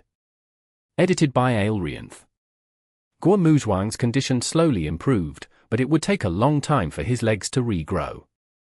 After learning there were a lot of Hillmen in the area, Mr. Gao decided to head back to the city with his students and alert the government and army about what was happening.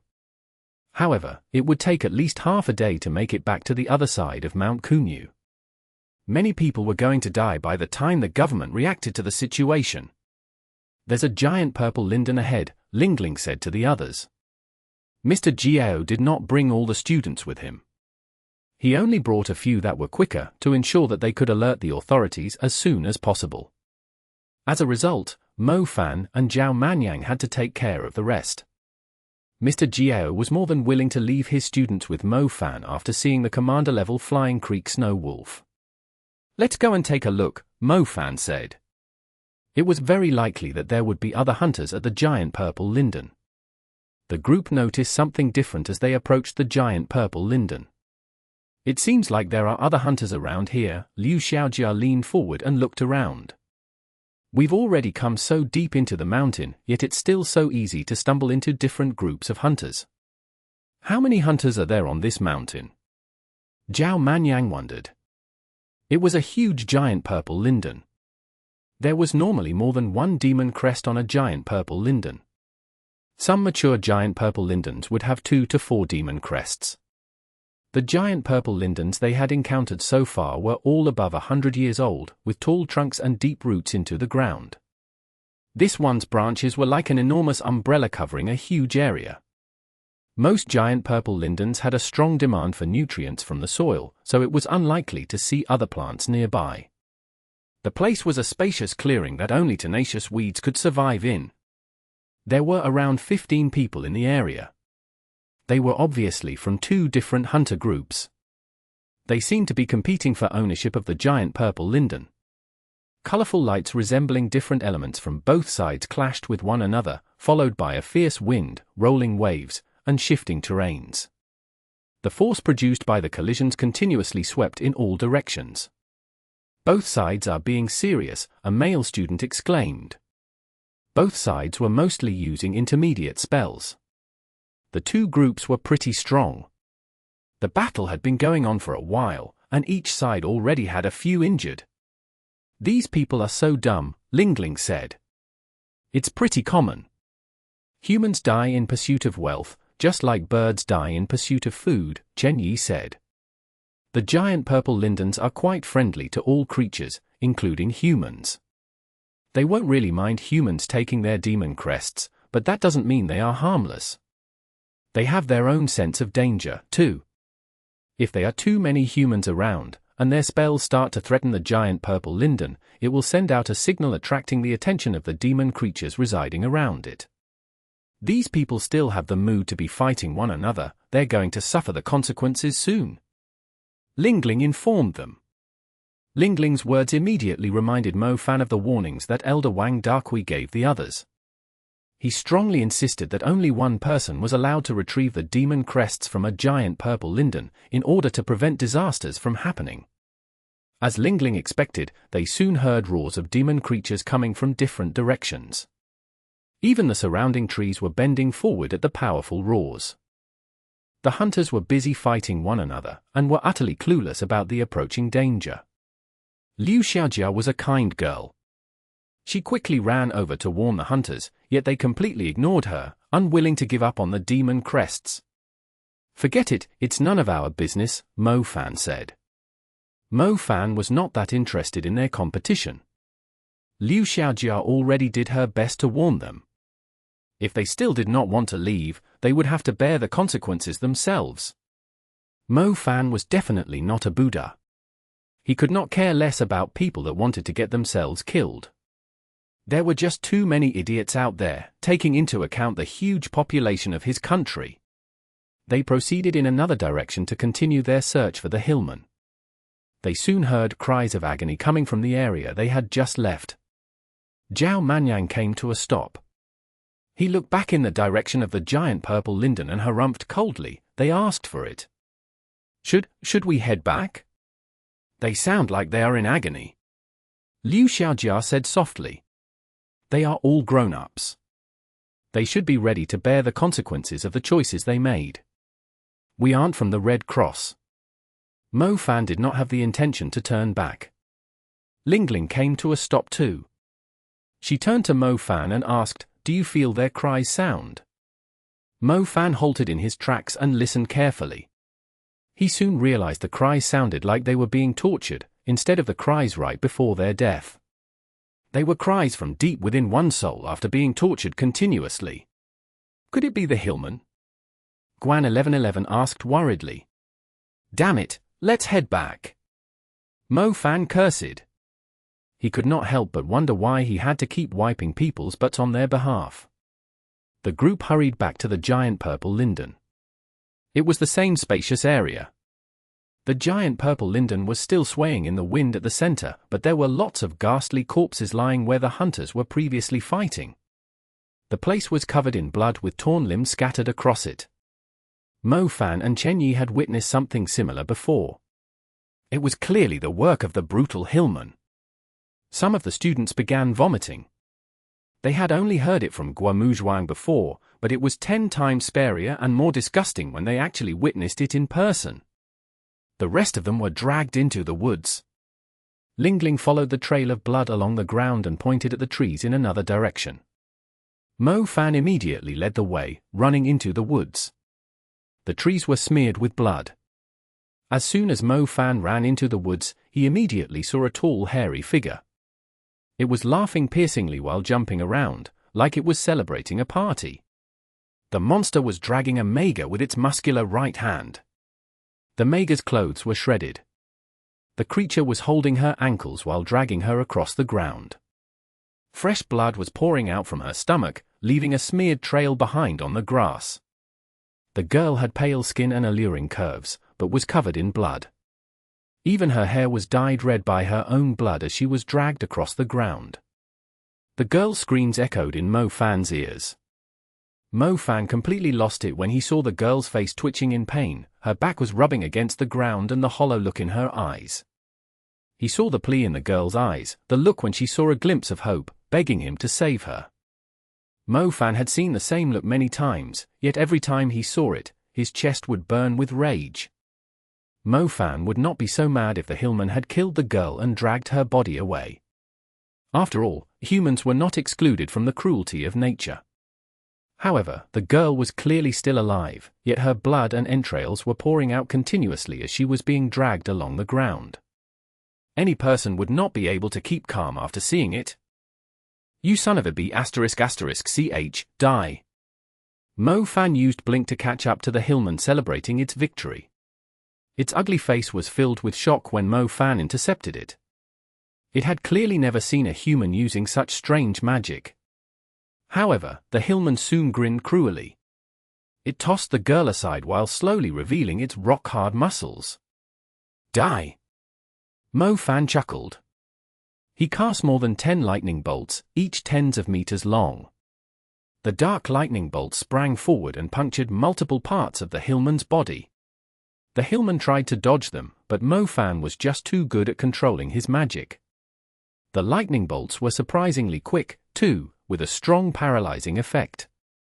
The Hillman froze on the spot as the lightning strikes continued to land on it. "Have a piece of these." Mo Fan was utterly infuriated. He perfectly controlled the damage of the lightning strikes. The lightning went inside the creature's body and destroyed its organs. Mo Fan purposely avoided the vital organs just so the creature could suffer more. Ah! The Hillman's cries of agony were similar to a human's. Even its soul was in great pain, tortured by Mo Fan's lightning. It was exactly what Mo Fan wanted. "You're cruel? Let's see who's crueler." Chenyi caught up to Mo Fan and said, "Mo Fan, forget it, just kill it." "Humph, go to hell." Mo Fan strengthened his lightning. A strong lightning spell with its damage amplified 12-fold sent the Hillman flying over 100 meters away. The creature slammed heavily into a tree, turned into scorched meat. Perhaps the Hillman never thought a species as strong as it would be killed so easily by a human. "Miss, don't be afraid, I'll treat your wounds now, hang in there." Liu Xiaojia quickly went up to the girl. Her heart was burning with rage when she saw how the girl's belly had been torn apart. What these Hillmen did was unforgivable. The girl was feeble and in pain. She looked at Mo Fan gratefully. It was likely that she would do anything just to repay Mo Fan's kindness. After all, she had already wanted to die when the Hillman was torturing her by dragging her across the ground. Chapter 1288. I Will Hunt the Hillman. Exodus Tales. Exodus Tales. Translated by Zephazid. Edited by Aelrianth. The girl's injuries healed fairly quickly with the help of a healer. Liu Xiaojia's healing element was surprisingly impressive. The girl's wounds had started to mend. She was now covered by Mo Fan's t-shirt and had yet to fully recover from her shock. It was not her first time going on an adventure as a hunter, but it was definitely her first time experiencing anything so bizarre. Many hunters thought death was the worst possible outcome when facing demon creatures, but there were times where death was far from the worst. "Where are the others?" Mo Fan asked.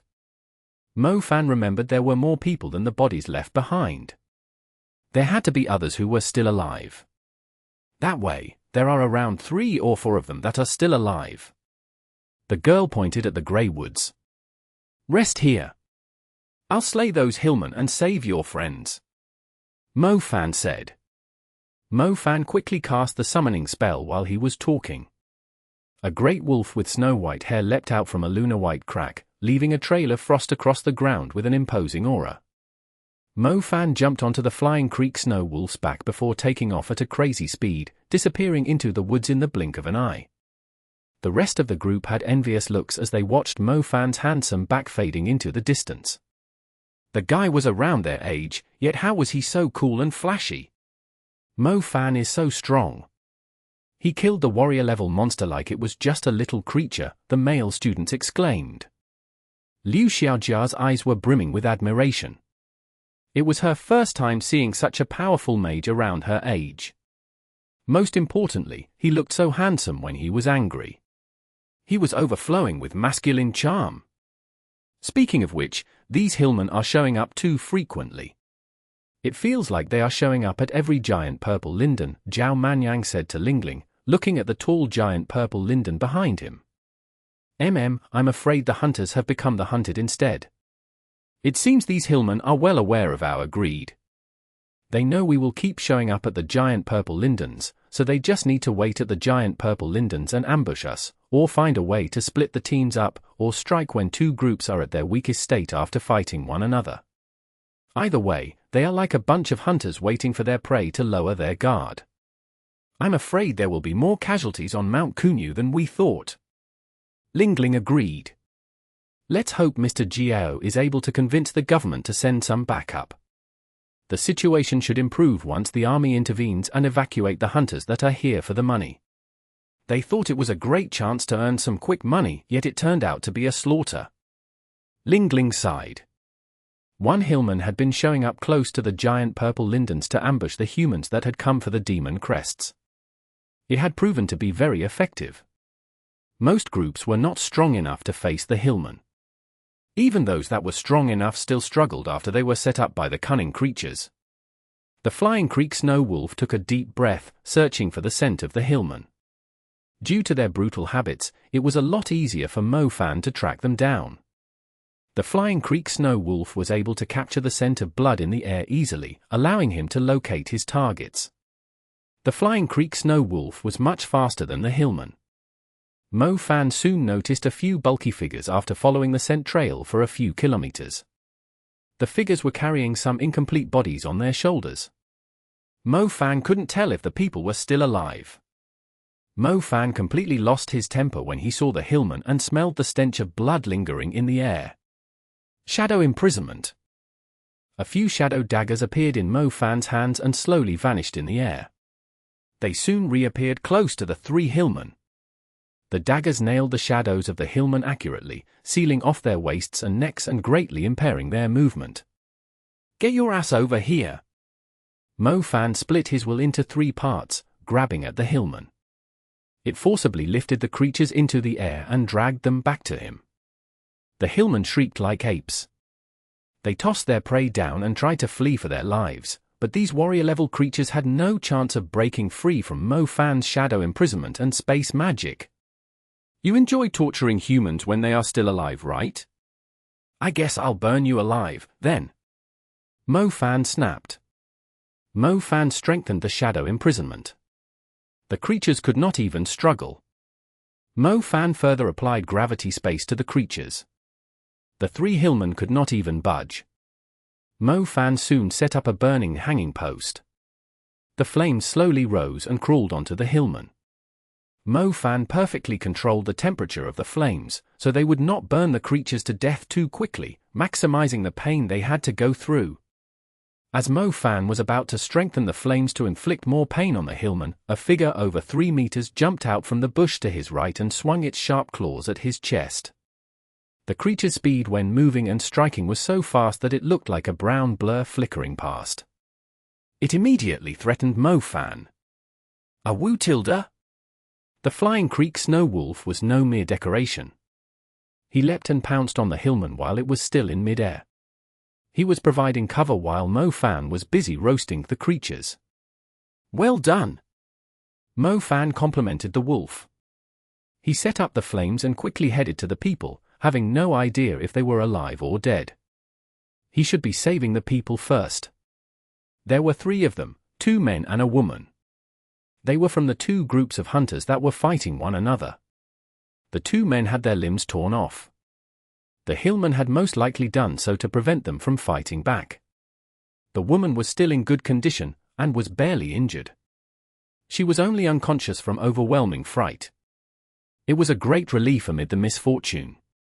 Mofan was quite confused why the Hillmen did not tear her limbs off like the others. The 3 hunters were still alive. If he was any slower, the Hillmen would most likely have dragged them off to a remote cave and enjoyed torturing them slowly. It was obvious that the Hillmen were not killing humans just to fill their stomachs. They were torturing humans to entertain themselves. The Flying Creek Snow Wolf howled. An icy gust swept past, knocking down all the trees within 100 meters. A Hillman over 3 meters tall was moving nimbly among the falling trees. It managed to dodge the flying Creek Snow Wolf's attack. It continued to back away while staring at the 3 Hillmen that Mofan had set on fire. It quickly realized how tough of an opponent the flying Creek Snow Wolf was. It jumped onto the trunk of a tree and held on like an ape. The Hillman was surprisingly quick when it was moving between the branches and the trees. Even the flying Creek Snow Wolf was having a hard time catching up to it. The flying Creek Snow Wolf howled furiously and knocked down the trees, acting as obstacles. Unfortunately, the Hillman was just too quick. It glared at Mofan and the flying Creek Snow Wolf before quickly disappearing into the woods. "Stop chasing, that creature is pretty tough. It's a commander too." Mofan called the flying Creek Snow Wolf back. He was having difficulty carrying the 3 people on his own, so he needed the flying Creek Snow Wolf to do the manual labor. Mofan quickly used blood serums and bone-connecting ointment to treat the hunters' injuries. It was enough to help them live until they regrouped with Liu Xiaojia and the others. Let me go, the woman who was barely injured suddenly screamed and summoned a strong blast of wind. The wind flew right at Mofan. She was so terrified that she could not even tell who was friendly. "Calm down, you're fine now." Mofan waved his hand and shattered the woman's wind with his telekinesis. The wind Maga was stunned. She did not expect the man to nullify her wind disc just by waving his hand. The woman soon noticed the 3 Hillmen burned into charcoal. She let out a relieved sigh and thanked Mofan. "I already warned you guys, but none of you listened. There are times when you shouldn't be so greedy.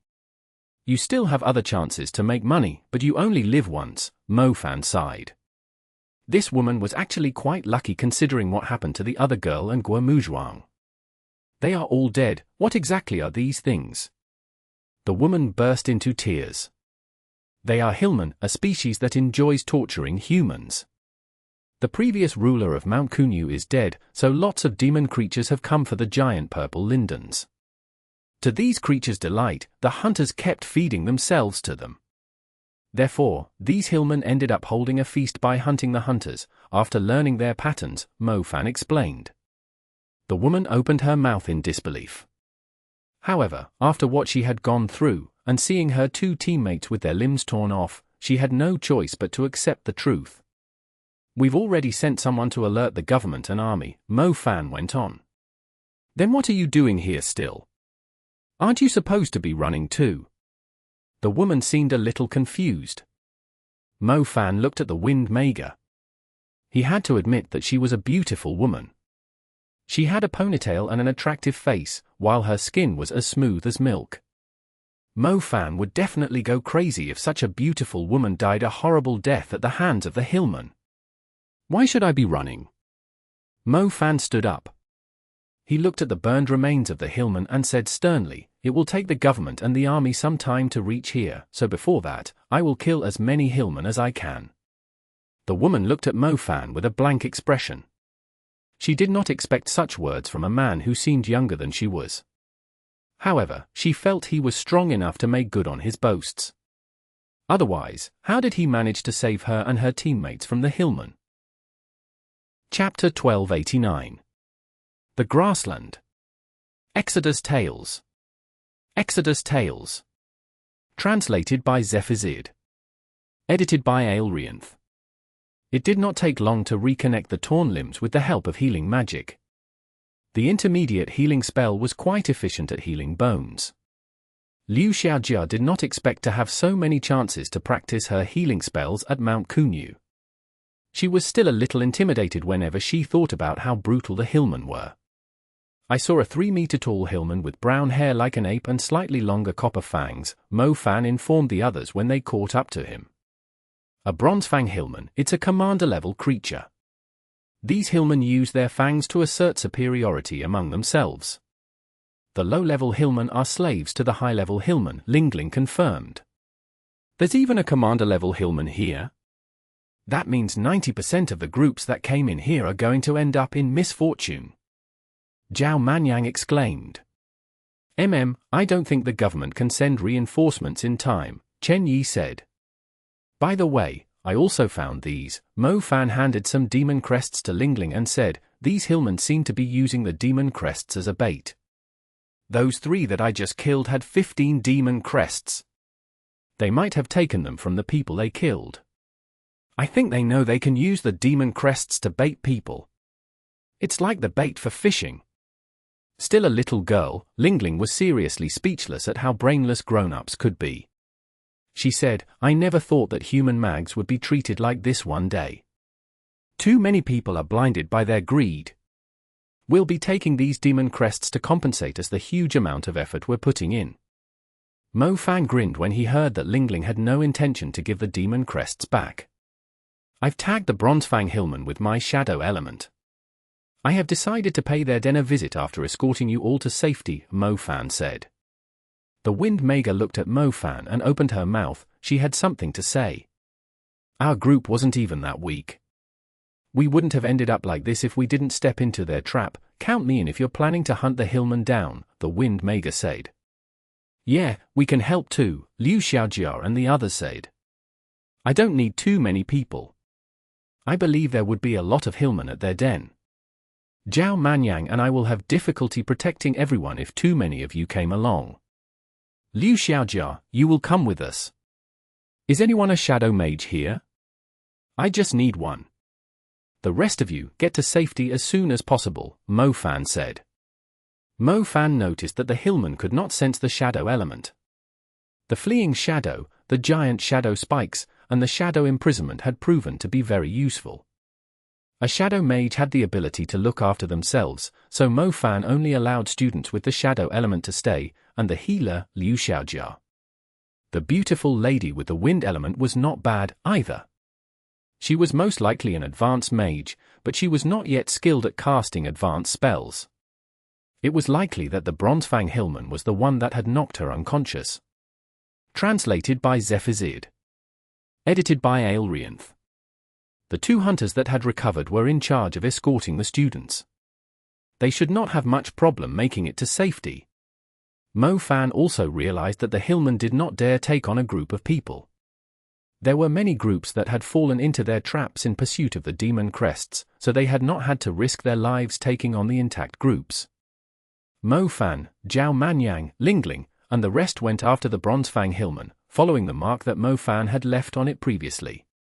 I was wondering why you let the commander-level Hillman run away. It turns out that you're only releasing the fish back to the pond so you can get them all, Zhao Manyang smiled. Mo Fan was clearly more cunning than the Hillman. Ooh? Did you really let it go on purpose? Didn't it manage to run away from you? Liu Xiaojia asked, blinking her eyes. Liu Xiaojia was like a curious little kid, asking whatever question that crossed her mind. Mo Fan was a little scared to answer her question. Speaking of which, Mo Fan was speechless when he realized who was with him. Chen Yi, Guan 1111, Liu Xiaojia, the Wind Maga Lan Luo, and the gorgeous little Lingling. Why was he with a bunch of girls again? To be honest, Mo Fan was more used to doing cruel things like this with vicious and merciless blokes, someone like Ari Jiangtu. The Seal of Darkness had left a trail that only the mage that had implanted it could sense. Mo Fan just needed to follow the trail to locate the Bronze Fang Hillman. Since Mo Fan's shadow element was at the advanced level, the Seal of Darkness could last for quite a long time. It would still be around after 3 days. Seriously, how far did that creature run? We've already crossed a few ridges, Zhao Manyang complained, a little worn out from the journey.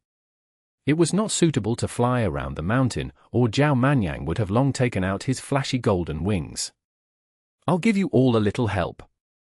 Lan Luo drew a star pattern, laying a trail of wind on the path the group was taking, making it easier for them to traverse the difficult terrain. Mo Fan did not dare summon the Flying Creek Snow Wolf either, since his level was relatively high among the demon creatures. His presence would easily scare the Hillmen away. After crossing yet another tall ridge, the trail of the Seal of Darkness led them to a spacious valley. Most valleys in the mountain had beautiful thick forests, with a strong presence of the ancient times, like those in a drawing. However, this spacious valley was totally different. When they looked down at the valley from the high ground, they were surprised to see a huge grassland. The grass was very tall. The waves flowing across them as they swayed when the wind blew were stunning. It was like the waves on the surface of a green lake.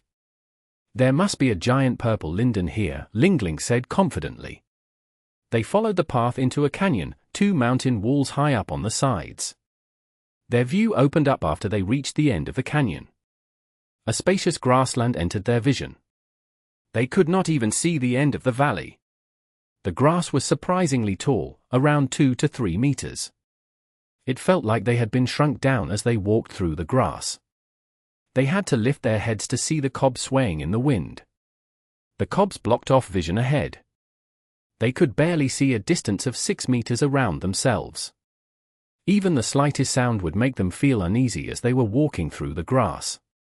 The Hillmen had indeed found a very remote place to build their den. The group spread the grass apart and proceeded forward. Zhao Manyang could not help but ask, "Are we getting close?" "It's not too far now, but it will be very easy for us to get split up if a fight happens here," Mo Fan said. The grassland was too spacious. It would be fine if the grass only reached their ankles, since they could easily see their teammates and any approaching enemy with a quick glance. However, the grass was taller than they were. Their vision was more limited than walking in the woods. "Give me a second," Zhao Manyang felt an urge to empty his bladder. He did not say it too obviously since there were more girls in the group. He split up with the team and went further ahead to make sure he did not ruin Guan 1111's impression of him. He made sure he was far enough to prevent the others from hearing him peeing and unzipped his pants. The sound of him peeing was pretty loud. Zhao Manyang had been holding his bladder for some time. He even had the urge to hum joyfully the moment he turned on the valve. The stalks nearby suddenly swayed. Zhao Manyang immediately turned around as soon as he heard the sound. In order to take a closer look, Zhao Manyang used his other hand to spread the grass. He immediately saw a hideous face behind it. It was a ghastly face with fangs like a boar exposed to the air. The 2 bloodshot eyes in particular were oddly frightening. "Screw you!" Zhao Manyang cursed after he was given a great fright. His right hand adept moved little Zhao Manyang back into his pants before pulling the zip up. Meanwhile, his other hand started casting a water barrier between him and the Hillmen. Ideally, Zhao Manyang thought he could set up his defense in time. To his surprise, the zipper somehow caught little Zhao Manyang for a brief second. He immediately felt a sharp pain from his lower body. The star orbit of the water barrier, one of the most basic spells, broke at its 6th star. The Hillman raised its sharp paw. It clearly had no intention to go easy on him.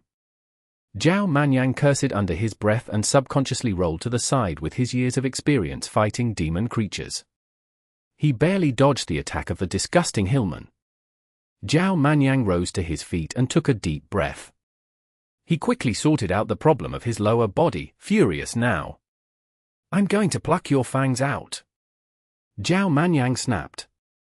"Sky Waterfall." Zhao Manyang cast his spell angrily. White rolling waves suddenly poured down from the sky and descended rapidly on the Hillman. The unstoppable waves struck the creature fiercely. The white waves rolled more than 10 meters away. The sky waterfall instantly broke many of the bones in the Hillman's body. It did not even have a chance to cry out in pain. The strong wave swept forward. A certain area of the grassland even sank down at the strong impact. Mo Fan and the others quickly came over and heard Zhao Manyang cursing wildly. The sky waterfall lasted for half a minute. The Hillman lay still on the ground. Most of its bones were broken by the fierce waves. It was almost dead. He's an advanced mage too, Lan Luo was dumbfounded, seeing the area that had been destroyed by the waves. Even though Zhao Manyang had only used an intermediate spell, the sight of the sky waterfall was just too shocking. The spell had killed the warrior-level Hillman almost instantly. Only an advanced mage with a soul-grade water seed could possibly achieve the feat. That thing dared to ambush me when I'm trying to empty my bladder. Zhao Manyang withdrew the huge puddles and went up to the half-dead Hillman. He kicked at the creature's limp body. "These things have always been cunning," Mo Fan agreed. This place is a natural hunting ground for them. The grass is just too thick. They can easily sneak up to their targets. Even if a whole team of mags was here, it would be hard to tell if anyone is missing from the team. Most importantly, it's extremely difficult to save the people who get dragged away. Lingling judged after analyzing the situation. Chapter 1290. White Burial Flowers. Exodus Tales. Exodus Tales. Translated by Zephazid. Edited by Aelrianth. A desert was scary because it was hard to tell if anything was hiding in the sand, resulting in people entering the territories of demon creatures unknowingly and being wiped out. It also meant there was no place in a desert that was perfectly safe. Likewise, the Valley of Tall Grass was incredibly dangerous, too. The grass grew taller than their heads. The sky that a person standing in the grass could see was only the size of a palm. They had to spread the dense grass to move forward too, and since they were surrounded by grass, they were unlikely to notice if something was approaching them. Let's hope none of the other groups are here. Chenyi felt uneasier the more she thought about Lingling's analysis. Considering how cunning the Hillmen are, I believe they will try their very best to lure the hunters here. It's the perfect slaughtering ground, Zhao Manyang said. If I was a Hillman, Mofan murmured. However, he immediately had an uneasy feeling as soon as he said it. He turned to Lingling. Lingling was initially confused, but she soon realized what Mofan was worried about, seeing the look in his eyes. Lingling, why were you so sure that there's a giant purple linden here? Mofan asked. First, the yew grass. There's no other plant that can grow near a giant purple linden, apart from this kind of grass. This grassland mainly consists of the yew grass, the same kind that we saw growing around the giant purple lindens that we've discovered so far. But why is this yew grass so tall? Zhao Manyang had to ask. I'm not sure, perhaps some kind of mutation. Lingling answered. Is that so? Mofan wondered. The yew grass was everywhere. Mofan was worried if it would attract the other hunters here. There's another important reason too, didn't I already explain before? Lingling said. Mofan was struggling to recall it. He was about to ask when he noticed something white floating past in the blue sky. The cobs of the grass had blocked off their vision. Even when they lifted their heads, their vision was still limited. Mofan initially thought it was just a white cloud, but when he looked up, he immediately realized he had seen it before. The white flossy things were like little fairies flying under the blue sky. Mofan stared at the endless white dandelions drifting past in the air. The dandelion grass, I mentioned it before. Their seed heads are attracted to the giant purple linden. I noticed quite a few of them heading toward this place before we even entered the valley, Lingling stated, looking up into the sky. Mofan frowned and said to Zhao Manyang, something doesn't feel right. Old Zhao, lift me up into the sky. Zhao Manyang was overjoyed. He finally had a reasonable excuse to show off his flashy wings. He summoned his golden wings. The spectacular wing magical equipment stunned Guan 1111 and Lan Luo immediately.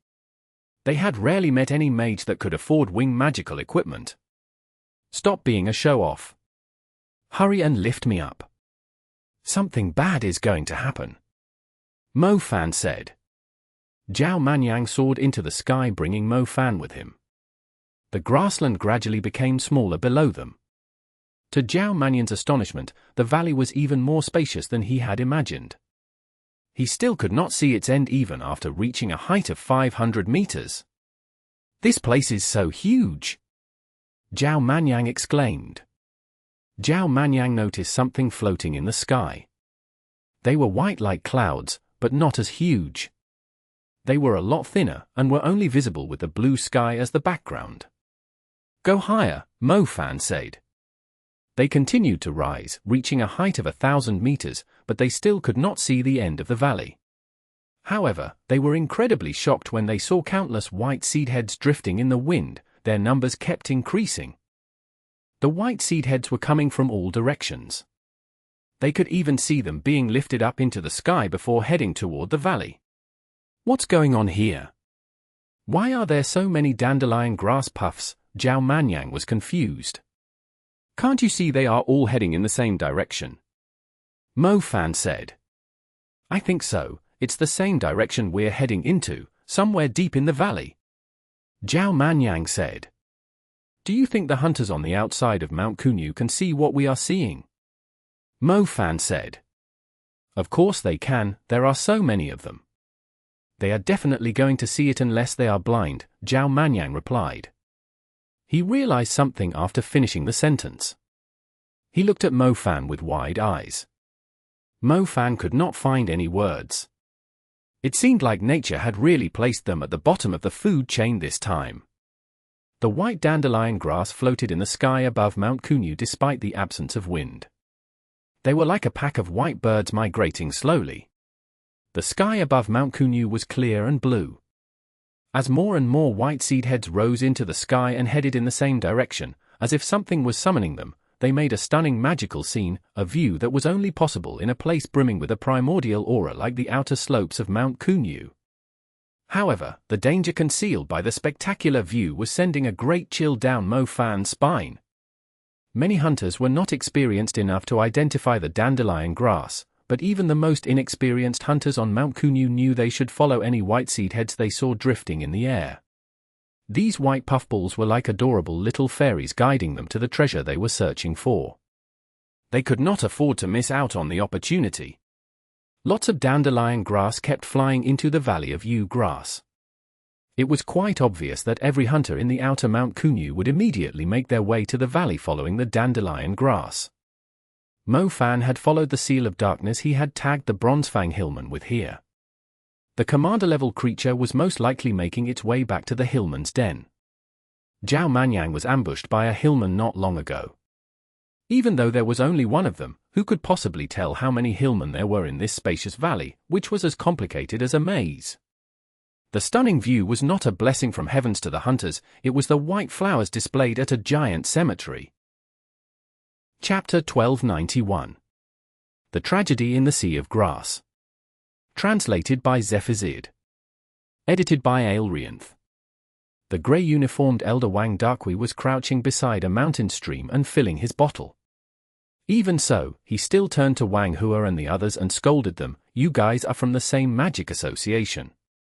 How could you not help him if he was dying? I'm so disappointed. If anything happens to Guo Muzhuang, what am I supposed to tell the people of the Magic Association?" Wang Dakwi berated them. Wang Dakwi utterly regretted his decision of pursuing the Hillmen hot-headedly.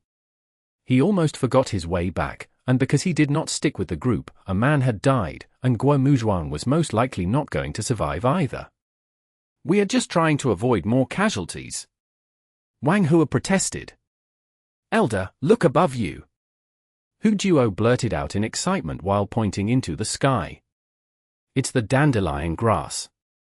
I didn't think we would be so lucky to see these natural dandelion grass seeds floating in the sky. Quick, let's follow them. There must be quite a few giant purple lindens nearby." Wang Dakwi was overjoyed, as if he had completely forgotten about what happened to the group. Wang Dakwi led the group and soon arrived at a place with a clear view.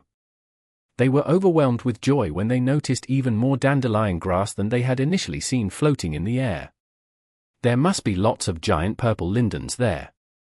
It's a blessing from the heavens. Wang Hua blurted out. "Quick, we're about to make a huge fortune."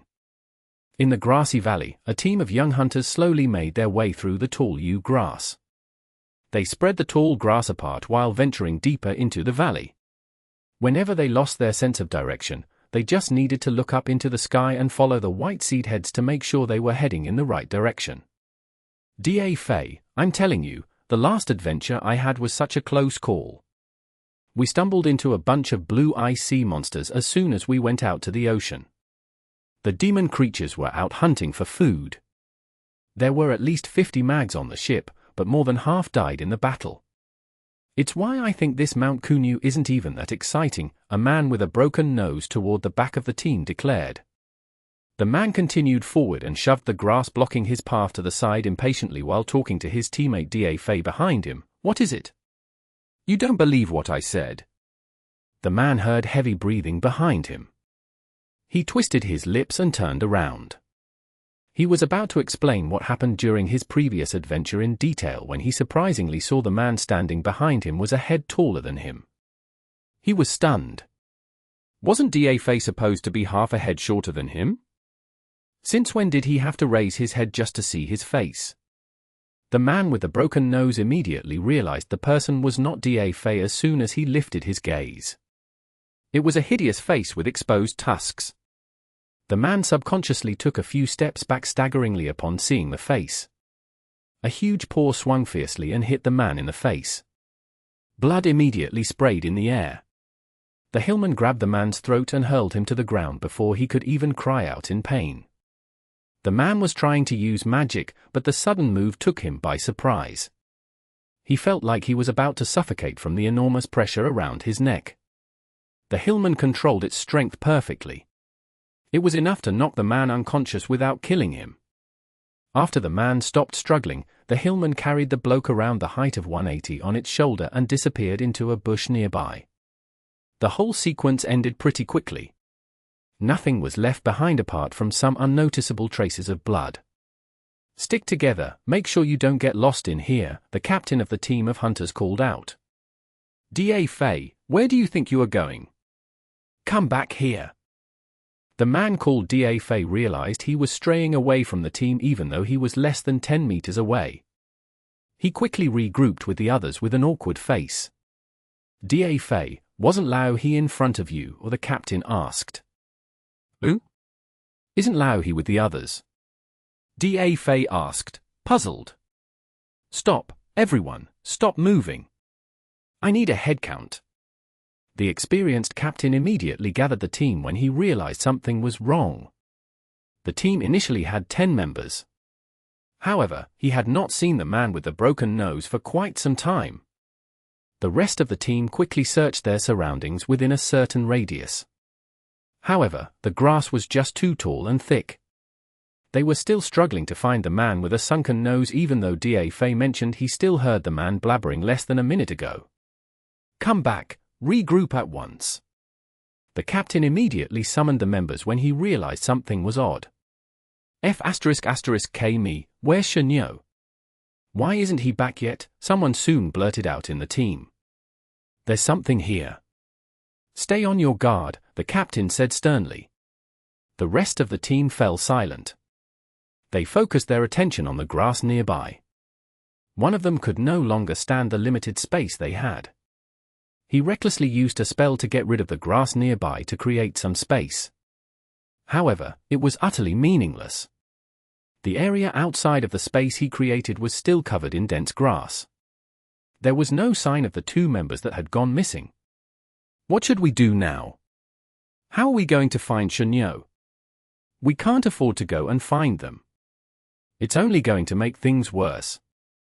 Hold your ground, and stay calm, the captain said. The atmosphere suddenly became extremely weird. Even the slightest sound was making the team feel uneasy. The sea of grass swayed in the wind. The sight of the cobs rolling forward like waves was spectacular. The sky was perfectly blue while the ground was a boundless green sea of grass. If someone looked down from a great height, they would see little paths like the trails left by a small raft on a lake across the valley. Occasionally, there would be a little disturbance with blood and grass scattering in the air. There were also dull cries and deep roars blended with the howling wind and rustling grass. Similar situations were happening continuously across the valley. Unfortunately, the sea of grass was too tall and spacious. The sounds were too soft and blurred when they reached the open sky. Deeper within the valley, Moth and his crew began to pick up their pace. The grass ahead was being split apart like waves. The areas where the grass was too dense were set aflame instead, burning the grass into ashes. Moth did not let the fire spread, as it might place other hunters in a more difficult position. The grass had a surprisingly strong resistance to fire, making it difficult for the fire to spread. "We must take out the den before more hunters arrive. Otherwise, more than 1,000 hunters are going to die here." Moth swore. Moth and Zhao Manyang had discovered many Hillmen hidden in the grass on their way here. They had to find the giant purple Lindens or the Hillmen's den as quickly as possible to avoid more people dying in this terrifying sea of grass. It was a journey of no return for the hunters who were not strong enough. Chapter 1292. The Crests of the Giant Purple Lindens. Exodus Tales. Exodus Tales. Translated by Zephazid. Edited by Aelrianth. An odd sound was coming from the bushes. Lan Luo immediately scanned her surroundings cautiously. It was difficult to tell if the grass was rustling because of the wind or there was indeed something moving among the grass. Therefore, they had to be on alert at all times, which was very mentally draining. "I can't sense where they are," Zhao Manyang murmured.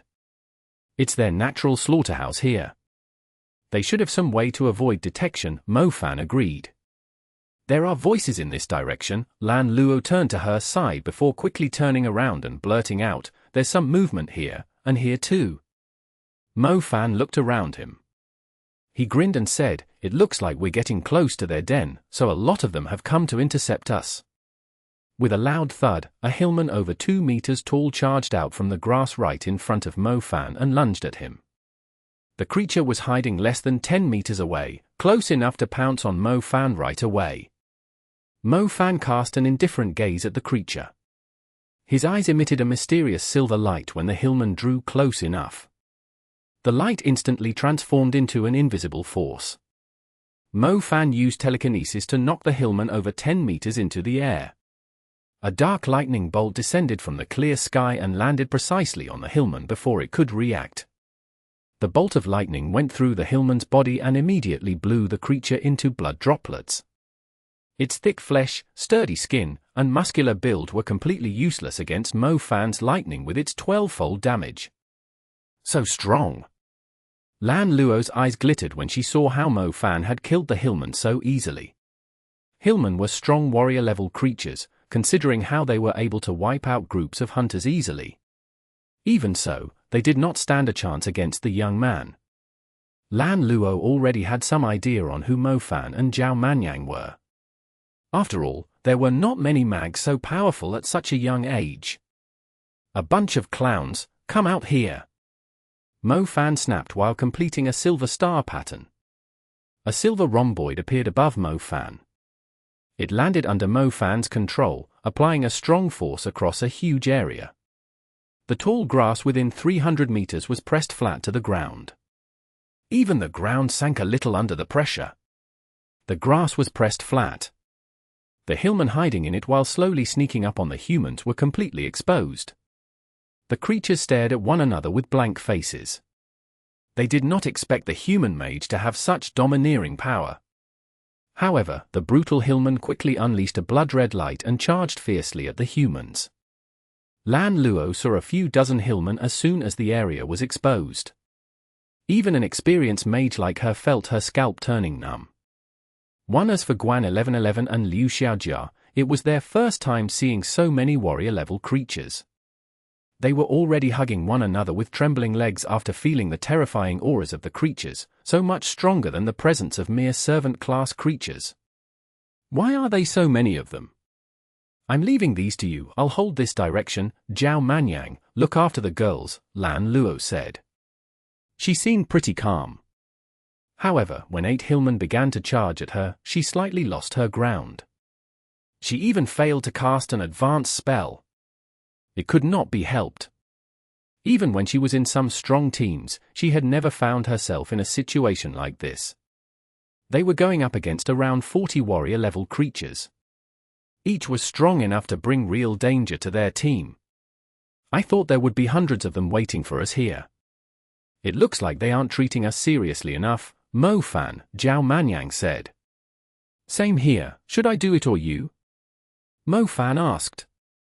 "You can do it. I'll look after the girls," Zhao Manyang said. Mo Fan nodded. He slowly lifted his finger and pointed at the sky. Lightning strikes suddenly flashed across the clear sky.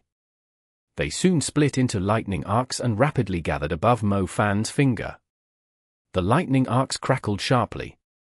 At Mo Fan's command, the lightning strikes descended rapidly, each over 100 meters long and thick as an aged tree.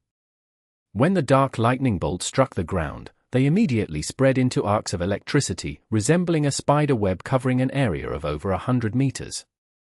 It started with a few dozen lightning strikes, but by the moment they reached the ground, there were hundreds or even thousands of lightning threads flickering wildly across the place. The lightning was dazzling and loud, inflicting damage on every single Hillman scattered across the area, paralyzing the creatures while puncturing them. The Hillmen cried out like apes in their pain. They continuously fell to the ground while twitching in the giant lightning web. Only a dozen or so were still standing after just a brief moment, barely withstanding the damage inflicted by the lightning. Tyrant call! Mo Fan hissed. The lightning tyrant scars had been stacking on the Hillmen, each able to call down an exploding apex with its damage amplified 12-fold. If there were more scars on the same Hillman, the lightning they triggered would be even stronger. Hundreds of lightning strikes came down simultaneously at his trigger, sweeping the soil into the air while the flesh and blood of the Hillmen sprayed in the air after they were pulverized. The lightning of Tyrant Call was insanely quick. It did not fork before attacking its target, it was just a blast with brute force that slaughtered the Hillmen, whether they were standing or lying on the ground.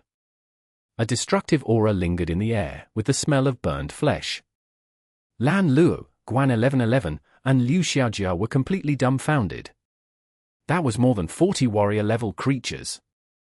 Normally, they would need a huge team of hunters against such a group of demon creatures, yet the young man had wiped them all out in just half a minute.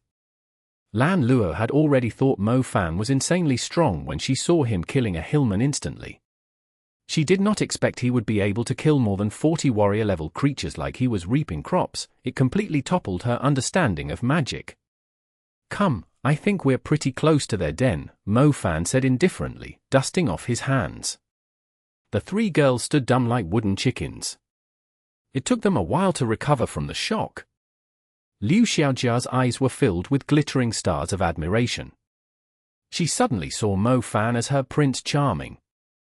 The man's charm was off the charts compared to the boys who were outwardly attractive, but worthless inside. The way he controlled his lightning imperiously had changed her view of a man. Are you a super mage?" Lan Luo could not help but ask. Lan Luo suddenly realized how stupid she sounded after asking the question. How was it possible for anyone to reach the super level at his age? "No, it's because I have a strong soul grade seed and domain," Mo Fan said. "Oh, I see. You are most likely the strongest advanced mage I have ever met, stronger than the old hunter masters too. I now understand why you're bold enough to come here," Lan Luo said. Lan Luo was aware that Mo Fan had a commander-level creature whose strength was already beyond their level. As such, she assumed Mo Fan's primary element was the summoning element. She thought he would rely on his wolf to fight, but it turned out he did not even need the summoned beast's help. He had only drawn star patterns to cast his spells. He had yet to use a single advanced spell. Anyone could tell how crazily strong his intermediate lightning spells were, which meant his advanced lightning spells would be even crazier. They started hearing more sounds coming from nearby after advancing less than 3 kilometers. The girls were not as intimidated after witnessing Mo Fan's strength. They continued to move forward. The creatures could hide or come out all they wanted. Either way, the group was still going to reach their den. "We're close," Mo Fan said. The presence of the Seal of Darkness was stronger, indicating that the creature he had marked was just ahead. The Hillmen were quite intelligent. Even though a huge number of them had gotten close to the group of humans, they still showed no intention of attacking recklessly. "Holy crap! Everyone, look up!" Zhao Manyang suddenly yelled. The yell gave the girls a great fright. It even scared some of the Hillmen that were hiding in the surroundings, who immediately fled for their lives. Mo Fan lifted his gaze. He was struggling to see the sky because of the tall grass around. However, he soon noticed a huge canopy at the edge of his vision. The canopy was extremely tall. It felt like it was as tall as the tallest mountain in the area. Mo Fan was wondering if it was a tree growing at the top of a mountain. However, as he spread the grass blocking his view, he realized the tree was a lot bigger than he had imagined. As he continued to clear the view, he gasped when he saw the canopy extending into the distance without a visible end to it. The tree is too ***king huge! Mo Fan exclaimed. Mo Fan quickly jumped into the air and stood on the grass that was blocking his view. When Mo Fan reached the top, he subconsciously held his breath. His field of view was dominated by a huge towering tree located at the center of the valley. The canopy he saw was not even the tree's uppermost branches. They were just the lowest branches of the tree, and only consisted of a tiny portion of the actual tree. What he could not see before was a trunk as huge as a mountain, with branches intertwining with one another. It was like a huge curtain connecting the ground and the sky. Mo Fan suddenly realized why the yew grass only reached their ankles like normal weeds in other places, but was taller than humans in this valley. The giant purple linden here was so huge that it was able to reach the sky and veil it. Even when Mo Fan jumped into the air, he still could not see the entire tree. Mo Fan had been to many places, but it was definitely his first seeing something so spectacular. He could no longer describe it as a tree if it was like a small world on its own. The trunk would be like climbing a mountain.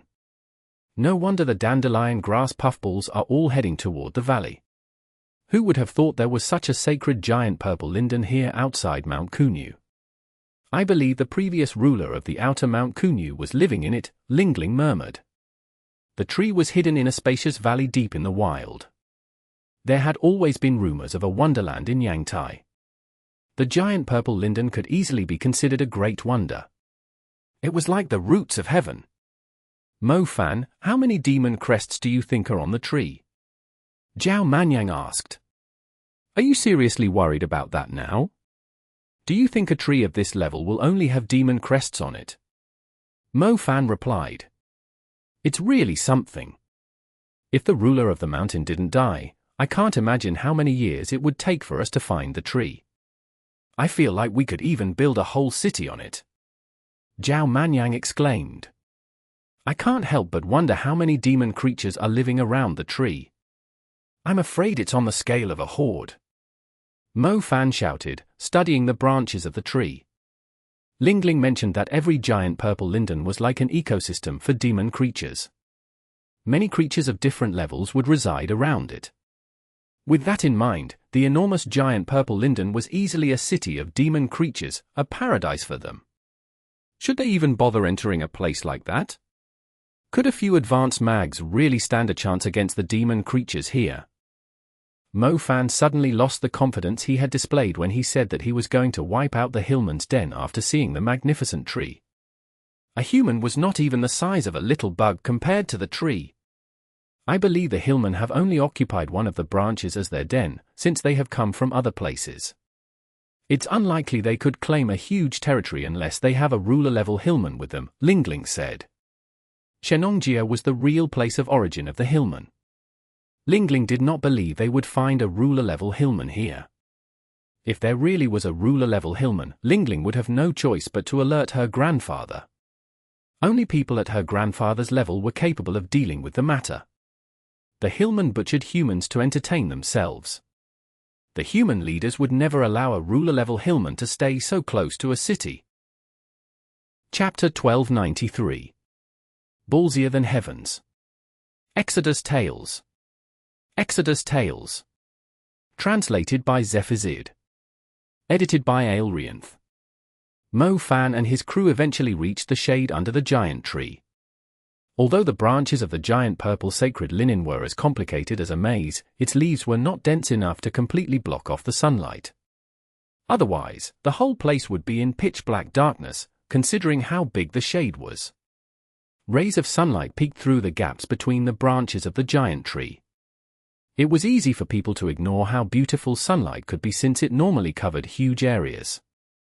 However, when the sunlight was filtered out by the branches and leaves into beams of light, they would notice how stunning it could be. "We're here," Lingling announced. The ground began to rise like a little slope. However, the ground was not actually rising.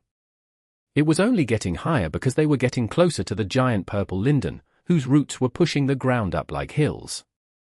Half of the roots were above ground, while the other half had spread and grown in all directions. A single root had the width of a city street. Even following the roots of the tree, they had to walk almost 2 kilometers before they could reach the main trunk. The main trunk of the giant purple sacred linen seemed to be the combination of many trees bundled together. The trunk had large vein lines and many vines. They were initially worried about how they were going to climb the tree, but they realized they would have no problem climbing the tree as they approached the trunk.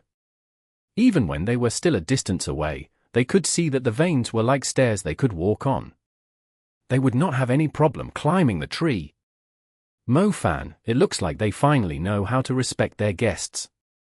They have prepared a huge banquet for us this time, Zhao Manyang proclaimed, pointing ahead. The yew grass was no longer limiting their vision after they reached the roots of the tree. They were currently on a little slope, allowing them to see a massive number of figures moving on another spacious hill ahead. So many of them. Lan Luo blurted out. It looks like the guy that I tagged with the Seal of Darkness knows that I'm here for him. It has gathered so many Hillmen, Mo Fan mused. Mo Fan followed the guidance of his eyes of darkness. He quickly fixed his gaze on a Hillman standing at the highest part of the roots connected to the trunk. It was slightly bigger than the other Hillmen nearby. The bronze tusks that it was extremely proud of were emanating its noble aura. The Hillman cried out like an ape while waving its paws around. It was difficult to tell what it was up to. Every Hillman in the surroundings uttered similar cries and waved their paws in the air too. They seemed very excited. Are they seriously welcoming us? I heard that some creatures are very respectful toward powerful existences. The more you beat them up, the more respect they have for you, Zhao Manyang wondered, seeing the strange reaction of the Hillman. I think so too. Why don't you go ahead first? Mo Fan shot back. Zhao Manyang chuckled. He was not stupid enough to believe such ridiculous sayings. He could easily tell how strong the hatred and grudge the Hillmen had against humans was from how brutally they treated the hunters. They were making a huge amount of noise. They began to feel uneasy hearing the cries of the Hillmen. Soon, the same cries were coming from the sea of grass behind them. Lingling turned around and lots of movements in the grass, heading in their direction. A Hillman jumped out from the grass and landed on the roots right behind Mo Fan's group. The grass split apart as more figures continuously jumped out and flanked the group from behind, completely blocked off its escape. The number of cries increased. There were so many Hillmen that the path that Mo Fan and his crew had taken was completely blocked off. The number of Hillmen was a lot higher than what everyone had expected. Are you now satisfied with their welcoming ceremony? Zhao Manyang looked around and discovered the number of Hillmen had suddenly doubled. They had filled up the entire slope leading to the giant purple sacred Linden. They are overdoing it a little. Mo Fan did not think there would be so many Hillmen. These were warrior-level creatures, to think that thousands of them had suddenly appeared out of nowhere. Mo Fan now realized how scary a horde of demon creatures was. They could be torn to pieces at any minute if they were too careless.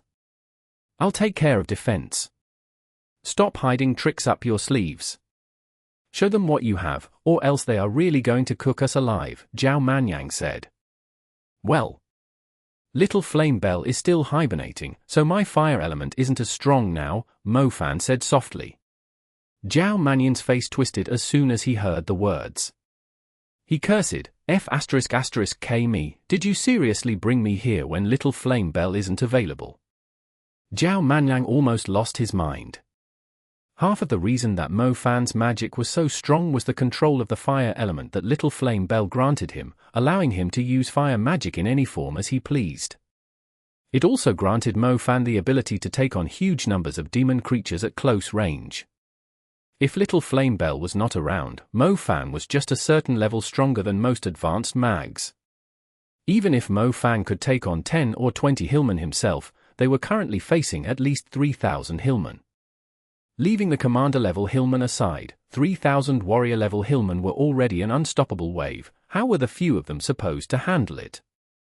I was thinking that we wouldn't have trouble running even if we couldn't defeat them, Mo Fan admitted. You are seriously going to get us killed? I'll try to hold them back as long as I can. You better think of a plan to escape this shithole.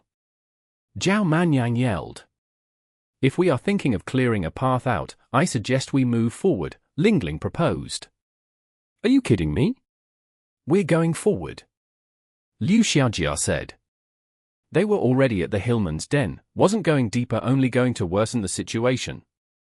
Yeah, we can't go back. There are more Hillmen behind us.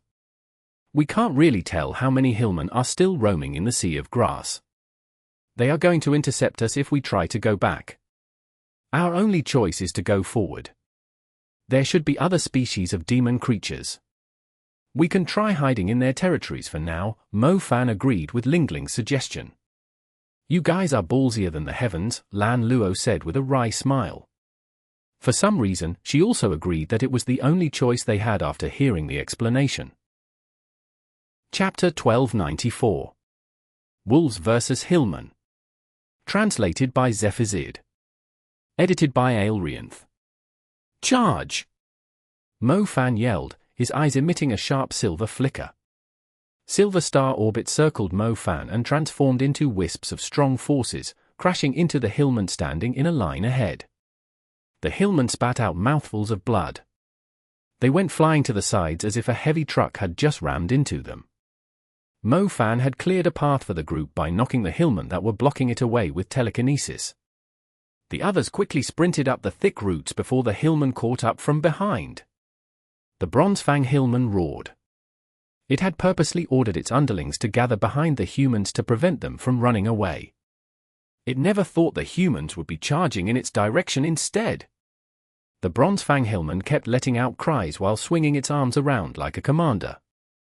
Mo Fan recklessly charged forward along the giant sloping roots while knocking the Hillmen blocking the path flying. Some flew into the air while others fell off from the edges of the roots. Unfortunately, Mo Fan's mental strength was still too weak. If it was in the 5th stage, he could instantly kill the creatures with his telekinesis. To ensure that the wisps of forces were strong enough to knock the Hillmen flying, Mo Fan could divide the force into only 7 wisps at a time. However, as more Hillmen began to show up from different directions, Mo Fan was struggling to hold them back by himself. Old Wolf, clear a path for me. Mo Fan did not hesitate further. He immediately summoned the Flying Creek Snow Wolf. A Wu Tilda? The Flying Creek Snow Wolf leapt out from the summoned beast plane and dashed 200 meters ahead so quickly that he only left a faint afterimage behind. In comparison, the Hillmen seemed to be in slow motion or perfectly still. When the wolf's afterimage disappeared, a huge mist of blood sprayed in the air from the wounds inflicted on the Hillmen by the wolf's claws. The Hillmen slowly fell to the ground and lay still. The difference between the commander level and the warrior level was just too huge. The Flying Creek Snow Wolf was howling excitedly, as it had been a while since he had last fought a good battle. However, the tribe of Hillmen was not just mere decorations. The Flying Creek Snow Wolf was soon surrounded by over 100 Hillmen before he was done being a show-off. The Hillmen knew the Flying Creek Snow Wolf was strong enough to kill them instantly, so they split into groups and took turns attacking the Flying Creek Snow Wolf. For some reason, since the Flying Creek Snow Wolf was surrounded by the Hillmen, he kept missing his attacks, even though he was aiming right at them. The Hillmen were swinging their arms and legs around and doing strange movements, like a bunch of savages dancing around a fire. The sight soon dazzled the Flying Creek Snow Wolf. The Flying Creek Snow Wolf had not killed a single Hillman after a while. It significantly slowed down the pace of the group moving forward. Zhao Manyang felt great pressure when he heard the cries of the Hillmen behind approaching them. You're such a disappointment. Mo Fan cursed at the Flying Creek Snow Wolf. The Flying Creek Snow Wolf felt wronged. He could not understand why either. He was clearly faster and stronger than the Hillmen. He could easily kill a few of them just by swinging his claws around randomly since there were so many of them around him. However, he just kept missing. The creatures were surprisingly quick at dodging. Thunderbolt! Mo Fan pointed his finger into the sky and summoned a dark lightning strike. The thunderbolt descended rapidly in a destructive manner, aiming right at the Hillmen that were behaving strangely. The lightning strike landed on the roots and left a huge hole. The Hillmen had managed to dodge the lightning strike, as if they had anticipated it beforehand. Mo Fan was stunned when he saw his lightning miss the Hillmen. He was a strong lightning mage that had gone through countless battles. How could his attacks possibly miss these Hillmen when they were not even that quick? Mo Fan was extremely quick at X-casting his spells. Several star patterns flickered continuously under his feet as more lightning strikes began to appear from the sky. They either forked into lightning arcs, fell right down, or formed a web of lightning on the ground. However, for some reason, the Hillmen still managed to dodge most of the attacks with strange movements. The number of Hillmen that died was a lot lower than Mo Fan had imagined. Mo Fan was dumbfounded. What the hell was going on? They had only killed a few dozen of Hillmen after so long, but a few hundred of them were already coming up from behind. They would soon be stuck here. The oddity effect!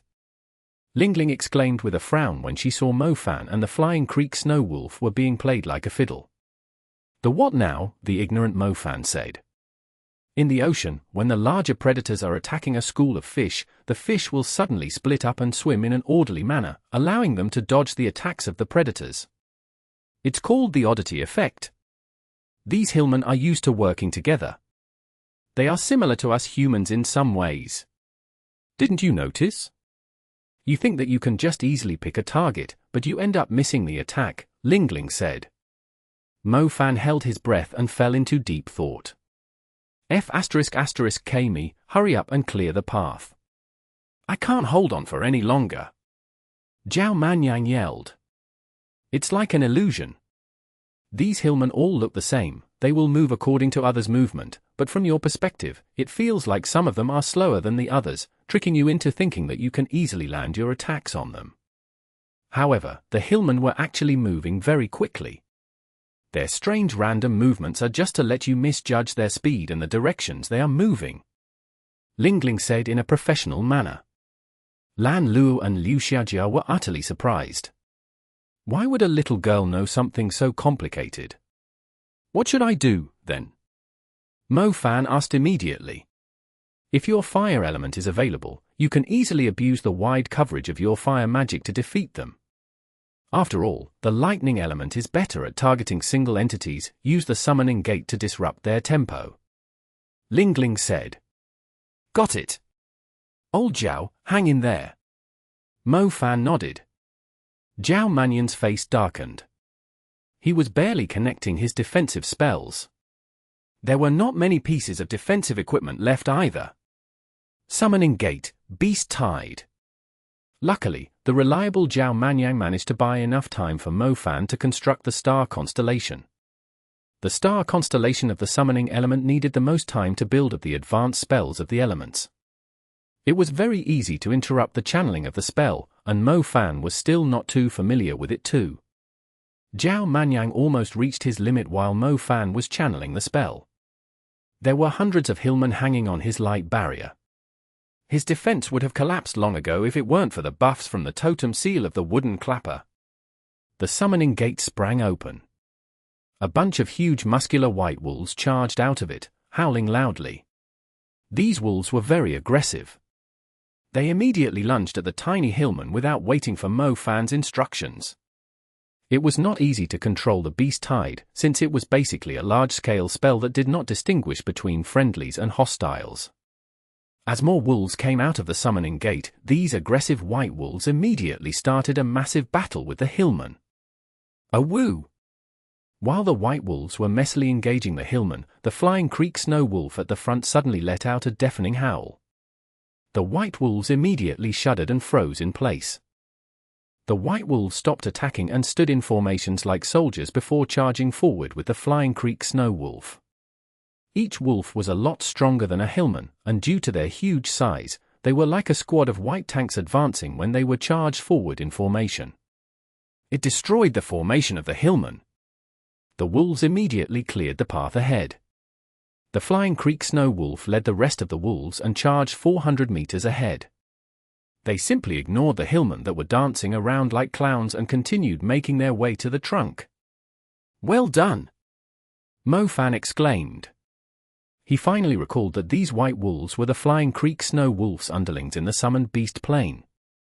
The tide of beasts was very disciplined, with the Flying Creek Snow Wolf leading them. A group of disciplined criminals was the deadliest. Mo Fan was overjoyed when he saw the Hillmen being crushed by the wolves. "Hurry up, the beast tide won't last for long," Mo Fan said. Zhao Manyang felt like he was about to collapse. When he heard that they could finally leave, he dragged Liu Xiaojia and Guan 1111 and fled as quickly as possible. Lan Luo cast Wind Track in time to speed everyone up, too. Gravity space! Mo Fan set up a rhomboid behind the group when he saw the Hillmen catching up. The Hillmen within it slowed down significantly, as if huge metal balls were tied to their legs. The Bronze Fang Hillmen realized its underlings were having trouble stopping them. It cried out furiously and jumped down from the higher ground. It had decided to engage the humans himself. The Bronze Fang Hillmen had around 100 Hillmen who were almost 3 meters tall with it. They seemed to be the elites among the Hillmen. They cried imposingly as they charged down at the wolves. A woo! The Flying Creek Snow Wolf had no intention to back away. He uttered a furious howl and led the wolves to engage the Hillmen. The area below the giant purple sacred Linden belonged to the wolves. Chapter 1295. The Ass-Kicking Flying Creek Snow Wolf. Translated by Zephazid. Edited by Aelrianth. The Flying Creek Snow Wolf pounced at the Bronze Fang Hillman, biting recklessly at the Hillman's shoulder. To his surprise, the Bronze Fang Hillman was reckless too. It did not even bother dodging. It swiped its sharp paws at the Flying Creek Snow Wolf's stomach instead. Blood jetted out from both the creature's wounds. The Flying Creek Snow Wolf snapped the Bronze Fang Hillman's scapula and tore its arm off.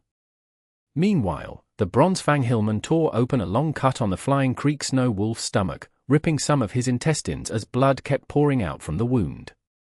"Wolf, I think you're at a disadvantage." Lingling was not responsible for fighting and had time to analyze things. A woo! The word seemed to have infuriated the Flying Creek Snow Wolf. He ignored the wound on his stomach and crossed his claws as he pounced forward. He pinned the Bronze Fang Hillman down on the roots and bit at the creature's head. The Bronze Fang Hillman lifted its head and viciously pointed its sharp tusks at the Flying Creek Snow Wolf's throat. Luckily, the Flying Creek Snow Wolf reacted swiftly and backed away. He opened his mouth and let out an icy breath. A huge icy mist swept at the Bronze Fang Hillman. The roots were covered in a thick layer of ice as soon as they made contact with the mist. The Bronze Fang Hillman failed to react in time. Its legs were frozen by the Flying Creek Snow Wolf's breath. Seeing the opportunity, the Flying Creek Snow Wolf executed an ice spell again and lifted his gaze. With an icy flash of light, a crystalline ice cone appeared right above the Bronze Fang Hillman. The ice cone fell rapidly, growing continuously as it was falling. When it was only 10 meters away from the Bronze Fang Hillman, it had turned into an icicle with a sharp tip falling onto the Bronze Fang Hillman at terrifying speed. The Bronze Fang Hillman cried when it sensed the approaching danger.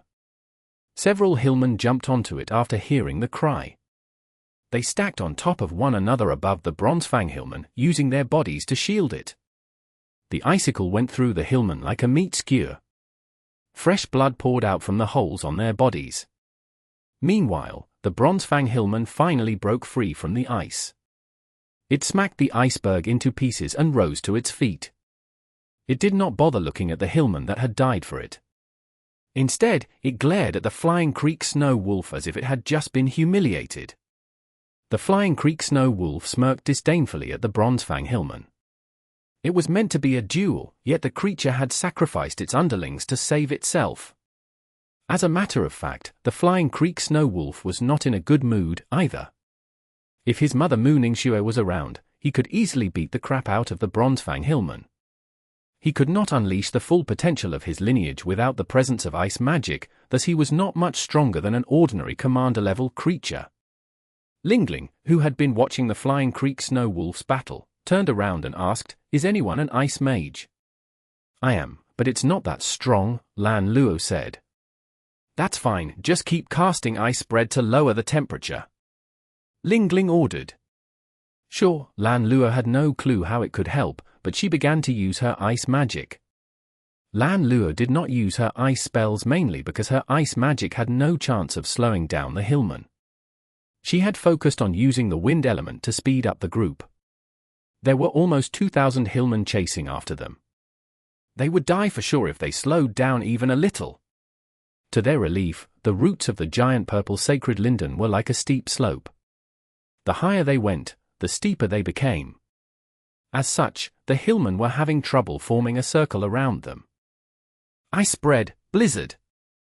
Lan Luo followed Lingling's instructions and cast the ice spell close to where the Flying Creek Snow Wolf was fighting. The White Wolves seemed to be fond of the ice magic too. Their morale increased as they continued to take down the elite Hillmen with ease. Dead bodies littered the area, with blood flowing down the roots like a river. To Lan Luo, Liu Xiaojia, and Guan 1111's surprise, they actually managed to clear a path through such a huge number of Hillmen. They were getting closer to the trunk. Mo Fan was clearing a path at the front while Zhao Manyang held the Hillmen that were chasing after them back. Their combined strength was comparable to that of an army. Tyrant Call. Mo Fan's yell immediately activated the lightning tyrant scars inflicted on the creatures by the wild lightning arcs. Countless lightning strikes descended like rain. The roots of the tree were scorched and blistered after hundreds of dark lightning bolts blasted it. This time, the Hillmen that were forced to split up were struggling to dodge the lightning. More than 100 of them died to the spell. It suddenly cleared the path ahead. Ash ***s, have a piece of that. Mo Fan cursed them. Mo Fan had purposely accumulated lots of lightning tyrant scars. The Hillmen were able to dodge powerful spells like the Sky Lightning Claw with their strange movements.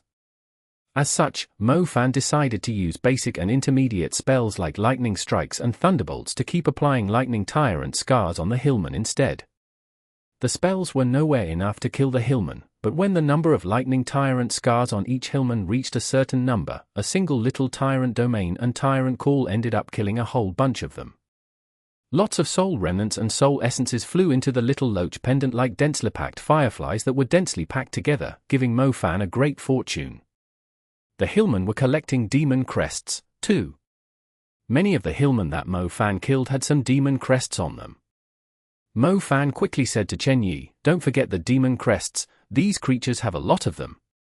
Chen Yi was left speechless. How money-driven was the man? Was he really concerned about the demon crests in a situation like this? Chen Yi's cultivation was pretty high, too. She had only pretended to be weaker at the Magic Association, yet she felt a little helpless when Mo Fan asked her to collect the demon crests from the dead Hillmen instead. Frost stacked up on the roots as the temperature continued to drop.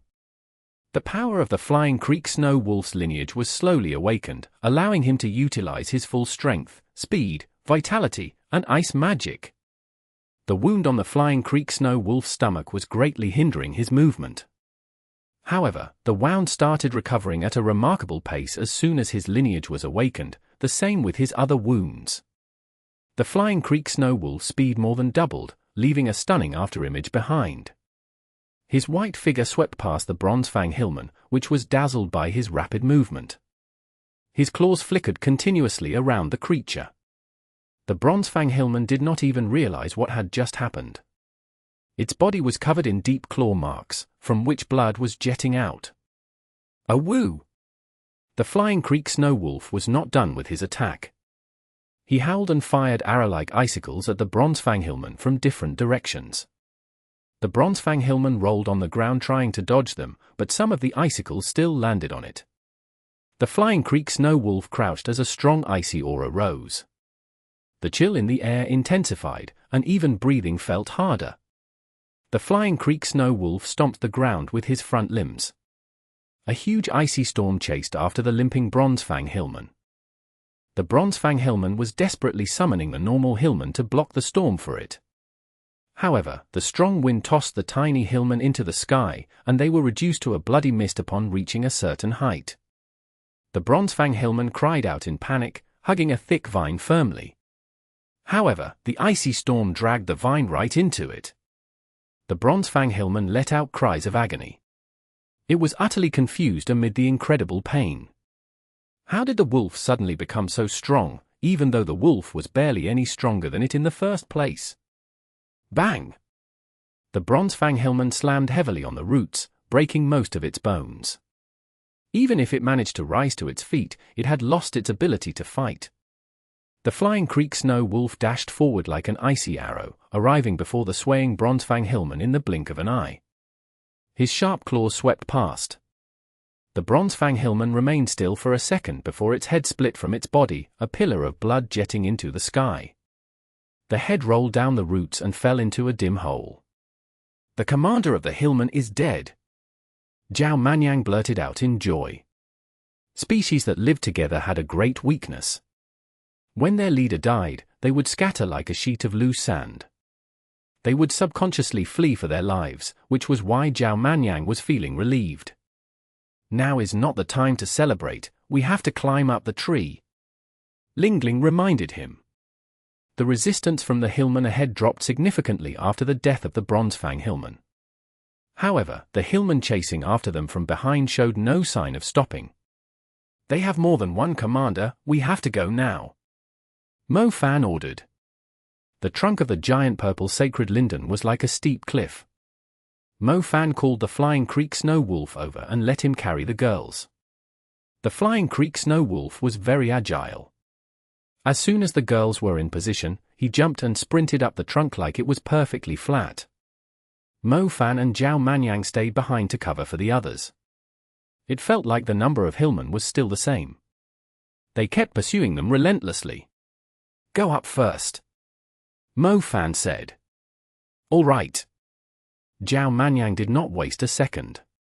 He extended his golden wings, and with a beat of them, he soared up, sticking close to the trunk.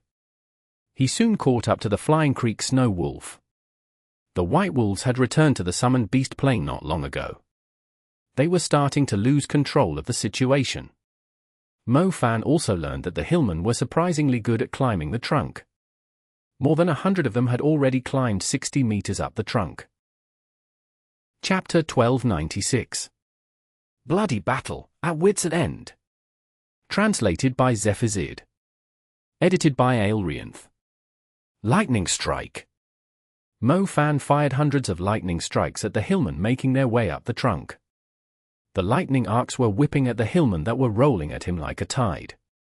The lightning strikes were not strong enough to inflict serious damage on the warrior-level creatures, but they were enough to infuriate them. The Hillmen seemed to have realized that Mo Fan had been abandoned by his teammates. They also realized that this man was the most detestable, since he had killed most of their fallen comrades. The Hillmen that were climbing the tree turned around and headed down instead to flank Mo Fan together with the others that were approaching. Mo Fan looked at the savage Hillmen calmly. He first used telekinesis to knock the Hillmen that were the closest to him into the air. His body immediately unleashed a brilliant silver light. Blink! A huge star pattern appeared under Mo Fan's feet, followed by more star patterns as they combined into a majestic star constellation made up of 343 stars. It opened up a space tunnel that Mo Fan was flying into to escape from the huge encirclement. Bang! Just as Mo Fan was about to escape the huge surround, a 4-meter bronze Fang Hillman appeared out of nowhere and rammed into his chest. Its incredible impact was like a tsunami. Mo Fan was only seconds away from entering the space tunnel, but the surprise attack ended up knocking him out of the tunnel. Mo Fan slammed a few meters deep into the trunk. A few of his ribs had broken. He spat out a mouthful of blood. Incredible pain surged throughout his body, and he almost lost consciousness. He did not expect a stronger Hillman hiding nearby would suddenly appear and gave him such a deadly blow. He would have died if it wasn't for the physical attributes of his demon element. How cunning! Mo Fan wiped the blood from his lips. He forcibly unleashing his lightning to stop the Hillman from getting any closer. There were too many Hillmen. It was as difficult as driving a huge tide back. In just the blink of an eye, there were almost 100 Hillmen less than 20 meters from Mo Fan. They were almost close enough to tear him into pieces. Back off! Mo Fan knocked some of the Hillmen back with telekinesis. However, more Hillmen kept showing up after he knocked the first wave back. He would not be able to resolve the danger with his current approach unless his telekinesis was able to knock all the Hillmen back at once. The cries of the creatures were deafening. However, Mo Fan felt like he could hear the Bronze Fang Hillman that had ambushed him laughing viciously. Shit, Mo Fan failed to blink up here. Chen Yi's face turned pale as she glanced down. Mo Fan's figure was surrounded by the enormous wave of Hillmen. Anyone would assume that the Hillmen had torn Mo Fan to pieces if they did not see the flickering of the lightning and the silver glow below. Keep going up, leave it to me. Zhao Manyang dove back down as soon as he realized something was not right. However, there was not much he could do since the Hillmen had already stacked up in layers. He could only cast his defensive spells on a clear target, but he could not even see Mo Fan now. I'll kill you all before I die. Mo Fan continued to unleash his will. His blood boiled vigorously as the danger worsened. His will was improving significantly, too. A gravitational force appeared and compressed a circle of Hillmen around him into mincemeat. Their blood splashed onto Mo Fan, turning him into a bloody madman. He did not have enough time to cast stronger spells. His outstanding mental strength and the basic and intermediate lightning spells were the most reliable in his current situation, since he was able to cast them with a thought. It was the only way he could survive. Circles of dead bodies kept falling to the ground. It was definitely not Mo Fan's first time fighting under dire circumstances like this. When he was in the space of death, he ended up stacking up a huge pile of bones. The urge to surpass his limits, the feeling of burning his battle intent thoroughly, the danger and thrill from facing his death at every second were awakening the great potential hidden deep within his soul. It was not that easy to kill Mo Fan. Even without awakening the true demon sleeping deep within him, he could still unleash the full potential of the demon blood flowing in his body. His speed increased and his thoughts were quicker. He was able to cast spells more fluently while using his mental strength at maximum output for a long time.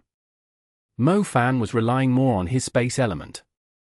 His will was obviously quicker than casting spells. He had to clear up some space with the space element before he could cast his lightning spells. Quicker, stronger. It was not enough. He would not be able to stop the Hillmen from closing in at this rate. The strong desire of exceeding the limit of his mental strength exploded amid the great pain he was feeling from his chest. Every cell in his body tensed under the enormous pressure of death. Their energy kept colliding into the barrier holding back his mental strength. Ah! Mo Fan let out a huge cry. The brilliance of the silver light he was emitting reached its peak as a strong force surged in all directions like a tornado. Hundreds of Hillmen closing in were knocked flying by the incredible force. The area that barely had any gaps suddenly cleared up. Despite being covered in blood, Mo Fan's aura showed no sign of weakening. It continued to rise vigorously instead. Dayu mother Sky Lightning Claw. Mo Fan finally had the chance to use his strongest lightning spell with the time he had bought himself. The lightning tyrant domain seemed to have grown stronger after the breakthrough in his mental strength. The Hillmen subconsciously backed away after feeling the overwhelming presence. They were now hesitating to move any closer. It ended up buying Mo Fan even more time to cast. The Sky Lightning Claw descended from the sky and tore the Hillmen to pieces mercilessly. The Hillmen had no chance to dodge the attack, since they were too densely packed together. Their blood and flesh scattered in the air. Countless Hillmen died horrible deaths to the Sky Lightning Claw. However, it was far from the end of it. Lightning descended like feasting dragons and swept across the place in the form of lightning claws, branches, chains, and arcs. They fell straight down, spread wildly like webs, and punctured the bodies of the creatures. Groups of Hillmen died continuously, blood and flesh flew everywhere. The bloody remains that the Hillmen were reduced to by the lightning splattered on the others. Some fell to the ground as their bodies were scorched black. The rest of the Hillmen stood on the roots with blank faces. They suddenly lost their courage to move forward. Mo Fan! Zhao Manyang and his golden wings dove from the sky, yelling at him. Mo Fan took a deep breath. He did not seem to have any intention to leave. Zhao Manyang was utterly stunned when he saw Mo Fan covered in blood. The man was an absolute monster. He had managed to ruin the morale of thousands of Hillmen by himself, even though he was seriously injured. "Let's go!" Mo Fan stomped the root and jumped into the air. Zhao Manyang reached his hand out and grabbed Mo Fan's. He quickly headed back up. The Hillmen on the ground became tinier. They watched Mo Fan leave with terror-stricken faces. The Bronze Fang Hillmen cried out furiously. It never expected the human to escape from their encirclement. It even brutally tore a few of its underlings into pieces to vent its frustrations. Mo Fan looked down and stared at the Hillman that had ambushed him coldly. His eyes were bloody red. He did not say a word, yet it felt like he was telling the Bronze Fang Hillman, "I'll definitely come back and take your life." They finally found a clear branch after flying a few hundred meters up the trunk. It was as spacious as a road they could run freely on. It felt like they were just standing on a brown patch of land when they looked ahead standing on the branch. Mo Fan heard the sound of a heart pounding heavily. It was not his. His heart had calmed down a while ago. It was most likely Shinsha, feeling uneasy after realizing he was in danger. Mo Fan fondled the fast-asleep little flame Belle, telling her not to worry about him. It was not her fault she was not available to fight for the time being. It was him being careless. He was not cautious enough, even though he knew the Hillman had more than one commander. "How is he? Is he in danger?" Chen Yi asked nervously. Tears were rolling in her eyes. She almost lost her soul when she saw the condition Mo Fan was in. Strange, his body is oddly strong. The bleeding of some of his wounds has already stopped before they were treated, most importantly, the wound on his chest, it's unbelievable. Liu Xiajia immediately went up to treat Mo Fan. However, she discovered that Mo Fan's body was inhuman as soon as she touched him. How was it possible for a human to have a body as strong as a demon creature? "I'm fine, I just need a little rest," Mo Fan smiled. Chen Yi had used her spell to wash most of the blood off. Mo Fan rose to his feet. Apart from the pain in his chest, he felt pretty good. He let out a heavy sigh. Liu Xiajia, Chen Yi, and Lan Luo assumed Mo Fan was feeling uncomfortable. They quickly went up to him and asked if anything was wrong. To their surprise, Mo Fan glanced down at the dead bodies of the Hillmen that had piled up and said, "I didn't have time to collect the demon crests. What a great loss." The three girls were left speechless. They suddenly felt an urge to strangle the man to death. "Mo Fan, did you remember something Jiang Shaojun mentioned in his journal, about a totem beast that lives in an unusual tree?" Lingling looked up, staring at the towering giant purple sacred Linden. "It looks like those goddamn Hillmen have actually pointed us in the right direction," Mo Fan exclaimed. There was another huge benefit he had gotten from the Hillmen too. His mental strength had reached the 5th stage. The difference between each stage was insane. He remembered that Ari Jiangtu's mental strength was in the 5th stage before. He had finally caught up to Ari Jiangtu's level. Chapter 1297. The World in the Tree. Translated by Zephazid. Edited by Aelrianth. The group continued to climb up the trunk of the giant purple sacred Linden. They soon realized that the main trunk branched off into more trunks. Even though the trunks were splitting off from the main trunk, each trunk still had remarkable width, with no sign of the top. The main trunk has branched into 5 trunks. "Which one should we take?" Lan Luo asked. "Let's take the one in the middle," Mo Fan pointed at one of them and said. Each of the trunks had a slightly different color.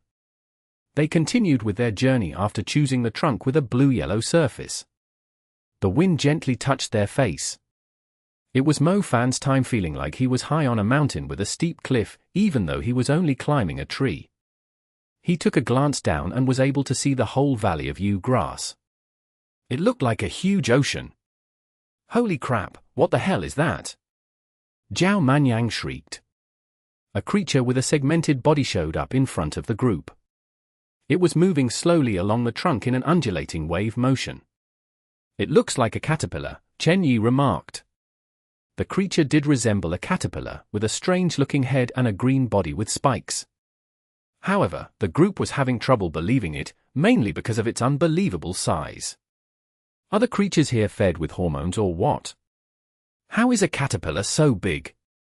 Zhao Manyang demanded. The giant purple lindens are indeed rich in nutrients for other living creatures. The amount of nutrients that this giant purple sacred linden has is immeasurable, Lingling said calmly. Are we sure we should be going up then? Liu Xiaojia said in a worried tone.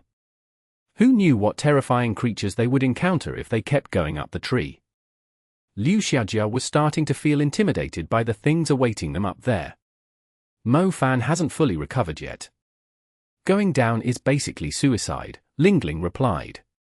The group continued up. They were a significant distance away from the ground. As they looked around them, they could see some clouds at the same height as them. The wind was strong enough to blow them off the ground. I see some branches, Guan 1111 exclaimed. It turned out that climbing the tree was tiring than making it up a mountain. They had finally gone high enough to see the branches of the tree. The branches were also incredibly huge. They were more than wide enough for humans to run and jump on them. The long branches extended into the distance without a specific pattern, like roads in a city that would lead them to some unknown places. The leaves were not very dense, or the sunlight would have trouble passing through the gaps between them. The sunbeams that made it through the canopy were spectacular in the dim world among the branches. They heard something tapping on the leaves, but they did not see a thing when they followed the sound. The leaves of the giant purple sacred linden were bigger than palm leaves. Someone as light as Lingling could even jump onto the leaves. They were strong enough to support her as long as she did not stomp on them on purpose. They could still hear the sound of something tapping the leaves. It did not sound like the wind. Everyone stayed on alert. A strange cry was heard. It felt like it had come from higher above, or from other trunks that had branched off from the main trunk. After all, they had little knowledge of the environment they were in. Even the rustling of the leaves would make them feel uneasy. Zhao Manyang glanced at Mo Fan, who still looked feeble, and said, "You better recover soon. The rest of us won't stand any chance if some powerful demon creatures show up." Mo Fan smacked his lips. He was already trying his best to recover. Liu Xiaojia's healing element was not as efficient as the healing element of the Parthenon Temple. If Xinxia was around, it would only take her a few spells for him to fully recover. I keep feeling that something is watching us, Liu Xiaojia said nervously. We are currently in another creature's territory. It would be strange if there wasn't something watching us. Let's just hope it's not some savage species, Zhao Manyang murmured. Another cry occurred. The sound was a lot closer this time. The group immediately felt uncomfortable at how sharp the screech was. The leaves nearby shrouding the sky suddenly crackled loudly, followed by the sound of wings beating rapidly and sharp screeches. The silence was replaced with deafening noises. Blue-white figures appeared from below the leaves and the branch they were walking on. Some were flying in circles in the shadows nearby. It's the demon sparrows, Lingling said. Run! Mo Fan yelled. Zhao Manyang cast a water spell and a light spell to defend the others in the group from the sharp claws of the demon sparrows. The sharp claws of the demon sparrows soon left cracks on the barrier of light. Even with the totem seal's effects, Zhao Manyang's defense was collapsing shockingly fast. Zhao Manyang would not have trouble protecting a single person against the demon sparrows. However, since there were more people in the group, the defensive barriers he needed to set up were a lot bigger, so they were not as thick as the defense he usually set up for a single person. Lan Luo quickly cast a wind spell to speed everyone up. They had obviously trespassed into the demon sparrow's territory. The demon creatures seemed very angry. Water curtain! Zhao Manyang cast advanced spells continuously. He was expending a lot of his energy, but it was the only way to protect the group from the fierce attacks of the demon sparrows. This way! Lingling was sitting on the back of the Flying Creek Snow Wolf as she led the way. The Flying Creek Snow Wolf jumped between the branches and leaves and went higher into the tree. There were not many demon sparrows nearby. It seemed like they had left the demon sparrow's territory. Zhao Manyang protected the group as they went higher into the tree. The demon sparrows stopped pursuing after a while. It seemed they were only active between the height of 1,500 meters to 2,000 meters on the giant purple sacred linden. These demon sparrows are supposed to be servant-class creatures, but they are way stronger here, Mo Fan observed. The demon sparrows were a common species in many places. They had strong reproductive abilities, and could be found in most jungles. Even though they were at the bottom of the food chain, they could still pose a huge threat by abusing their numbers. It turned out that sections between the height of 1,500 meters to 2,000 meters were only the bottommost level of the giant purple sacred tree. The demon sparrows were only the lowest level residents of the tree, but even so, they still gave the group a great scare, as they had rarely seen demon sparrows being so aggressive. The Hillmen must have occupied the sea of grass and the roots. I believe the species living on the giant purple sacred linden didn't change much, Lingling added. The tree is so tall. If we split it into layers, we can't even tell how many layers there are. If these fierce demon sparrows are considered the bottommost level, what would the creatures living at the top be like? Lan Luo lifted his gaze and looked up into the tree with no visible end. Mo Fan and Lingling exchanged glances with one another. The giant purple sacred linden had clearly been around for a long time. There was a possibility that the top of the tree was the nest of the totem beast of Yang Tai. I don't think we should be going any higher. Didn't we come to take out the Hillmen in the first place? Liu Xiaojia said timidly. It's true that we shouldn't go any higher. We can still protect ourselves against these demon sparrows, but we are likely to stumble into stronger species the higher we go, Lingling agreed. Although she was very curious about the world higher up in the giant purple sacred linden, she had no choice but to focus on their current circumstances. They found a hole in the trunk. Zhao Manyang set up a barrier to prevent creatures from ambushing them while they were taking a rest. The hole was not in the main trunk. Even the minor trunks branching off from the main trunk were thicker than a tree more than 100 years old. There were quite a number of holes in the trunks. Some were dry, perfect for the group to rest up in despite the smell of blood inside them. Zhao Manyang had almost consumed all his energy. He desperately needed a rest. Mo Fan's injuries were still mending, too. He was energetic once again, but he had the same problem as Zhao Manyang. He needed a long time to recover the energy that he had expended. Mo Fan heard a soft rustle from the outside as he was about to doze off. He immediately opened his eyes. They emitted a sharp flicker amid the darkness. There was initially a barrier protecting the entrance, but it had been torn down without them knowing. A dark figure slowly crawled inside the hole. Its eyes looked around before reaching its hands toward Lan Luo. Lan Luo was quite slim. The creature was thinking of snatching her away and making it run. You asked for it.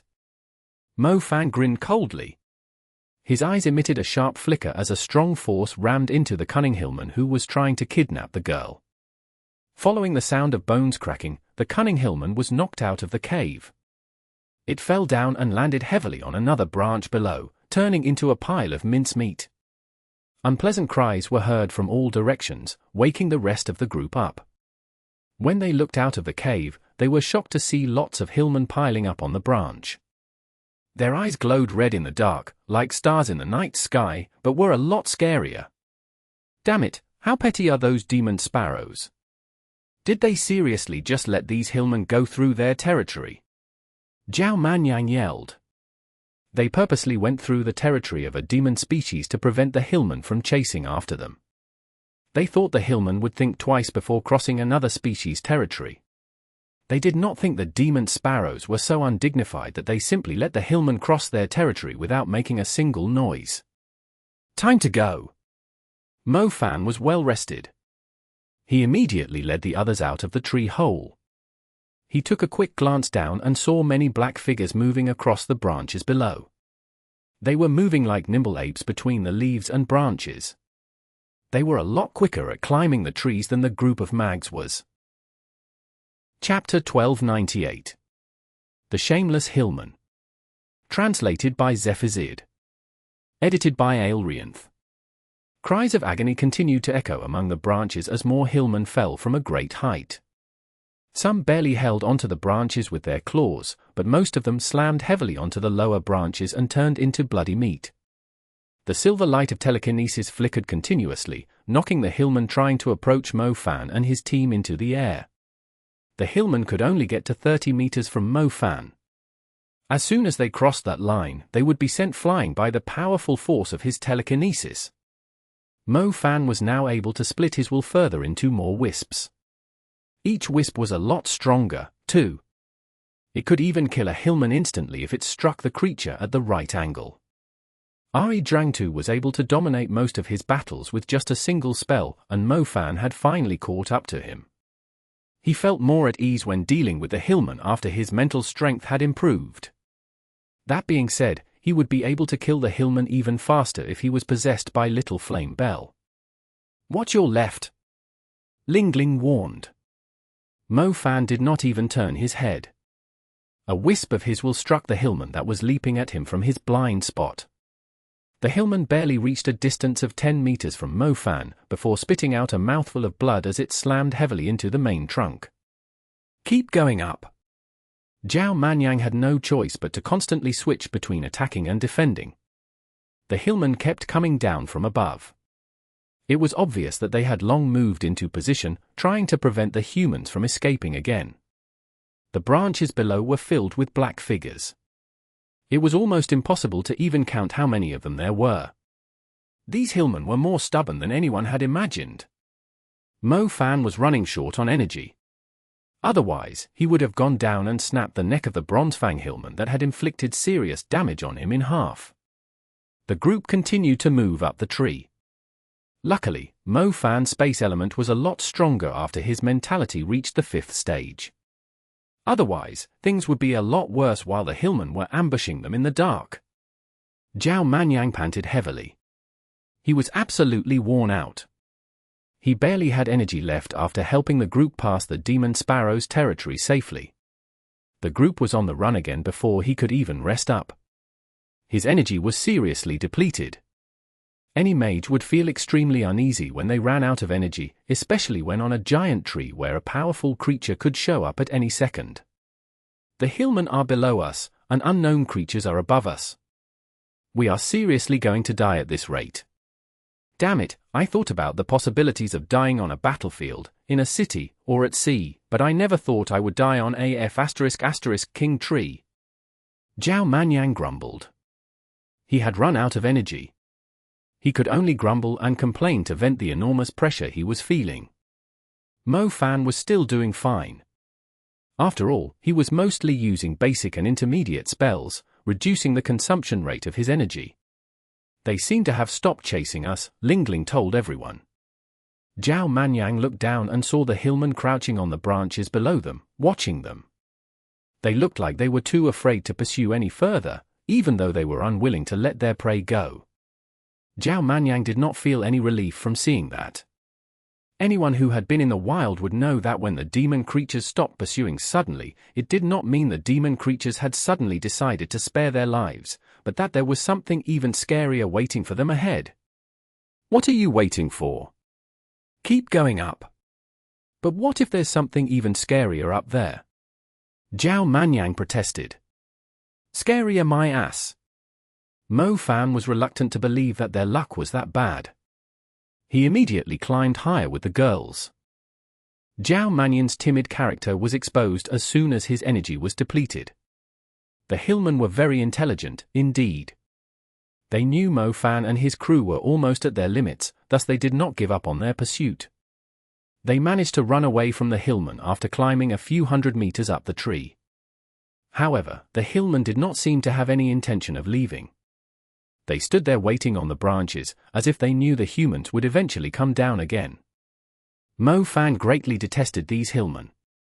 He swore he would kill every single one of them once his energy recovered. "It's too quiet here," Lingling said softly.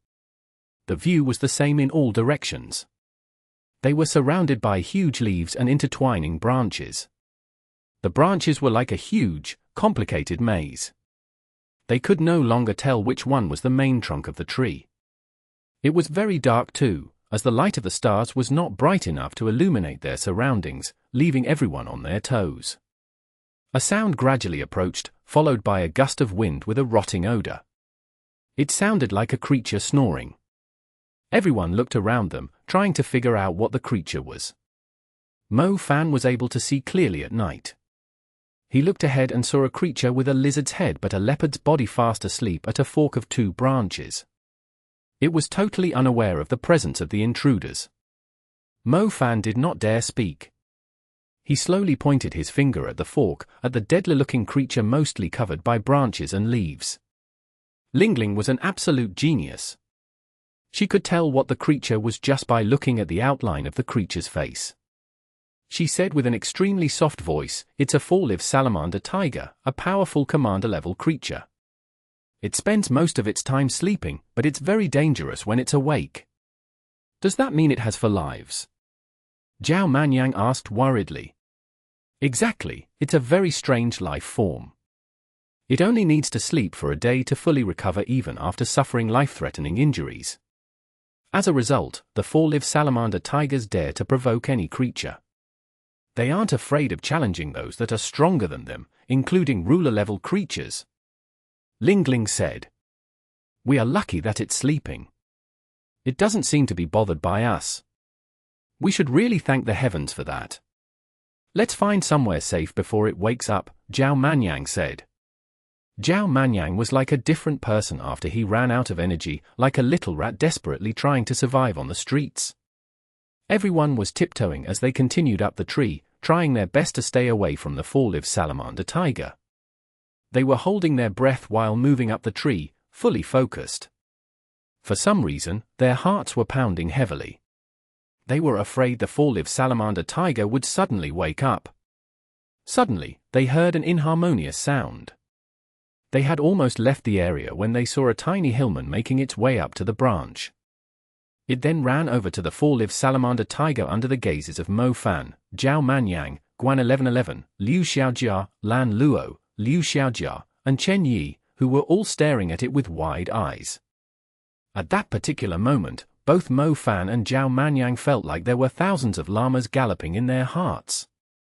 The little Hillman rushed up to the 4-lived salamander tiger's mouth and started making noise. It kept crying out loudly, even though it was extremely scared.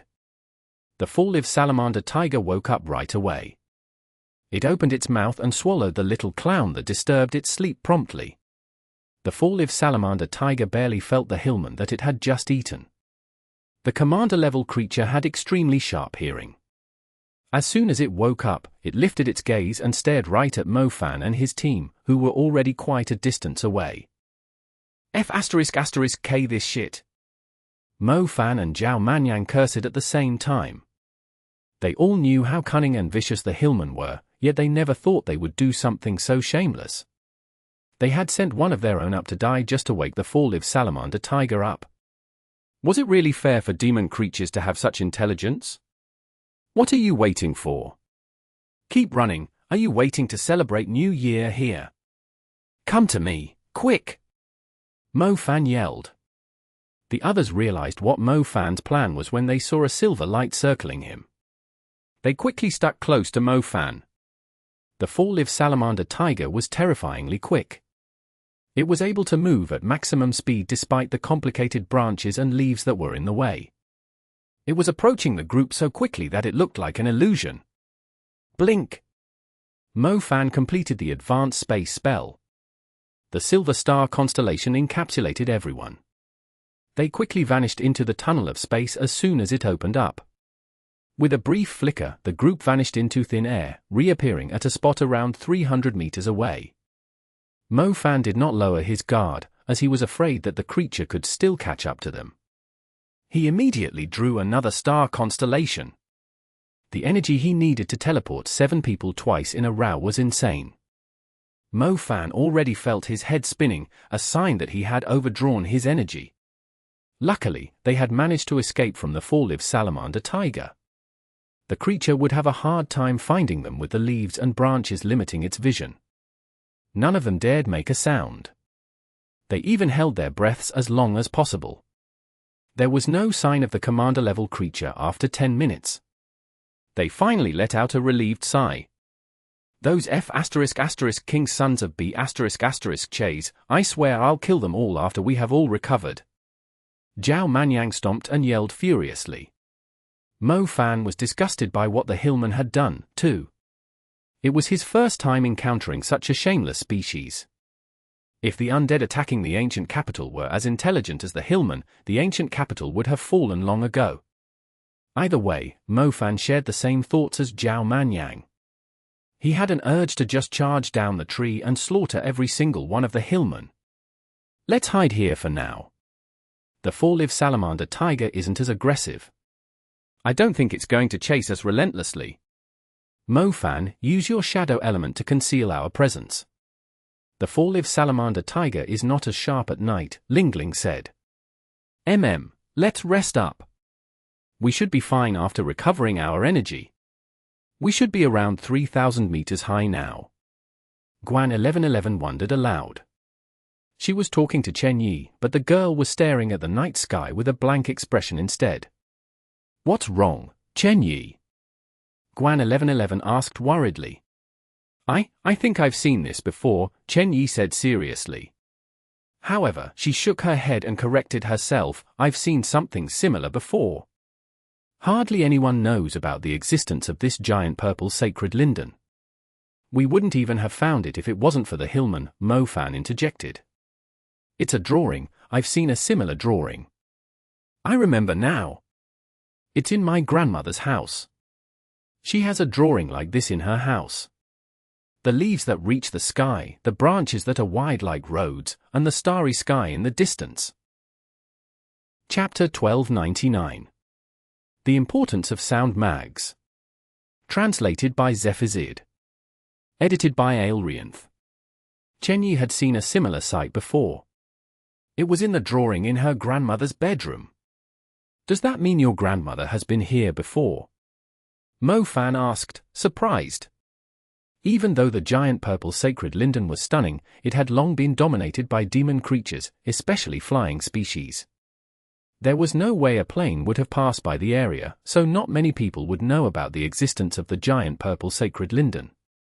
To his surprise, Chen Yi's grandmother had found out about the tree before the authorities of the Magic Association, the military, and the government. The question was, if she knew about the giant purple sacred linden, why didn't she tell anyone? Even if it was just a piece of information, it would attract the attention of countless people to come and look for it. It seems like we're quite in luck. We somehow found the right place. Chen Yi was clueless about how her grandmother knew about the giant purple sacred linden. They would have to ask her grandmother some other time. The group finally had a chance to catch their breath, hiding in Mo Fan's shadow magic. The place was deadly silent for the rest of the night.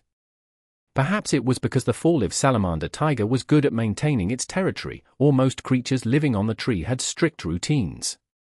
Despite trying to stay alert, they soon fell asleep, overwhelmed by fatigue. A long drawbridge connected the inner and outer slopes of Mount Kunyu. The military had stationed soldiers to guard the drawbridge on one end. Currently, thousands of people had gathered at the slope close to the drawbridge. They mainly consisted of hunters planning to earn some quick money. The outer slopes of Mount Kunyu were known to have a lot of giant purple lindens. If they were lucky enough to find a few of the trees, they could easily earn up to 1,000,000 yuan. Even inexperienced hunters had a chance to earn some money, so they could not wait to enter the outer slopes to search for the demon crests. Why aren't you letting us in? What are we waiting for? I've come all the way from Guangdong province just to earn some money, and now you're stopping us from going in. What do you mean by this? A man yelled furiously. The man had come to Yangtai from Guangdong province, which meant he had traveled across half of China just to come here. He thought he was going to make bank, but the government and the military were stopping people from crossing the bridge. He's right, why didn't you stop the hunters that went in first? Why do we have to wait so long here? It's not fair. Are you purposely keeping us here because they have bribed you? Thousands of people were yelling angrily. The officials were having a hard time controlling the situation. Some hunters at the front of the line were about to use violence after they were provoked by the others. Things would get out of control as soon as people started using magic. Even though it was rare to see independent mags getting into a fight with the personnel of the Magic Association, the government, or the military, as the saying went, stopping a man from earning money is like killing his parents. The hunters were on the verge of losing their tempers. "Who's causing a scene here?" An imperious voice exploded like a deafening thunderclap as the hunters were about to lose control. The words echoed in everyone's ears like the chimes of a bell. The mags immediately felt their ears ringing and their heads spinning. They could not even cast a single spell in their current state. It's Nai Lungshan. My ears are hurting." It took a while for the sound affecting the people to disappear. The hunters at the front saw a man in his 30s with wings on his back landing in front of the drawbridge. He was glaring coldly at the hunters who were on the verge of losing control. "Nai Lungshan, don't you dare use your identity and strength to put pressure on us. We just want to make some money, but these are blocking us here because they were bribed by the hunters that went in first." They even came up with such a bad excuse, the hunter at the front of the queue snapped. "Open your goddamn eyes and tell me what these are." Nai Lungshan casually tossed a bag onto the ground. The bag was tied very loosely. Something fell out of it as soon as it hit the ground. The hunters immediately looked at the bag and saw tusks covered in blood scattered across the ground. One of the hunters went forward to empty the bag. He found the head of a Hillman inside. A huge number of Hillmen have shown up in the outer Mount Kunyu. They are using the demon crests as bait to hunt greedy idiots like you. More than 200 people have died. These are the photos of the dead that some of the hunters that returned gave to us. Take a look at them yourselves. Nai Lungshan took out some photos to back up his claim and tossed them into the crowd of hunters. Most of the hunters were convinced as soon as they saw the head and the tusks of a Hillman on the ground. However, their faces paled when they looked at the horrible corpses of the people that had been brutally killed by the Hillman. There were lots of photos, each displaying a horrible sight. Some relatively young hunters among the crowd even vomited. "If you still want to head inside, I won't stop you. We just happen to need a bunch of reliable hunters to help us deal with the Hillmen. These brutal Hillmen torture humans to entertain themselves. The outer slopes of Mount Kunyu are too close to Yangtai. We will not allow the Hillmen to set up their territory here," Nai Lungshan declared. His voice was loud and clear to everyone. Hillmen are warrior-level creatures, and they're good at working together, too. "I think we'll pass," a middle-aged hunter said. "We only came to join in on the fun, so we'll pass too. Hee. We'll be going since it's so dangerous. We can find somewhere else to hunt demon creatures too. Am I right?" Most hunters did not have the courage to face the Hillmen. In just a few moments, the majority of the hunters that were demanding to enter the outer Mount Kunyu left. The hunters that stayed were either confident in their strength, or were part of a strong hunter group. "Brother Nai, feel free to tell us if you need our help. Our leopard head hunter group might not be as reputable as you, but we won't show any mercy when it comes to killing demon creatures either," a bloke wearing a leopard head cap said. "We do need your help to solve a serious problem. Commander Sun has already led his squad to the Valley of Yu Grass. I have come back here to request reinforcements," Nai Lungshan said. "Everyone in our team is an advanced mage. If there really are Hillmen in there, as mags of Yangtai, we are more than willing to help," a mature woman in her 30s said. "Very well, come with me." Of the crowd of over 3,000 hunters, only around 300 were willing to take on the Hillmen. That being said, everyone that chose to stay was an elite. Their help was much needed. "What happened, exactly?" the leader of the leopard head hunter group asked. A strange phenomenon occurred. The dandelion grass in the mountain is all flying in the same direction, and that place turned out to be the perfect hunting ground for the Hillmen. 90% of the hunters that entered the mountain have made their way to the valley. We have no idea how many Hillmen are inside the Valley of Yu Grass. We have to kill the Hillmen as quickly as possible. Otherwise, almost 80% of the hunters are going to die in there, Nai Lungshan informed them. There should be at least 4,000 hunters who went onto the outer slopes. Are the Hillmen really that scary? Can they really kill thousands of mags? They could only kill a few hundred at most with some tricks, but that won't be the case if all the hunters went into the Sea of Grass. The experienced hunters did not believe the Hillmen could pose that much of a threat. However, they were astounded after they followed Nai Lungshan to the valley covered in grass higher than their heads. They would completely lose track of anyone that walked into the grass. The Hillmen were able to conceal themselves perfectly within the grass. Even if the members of a team were sticking closely together, the Hillmen could still find a chance to attack those that were slightly separated from the team. They finally understood why Nai Lungshan was taking it so seriously. We've already sent out an emergency alert to summon every sound mage in Yangtai and the nearby cities. We only managed to gather 7 of them, Commander Sun Yi sighed. Only 7 of them. Nai Lungshan seemed disappointed. It did not matter how strong they were once they went into the grass. Even a super mage could only kill a few Hillmen that were scouting in the valley. Being strong enough was not the key to solving the problem. More importantly, they had to find a way to locate the Hillmen hiding in the Sea of Grass. Nai Lungshan was a sound mage. He could easily locate the Hillmen in the Sea of Grass. As such, he was the main person in charge of the operation. However, it was impossible for him to do it alone. It would be ideal if every team had a sound mage. That way, the Hillmen would no longer be able to hide themselves here. 7 it is. We'll split into 8 teams and enter the valley. Let's find the Hillmen's den and kill them all, to avenge those that have fallen. Nai Lungshan stated. The military, government, and magic association had dispatched 1,000 elite mags. There were around 400 hunters, too. They immediately split up into 8 teams and went into the Sea of Grass to take on the Hillmen, under the lead of the sound mags. Sigh, if only there were more sound mags. We can't help it, the sound element is a kind of dimensional magic. It's very unlikely for people to awaken it in the early levels. The situation clearly highlighted the importance of sound mags. As a matter of fact, there was always a high demand for sound mags due to their outstanding ability to sense danger for the team. They were good at avoiding danger, hunting down targets, disturbing the enemy, and suppressing fire.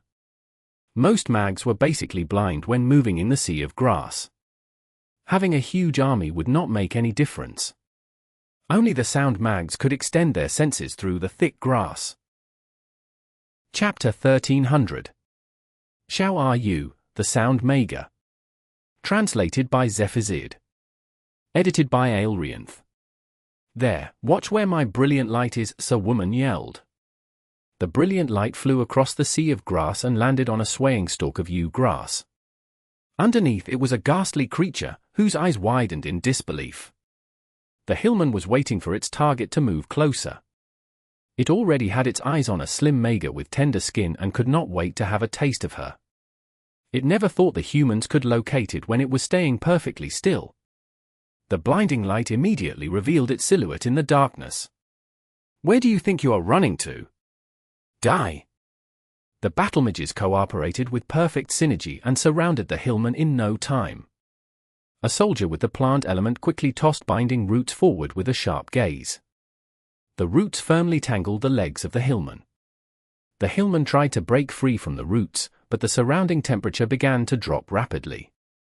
Small pieces of ice gathered around the creature like they were being attracted to a magnet, forming a layer of frost on it. The Hillman's speed was greatly reduced. A few destructive spells followed and broke through the Hillman's defense, inflicting serious damage on it. Kill it, the sound Maga said. Affirmative. The battle mages decisively killed the Hillman and retrieved its tusks. They were collecting the Hillman's tusks were first because the tusks were valuable, and second because it was a symbol of avenging the humans that these Hillmen had killed. They had brutally slaughtered many mags on Mount Kunyu. It was necessary to teach these demon creatures that humans were not something they could slaughter as they wished. They were keeping the tusks that the Hillmen were proud of to let them have a piece of the humiliation and terror they were applying to the victims. Found a corpse here.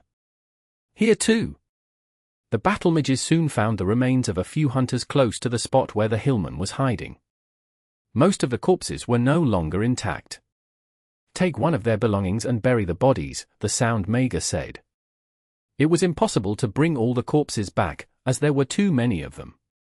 Besides, most of the bodies had been torn apart, so it would be pointless to bring them back. There was a code among the hunters and mags in the wild.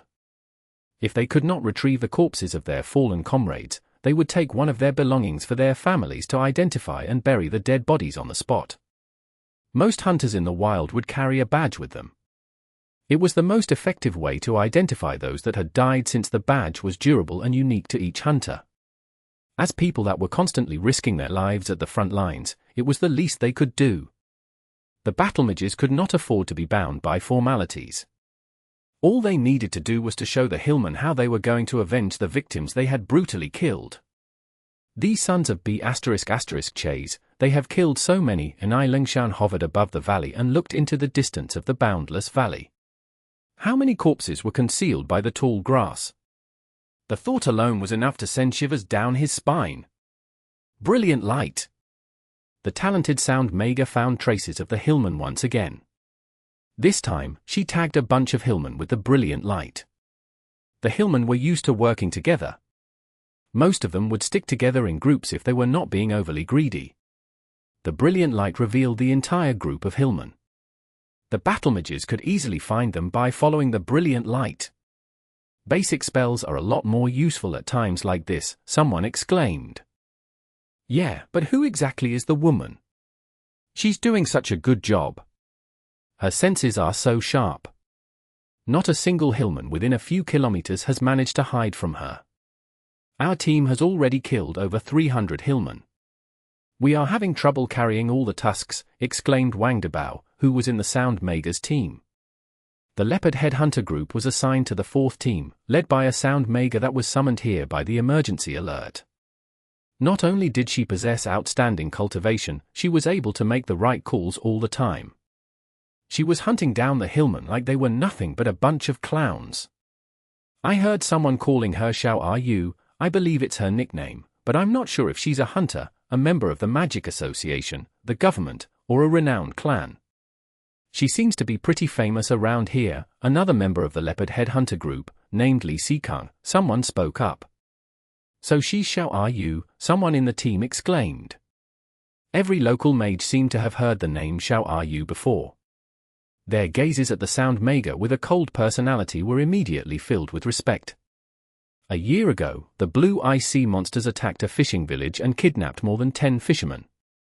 Not many people dared to pursue the culprits after learning that the blue ice sea monsters were responsible.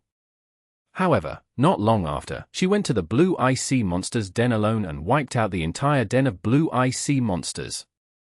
The news shocked many of the renowned clans. Many of them tried to recruit her, but she ended up rejecting every invitation. Apparently, she even beat the crap out of the second son of the Penglai clan, a hunter from Yangtai said.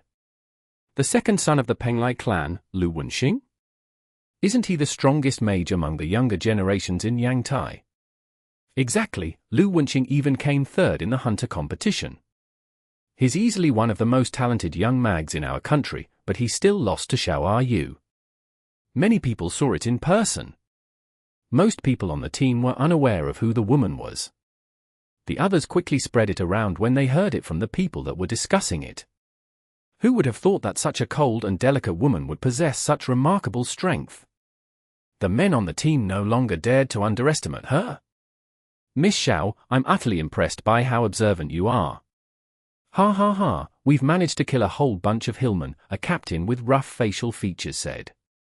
The captain was an advanced mage with over 100 soldiers under his command. Even though they were a strong squad, they could not possibly do anything without the Sound Maga's help. It's a pity that one of them managed to get away by faking its death. It managed to sneak away into the grass when we were retrieving the tusks. By the time we realized it, it had already disappeared, a soldier said. His gaze toward Shao Yu was oddly passionate. I know where it went, but another group of hunters around 3 kilometers away is in trouble. We should head over at once. Shao Yu turned in the direction of the moon. The moonlight sprinkled on the grass like a thin layer of makeup, setting off the elegant temperament of the mysterious and powerful Maga. The men on the team could feel their hearts itching. "We should hurry, let's hope we can make it in time to save them," the captain said. The captain immediately led the way while the leopard headhunter group followed. "I believe our team is the most efficient so far." "Of course. Let's keep it up. We might be able to make a name for our leopard headhunter group if we do well in this operation," Wang Dabao proclaimed, in high spirits. It was rare to have a chance to work together with a reputable Maga like Shao Yu. The teams proceeded to hunt down the Hillmen. With the help of the sound mags, the Hillmen had no chance of escaping. The number of Hillmen that were preying on the hunters gradually fell. The hunter groups were also evacuated from the valley to prevent further casualties. However, the team still discovered lots of corpses in horrible conditions along the way. They were infuriated every time they saw the brutal deaths the victims had suffered. The Hillmen had to die. Someone is screaming for help in this direction. It sounds like a big group, Shao Yu said. This way, the captain asked. Shao Yu nodded. Brothers, follow me to the rescue, the captain left with 100 elites. There are people in this direction too. There aren't many, but we must save them too, Shao Yu pointed in another direction. Shao Yu, these Hillmen can mimic our voices. Please be mindful of it when you hear the screams for help. The teacher, Mr. Gao, was also on the team. Yeah, Brother Mo Fan, who was the first to find out the Hillmen's conspiracy, told us so. The Hillmen are very cunning and intelligent. We shouldn't walk into their traps, Liu Xiaojia Sr. said. I'm aware of that, Shao Yu said confidently. She looked in another direction and said to Mr. Gao, I need you to head there with a team to save the survivors. Got it. Leopard Headhunter Group, there are 7 Hillmen a kilometer away from us. My brilliant light will chase after them. I'll leave them in your hands, Shao Yu calmly instructed. Don't worry, we'll make sure to take them all out. There are a lot more Hillmen around here. It looks like we're getting closer to their den. The members of the 4th team split up to rescue the survivors and kill the Hillmen. They followed Shao Yu's instructions and the guidance of her brilliant light with great discipline. They did not panic despite the confusing terrain in the sea of grass. A strange voice was heard coming from the bushes nearby. Shao Yu frowned and scanned her surroundings, on high alert. A Hillman taller than the ones they had encountered so far suddenly appeared from behind Shao Yu. The creature looked even scarier when it revealed its bronze tusks. Shao Yu was taken by surprise. She did not expect a Hillman would be able to escape the detection of her sound element. The bronze Fang Hillman attacked at a crazy speed. The soldiers that were protecting Shao Yu could not react in time. Its sharp paws swept fiercely at her chest. Shao Yu barely reacted in time. However, her shoulder was still sliced open. She almost lost her arm. Fresh blood poured out from the wound. The bronze Fang Hillman was not done yet. It swung its other paw down at Shao Yu's leg as she was dodging aside, trying to drag her back. Once the creature dragged Shao Yu back, it would obviously stab its tusks through her. However, Shao Yu was having trouble dodging the grab. Tone, kill. Shao Yu cast a sound spell in the nick of time. The sonic wave whipped the savage bronze Fang Hillman hard. Shao Yu quickly drew her legs back as the bronze Fang Hillman was knocked off balance briefly. To her surprise, the bronze Fang Hillman still managed to swipe its paw down, leaving a long bloody wound down her leg with its claws.